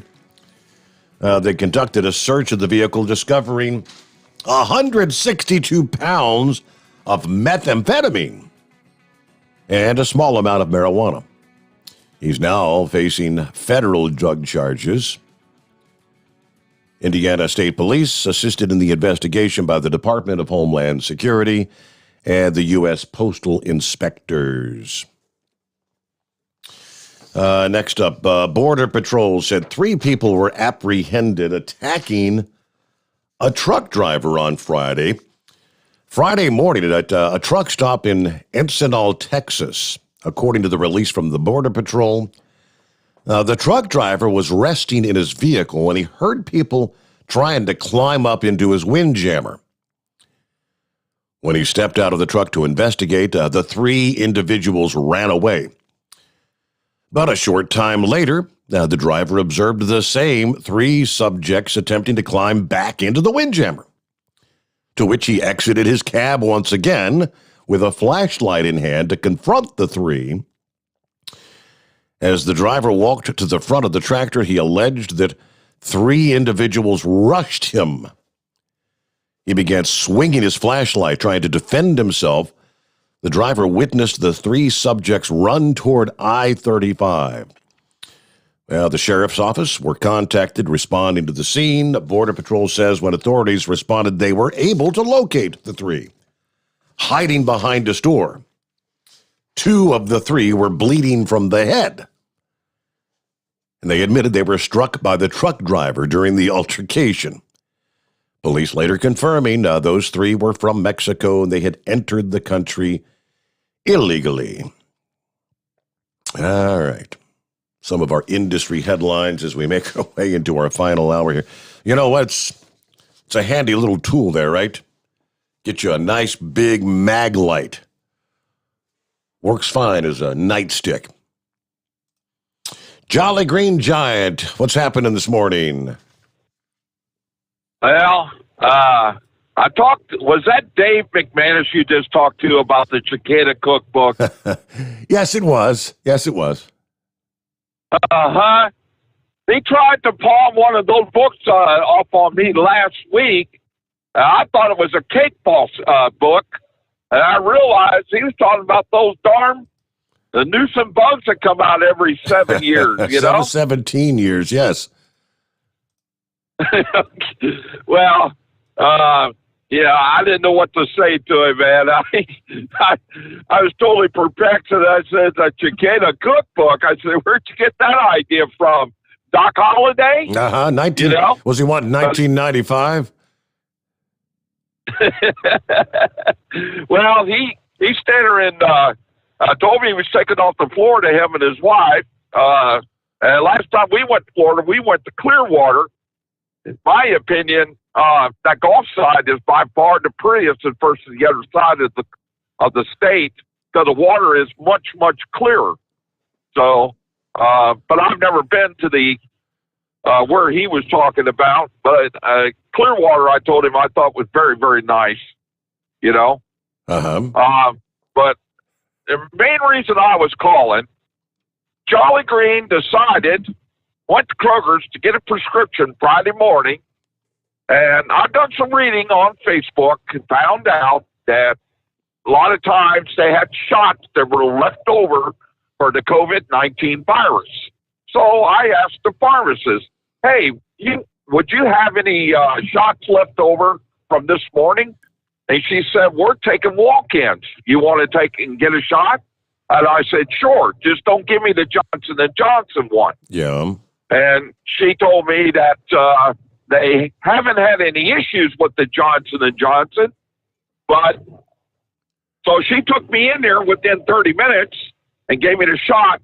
And the one she gave me was the one that you normally don't talk about.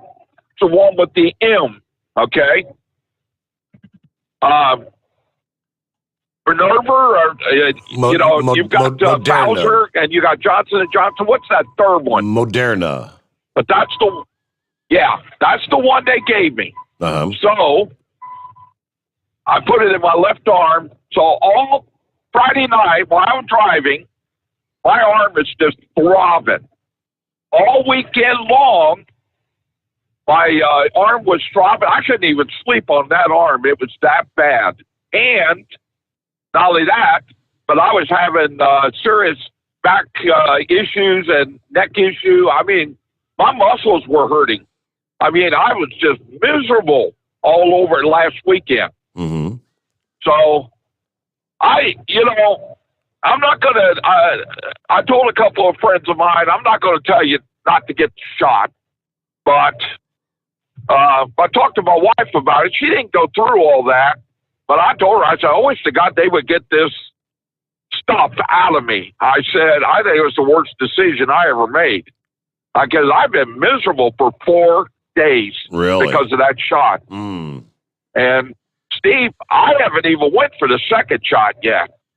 And they say that the second shot is the one that you could get sick from. But, geez, 4 days I was miserable. So I don't know, man. I realized to get on a cruise ship that you got to have these shots. And my wife and I do have a tendency to get on cruise ships, and I love cruising. So I guess I will go back and get that second shot. But if I'm as miserable as I have been for like 4 days, I don't know. You're going to get another phone call.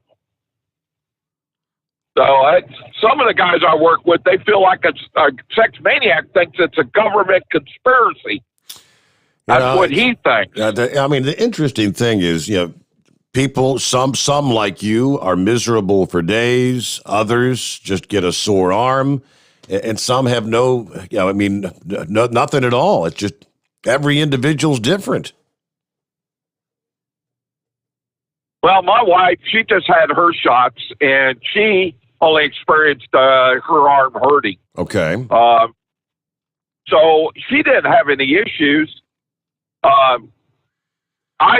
Personally, I've had flu shots. I've had all kinds of variety of shots. And the worst thing I've ever experienced was just a sore arm. But I'm telling you, I'm being honest with you, Steve, I couldn't even sleep on that arm. It hurt that bad. In fact, my arm was throbbing all the way down to my hand. Mm-hmm. And my back and my neck and all my muscles were sore. And it just, I just had a lot of muscle pain from this shot. So tonight, I'm not doing too bad tonight. I'm in driving, and it sounds like Mr. McManus is out there driving tonight. So I'm sure I'll give him a call and let him know that I'll take that recipe from Cake Falk's book. Come on the cicadas. Okay. So I thought I'd give you a call and I'd tell you that I appreciate your show and all the talk, and I will tell you that. Another thing I wanted to talk about is one of the things that the Biden administration is making a mistake on, and this recovery package that they have done is hurting the fast food industry. We're having problems. Some of our drivers, I mean, I love Kentucky Fried Chicken, but you know, Kentucky Fried Chicken can't find nobody to work. Yeah, exactly. So they're sitting at home, Steve, making $700 a week. And Kentucky Fried Chicken is closing at 3, 4, 5 o'clock in the evening. I talked to the regional manager there in Milford, Ohio, and she told me that they can't find nobody to work. And White Castle in our area, I have never seen White Castle close except for Christmas. They were closed before 8 o'clock Friday night because they didn't have anybody to work. And I told that regional manager for Kentucky Fried that I told her, I'm behind you all the way. And I said, I love your food. And I said, it's not your fault you can't find anybody, but that's Biden's fault. And I cannot believe that they're doing what they're doing. But they're hurting the fast food industry. I cannot believe what they're doing. And us truck drivers that love fast food, we can't find no good place to eat anymore. Yeah, right.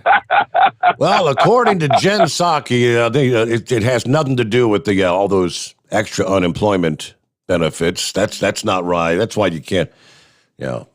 That's the reason. What's the typical rate at a fast food joint in this day? I mean, I know that in recent years they've had to increase pay.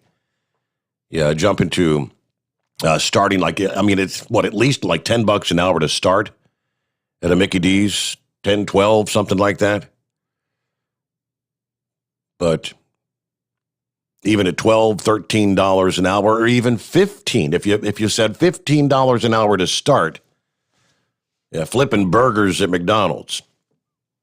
These individuals, if they had a job prior to the pandemic, would still be making more sitting at home. As so many of you have said, it's common sense. It's a no-brainer what's going on. All right, what do we see here? We get down to, there's old Bourbon Street Gary. How the heck you this morning, Gary? Morning, Steve. How are you? Doing quite fine, thank you. All right, I've been out here listening all night. I'm working a night shift. Oh, boy. Actually working out of town because the Ford plant in North Kansas City still shut down. So I'm staying, me and Becky are staying in Coleman, Alabama, working for our company down here doing runs. Really? So, that's the last time we talked. You said you were home for several weeks. So the plant's still shut down? They're going to be shut down till after Memorial Day. Wow. The computer chips, semiconductors, whatever you want to call them, that's the holdup. So they offered us work down here. She's working a day run, and I'm working a night run, and they got us put up in a motel. How about that? Well, at least they got you on the road somewhere. Yeah, they offered it. It goes by seniority. Everybody that's in our Mount Vernon location, comes down the seniority list. Well, I'm number 4 in seniority because it's a fairly new terminal. And how she got offered it, because she's only part-time, but I guess they just needed somebody nobody else wanted to work. Yeah, well, Memorial Day, hell, we're still another, 2.5 weeks from that. Yes, sir. So we might be living in a motel for another couple weeks. So all said and done, that particular plant will have been shut down over a month, correct? The Ford plant in North Kansas City, yes. They make the F-150s there, and they've got vehicles parked, just like I saw on Facebook there in Louisville. They got trucks parked waiting for computer chips to show up. That's amazing. Yeah, they're going to have to do something to bring that chip production to this country. So we can't continue relying on the likes of China or Taiwan or whoever it is. Yeah, I agree. It's tough. I mean, the unemployment, I don't make the money I make when I'm out here running. working on unemployment, even with the extra $300. So I'm not like one of them other people that can just sit around and enjoy my time off.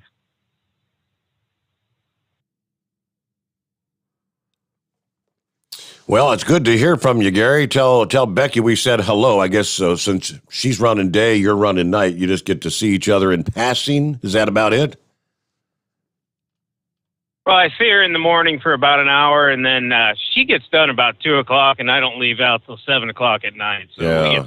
we get a little bit of time together. But got to do something. Got to pay those bills. The bills keep coming in, whether you're working or not, correct? That's correct. Yeah. Glad to hear everybody's good with your family, and you had a good Mother's Day weekend for the princess. That's great. Are you going to be one of those volunteers to go on a cruise when they start allowing these trial cruises? Not right now. I've got one planned. We've got one booked for December, but I'll believe that's going to happen when it really happens. I don't see it happening, but really, time will tell. I'm beginning to think here come midsummer they're going to get them back up and running. But we're going to have a vaccine, I'm sure. Yeah, that's what it's kind of sounding like. And I'm not lining up to get one of those. Nope. Okay. Yeah, well, you and so many I others. have no desire. All right. Well, have a great morning. Good to hear from you. Be safe, and maybe one of these days we'll get to see you again. It's the old cruising family. We don't get to see each other anymore. All right. It's 844-844-3388. Let me flip over here. Somebody earlier brought up Arizona, this whole election debacle. This is not about the recount. But this it blew my mind when I saw that how the governor would even have to sign a law like this. How do you get to the point where you're actually allowed to fix signatures on ballots? The signature, hey, this signature doesn't match up to the signature we have on file. I thought that was the purpose of having signatures on file, was it not? Arizona's governor signing a law that bans voters from adding signatures on unsigned mail-in ballots after Election Day. Arizona Senate Bill 1003 was approved earlier in the state legislature, a party line vote, of course. But the new law codifies a ruling by the U.S. Court of Appeals for the Ninth Circuit. Within 1 month of the 2020 election, it also ended disputes over unsigned mail-in ballots between the state Republicans and Democrats. Supposedly, current Arizona law allows election officials to contact voters to fix the signatures on their ballot if the signatures don't match other signatures from records in the Department of Motor Vehicle or the voter registration form or ballots that they had sent in previously. The voters can fix the signatures. If they failed to pass the verification process, they would have up to 5 business days after the election. Now, while the new law didn't change anything about the grace period for the signed ballots, it ended the Democrats' efforts to add a similar grace period to unsigned ballots. Yeah, ballots that have no signature whatsoever. Before the 2020 election, the Secretary of State there in Arizona, a Democrat, was trying to give a 5 business day grace period for voters to fix ballots if they're not signed. All right, let's see. Hobbs moves part of an effort to honor a settlement from back in 2019 with the Navajo Nation, which allows tribal voters with mismatched or missing signatures on mail-in ballots to correct their ballots within 5 business days. The efforts were stopped by appeals court judges who said, in alignment with the state Republicans, that the Democrats went too far by giving absentee voters 5 days after the election to correct missing signatures on mail-in ballots. All ballots have to have some sort of a deadline. And it's reasonable that Arizona has chosen to make that election day itself. There's no question. All right, verifying, counting all the votes in a timely fashion. The amendment requires all mail-in ballots to be delivered to the county recorder, other officers in charge of the election, or polling sites no later than 7 p.m. on Election Day. The ballot will not be counted without the voter's signature on the envelope. There was another amendment in the law that requires election officers to contact the voter if the signature is missing on the ballot. The deadline for adding a signature to a ballot would be no later than 7 p.m. on Election Day. Just give them days and days and days. And it's pretty simple, I guess. If you're going to do a mail-in ballot, sign here. How difficult is that? All right, got a couple minutes before we hit bottom of the hour. News break here. And what's going on, Vic? Oh, not a lot. I was just listening to all this talk on the pipeline. And back in the days of the dinosaurs in the late 60s and early 70s, you know what? They ran those pipelines without any computer chips or anything. So I'm really amazed that these companies with the pipelines didn't retain their old manual system and would leave themselves wide open to a ransomware attack. And the other thing is, there used to be pipelines going all over this country. I haven't looked at one of those pipeline maps in a long, long time. Of course, different ones can only carry various products. So it really strikes me as odd that we would leave ourselves this wide open after, what are we looking at here? 10 years after 9/11, and Department of Homeland Security is supposed to be doing all this preparation and everything. I really have to wonder where this country's going sometimes. And not only are we running them on everything on computers, we're running them on computers ran by chips from an enemy, quite simply. Correct. And that is one thing that I do agree with Biden on his recovery plan, the infrastructure plan. He does want to bring the chip manufacturing back to this country. And China has openly stated that, they've implanted a lot of malware and a lot of the chips that they're sending over here. So to me, this highlights the big problem that's bigger than just this Colonial Pipeline. And on the Colonial Pipeline, I don't know if you've seen any of the CNBC articles or not, but that pipeline has been shut down several different times for hurricanes and one thing and another. I think it's been shut down almost 30 times. But this is the first time it's been shut down with ransomware. So I'm really, as a lifelong commodity trader, when these stories come out and they're hyped and everything like that, I just usually walk away from them, because if you get in and you're on the lucky ones, you're going to make a lot of money. And if you get in too late or too early, you're going to be one of the unlucky ones. So it's one of those things that I just leave alone. So I'm basically what I'm trying to say, Steve, is that we've given up all of our redundancy, or I just really don't understand, why they're having this much problem. And the other thing is, where are all the pipeline protesters now? All those people want to shut down Keystone, the Dakota Access and everything. They don't seem to be saying too much about that, because I forget exactly what the Department of Transportation division is that governs that. It seems like pipeline and hazardous material transport, but I couldn't say for sure.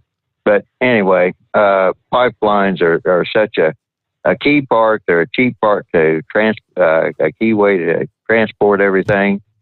And Florida was working on an ethanol pipeline, so we wouldn't have to keep putting that on the rail and tank cars that really aren't designed to support ethanol.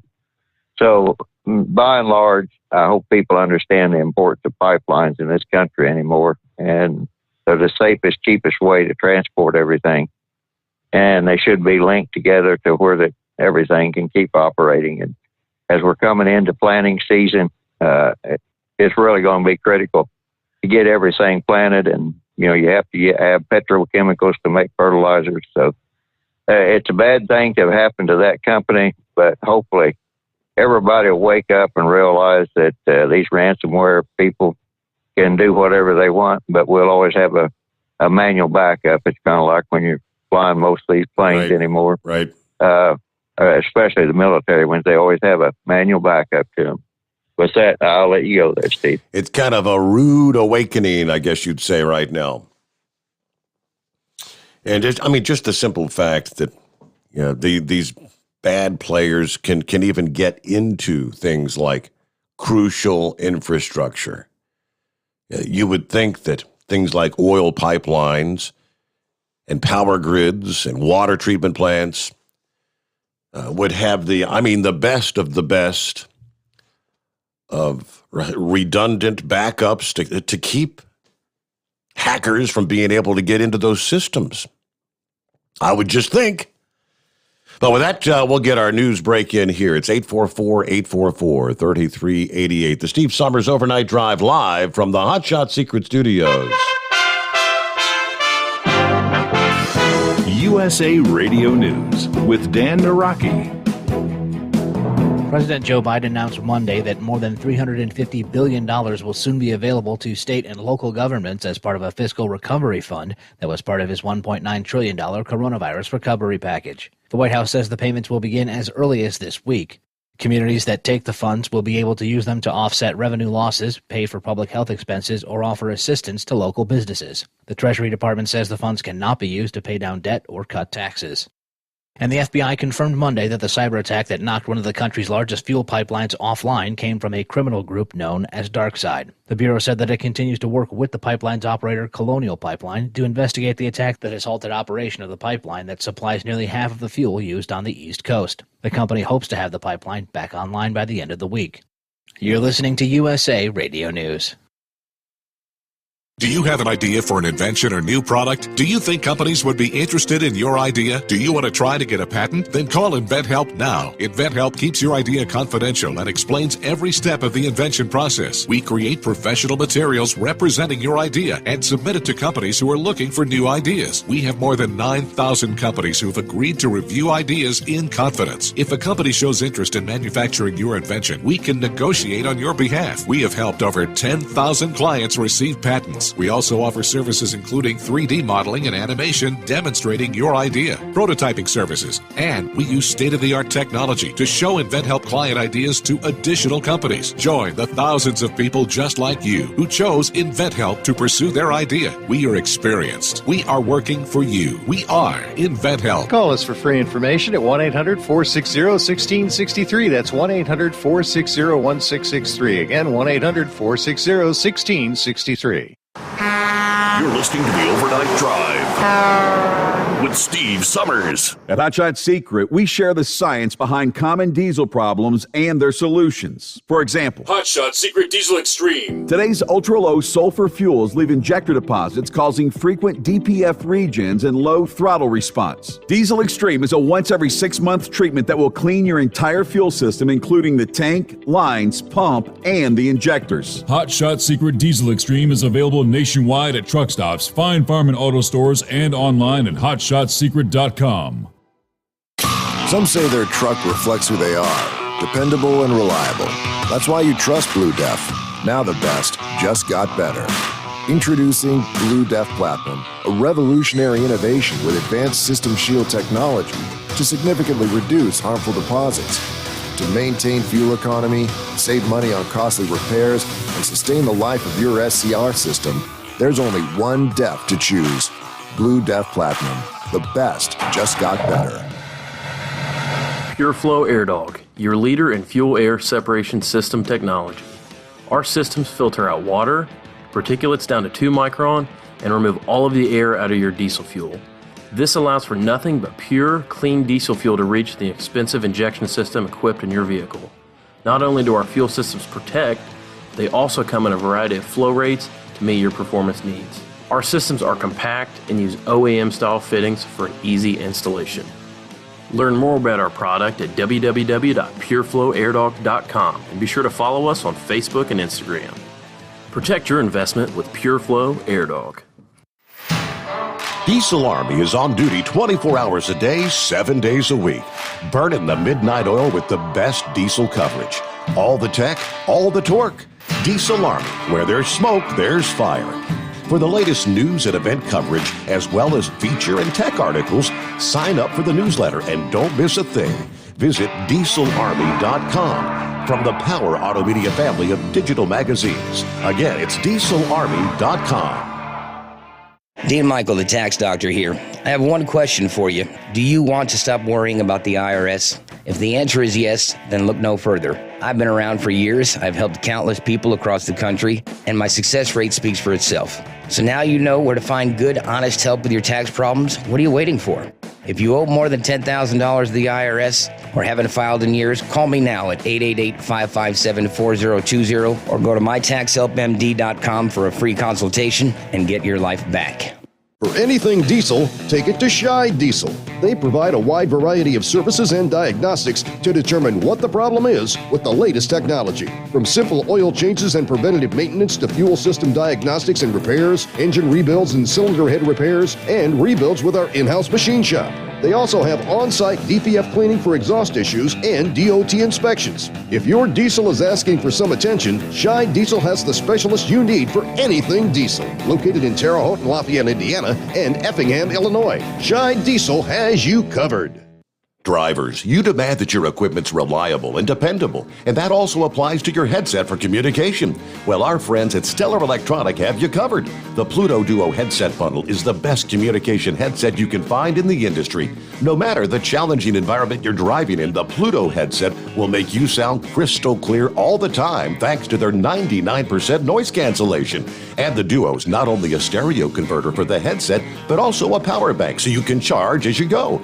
Learn more at StellarElectronic.com or visit them on Facebook. At Hot Shot Secret, we share the science behind common diesel problems and their solutions. For example, diesel particulate filter regeneration. The DPF catches particulates left over from combustion. The DPF regeneration cycle cleans the filter with temperatures exceeding 1,000 degrees Fahrenheit. A computer sensor triggers the DPF regen, which is often accompanied by a loss of power and fuel economy. The frequency of DPF regens are in correlation to the cleanliness of the fuel burn. Under heavy operation with the dirty burn, DPF regens can occur multiple times per day. Hot Shot Secret Diesel Extreme Fuel Additive promotes a more complete combustion, creating fewer emissions and therefore fewer DPF regens. Vehicles using Diesel Extreme experience 83% less DPF regens. Hot Shot Secret Diesel Extreme is available nationwide at truck stops, fine farm and auto stores, and online at hotshotsecret.com. Hot Shot Secret, powered by science. Because Channel 19's a little congested. Call Steve now at 844-844-3388. The Overnight Drive.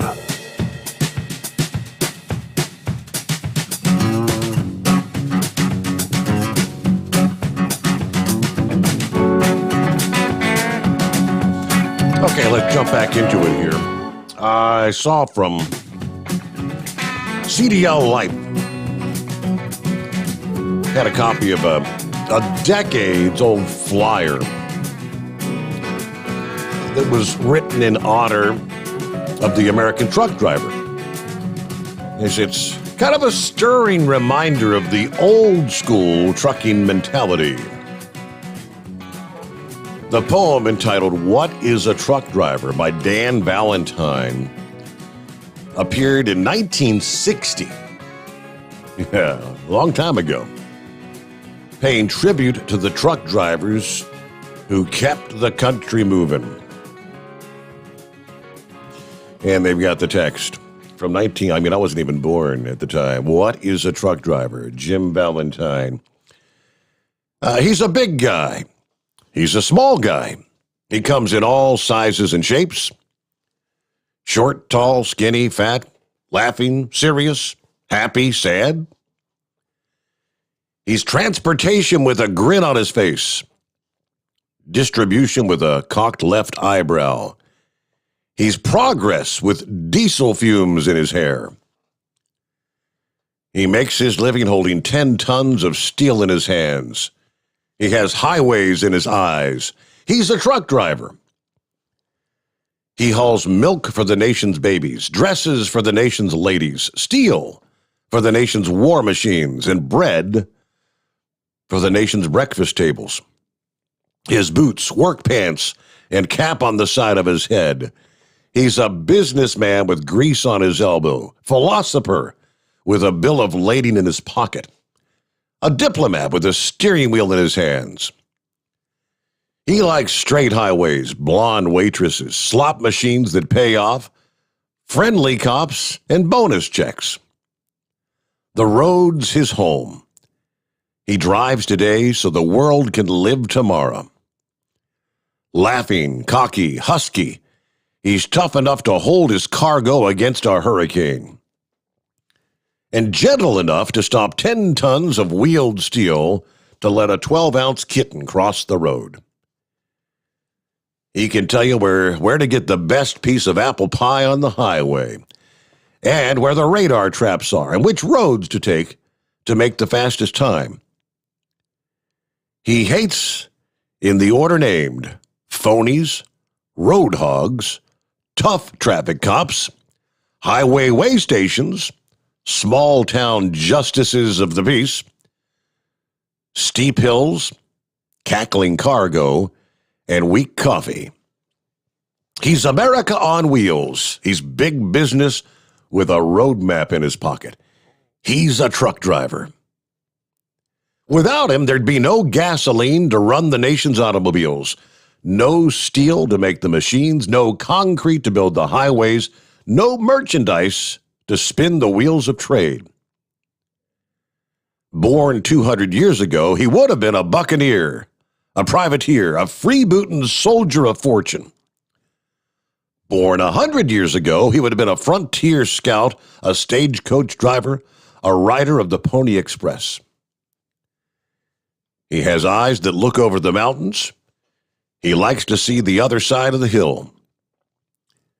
He eats better than a banker, dresses like a Texas rancher, is more independent than a newly elected senator, and is temperamental as an opera prima donna. He's an authority on politics, women, highway construction, baseball, and the best way to run a trucking company. He likes the feel of the night wind on his face and the sound of a purring motor. He lives by the code of the road and passes no man by who needs a helping hand. He's got problems. He's not bashful in aiming complaints about the state of the world at large. And every trip he threatens to get off the road and live like other men. But he never does, because the highway's a flirting Lorelei who hums a haunting tune for the men who chase the horizon on spinning wheels. And when the tires sing and the road is straight and the moon is bright on a ribbon of cross-county highway, he's the happiest, most useful man in America. He's a truck driver. 1960. See, now, even back then, the idea is, a lot of that holds true today. Not all of it. Are the days still in existence where no man in need is left aside?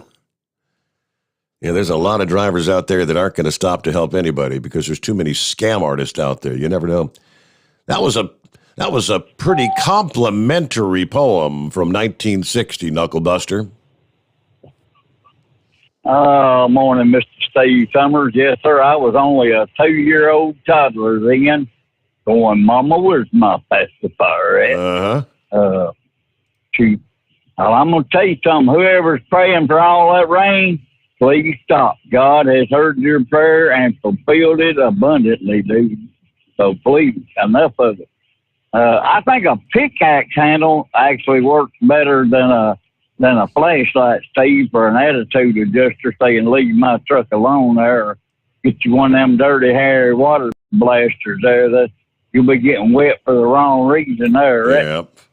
The gas shortage hadn't stopped at Remington Arms over right outside of Little Rock. And that parking lot was full of employees in there building them water blasters and them, I guess you call them water pellets. I don't know. So anyway, I read there's a shortage of dipsticks now, Steve, for cars. They're making cars without dipsticks to check and make sure Earl is still in your car there. If you check it on your infotainment center. So it took a lot longer to check it than to pop the hood and pull the dipstick out, wipe it off, put it back in, pull it out again. But so that's how educated we've gotten, Steve. And I also read that Marnie Fife can hack your infotainment center and get into your phone because you tie all your contacts and all that stuff to the infotainment center. So, so if you're doing something illegal, they'll catch you that way there too. Yes, sir. How about them St. Louis Cardinals there, man? They're on top right now. And I seen the Reds were right in the middle. So y'all keep working at it. You might catch up to us. But then if they blow it again, we might go down to the bottom. I don't know. You never know. Yeah. The Reds have gone they've gone from what? From first to last and then back to the middle, I think, right now. Yeah. So Cardinals, they were out in the middle and then went down to the bottom and then back up to the top. Just any given Saturday or Sunday, you never know there, right? Yep, exactly. I read where Tim Tebow's going to be joining Urban Meyer down there at Jacksonville as a tight end down there for the Jaguars down there this year. I saw that. They got him a 1-year contract with them. Yep. So, and did you read that on IHOP and Adam Sandler? IHOP and Adam Sandler. I did not. Right. Yeah, he showed up at one of them IHOPs over there on Long Island, New York, and they told him to be about a 20 to 30 minute wait. You know, and he's such a big actor that he wouldn't wait 20 to 30 minutes to get a table. So he left with his daughter. And then when they realized it was Adam Sandler, the girl was begging him to come back, and he finally responded on Twitter that the only reason he left was they didn't have all-you-can-eat milkshakes on the all-you-can-eat menu. So guess what IHOP is doing now? On one day, they're giving away all-you-can-eat milkshakes there. That's my kind of deal. Like the good outcome of that story. So anyway, that's all about baloney for today. I'm fighting this rain again there. And do what I told you to do last night, and you'll sleep like a baby again all day, Steve. Have a good day, brother. All righty. So all you can eat milkshakes. That's who likes a good brain freeze? Ooh, I can feel that now. All right. Out of Horry County, South Carolina. You know, that's the Grand Strand, as they call it. Several stations are out of gas as the Carolinas feel the impact of the pipeline shutdown. All right, parts of the Grand Strand are already feeling the impact. Many places are seeing a rise in gas prices. Viewers have told WMBF News that gas stations along Highway 9 in Cherry Grove are out of gas. We spoke to Bullino's Express on Highway 9, where a clerk told us they've been out of gas since 1 o'clock Monday afternoon. News crews saw the plastic bags covering the pumps at the Shell off Highway 9. Despite the shortage, experts are telling drivers to not panic. It'll make matters worse if they all rush to the gas pumps. Head of Petroleum Analytics at Gas Buddy, the app that monitors gas prices, said demand was down 60% during the pandemic, but that's come all the way back up as more people start driving again, and that has brought a rise in prices over the past few days, though we have been tracking stations running out of gas. Tens of millions of gallons of fuel are not getting where they need to go. You're starting to see some stations struggling with supply.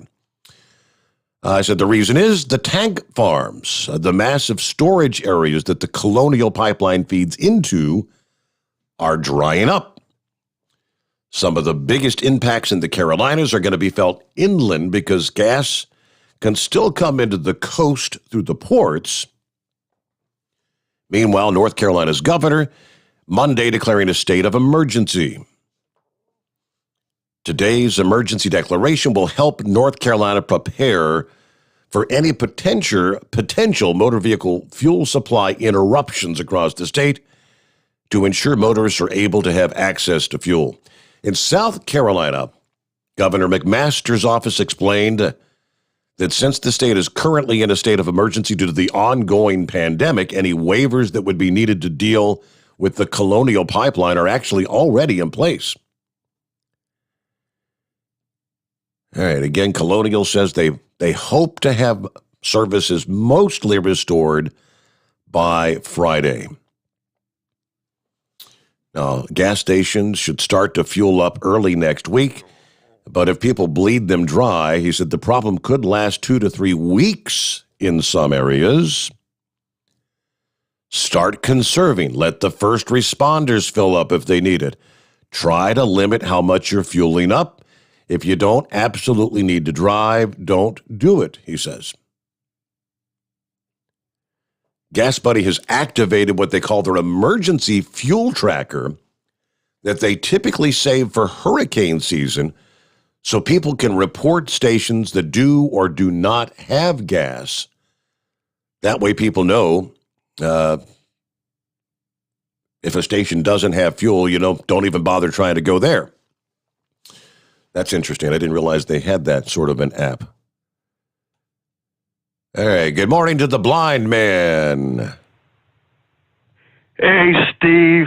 It's been quite a while since I've talked to you.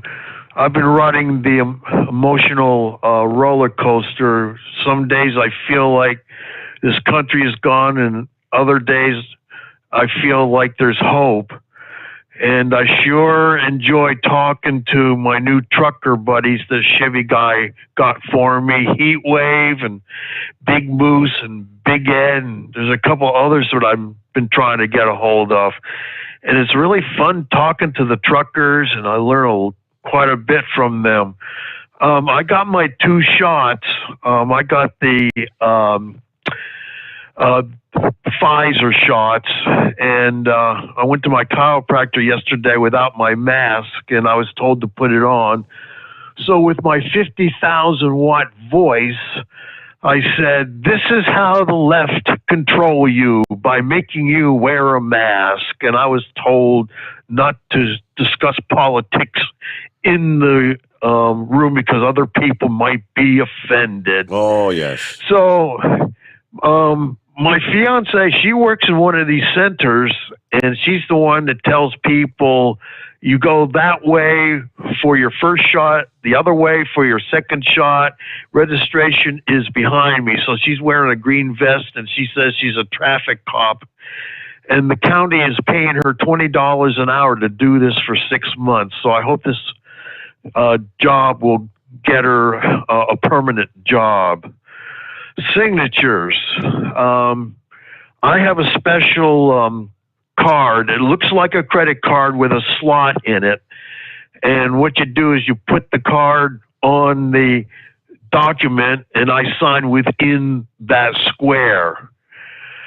So that's what one of the truckers was asking me, how I sign my name. And my signature is never the same because I just can't see well enough to really write anymore. So anyway, that's all I really had to say, and I'll try and call in more frequently if there's something going on here in the D.C. area. Fair enough. All right. Well, good to hear from you, blind man. And I heard from several of our listening friends. You've been talking to a number of different drivers, and they all said they enjoy talking to you as well. All right, wind things down. Hey, don't forget tomorrow night, technically at the midnight hour tonight, when we get things underway, Dean Michael, the tax doctor, will be joining us. Look at the calendar. It's May the 11th. Tax deadline, May the 15th. If you've been procrastinating on getting your taxes filed, you are down to the wire here. Yeah, thanks to the pandemic, we had the April 15th deadline bumped to May the 15th. I think there's a few places. Texas, I believe, even had a longer extension for the deal they had with the big disruption with all the water and the pipes bursting and all that stuff back in the cold snap that hit there a couple of months ago. But for most of us, May 15 will be the deadline. Aside from that, thank you so much for riding along with us here on a Tuesday morning. And we'll come back and do it again. Don't forget to head on over to hotshotsecret.com to support the sponsor of our program. Place your orders and use the coupon code Overnight Drive at checkout. Get 10% off your purchase. Get an additional 10% off if you're a veteran or an active duty military, first responder, or a CDL holder, for instance. All right, let's see. With that, I was looking at the emails. James he said, I stopped for coffee on my way to work this morning. Sign on the door in Dayton, Ohio area said they only have premium fuel at this time. See, I didn't think Ohio was in the zone where they should have any issues. Yeah, we're not really reliant on the Colonial, to my knowledge, but thanks for sharing, James. Interesting. All right, of course, we'll have more to talk about that tonight. Probably many, many more stations will be putting the plastic bags over the pumps because the pipeline ain't up and running yet. The Steve Sommers Overnight Drive, live from the Hotshot Secret Studios.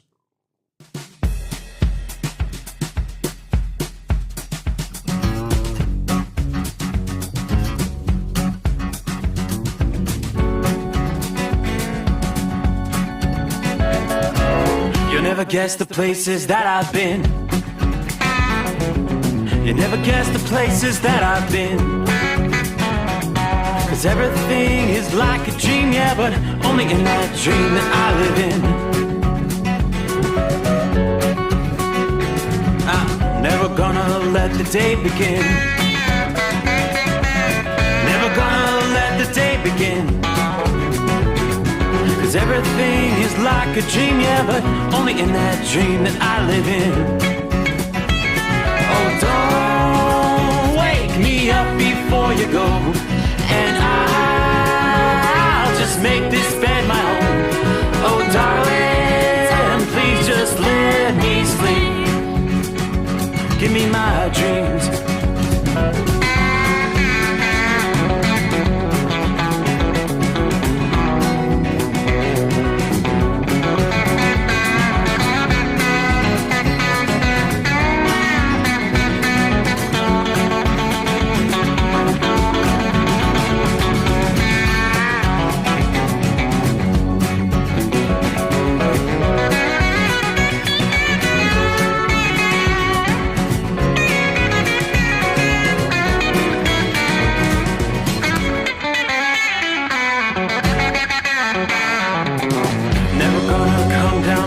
Above,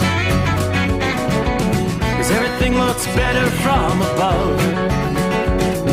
Nothing's ever as it seems, yeah, except in that world that I dream of. Never gonna lose the ones I love. Never gonna lose the ones I love. 'Cause everything is like a dream, yeah, but only in that world that I dream of.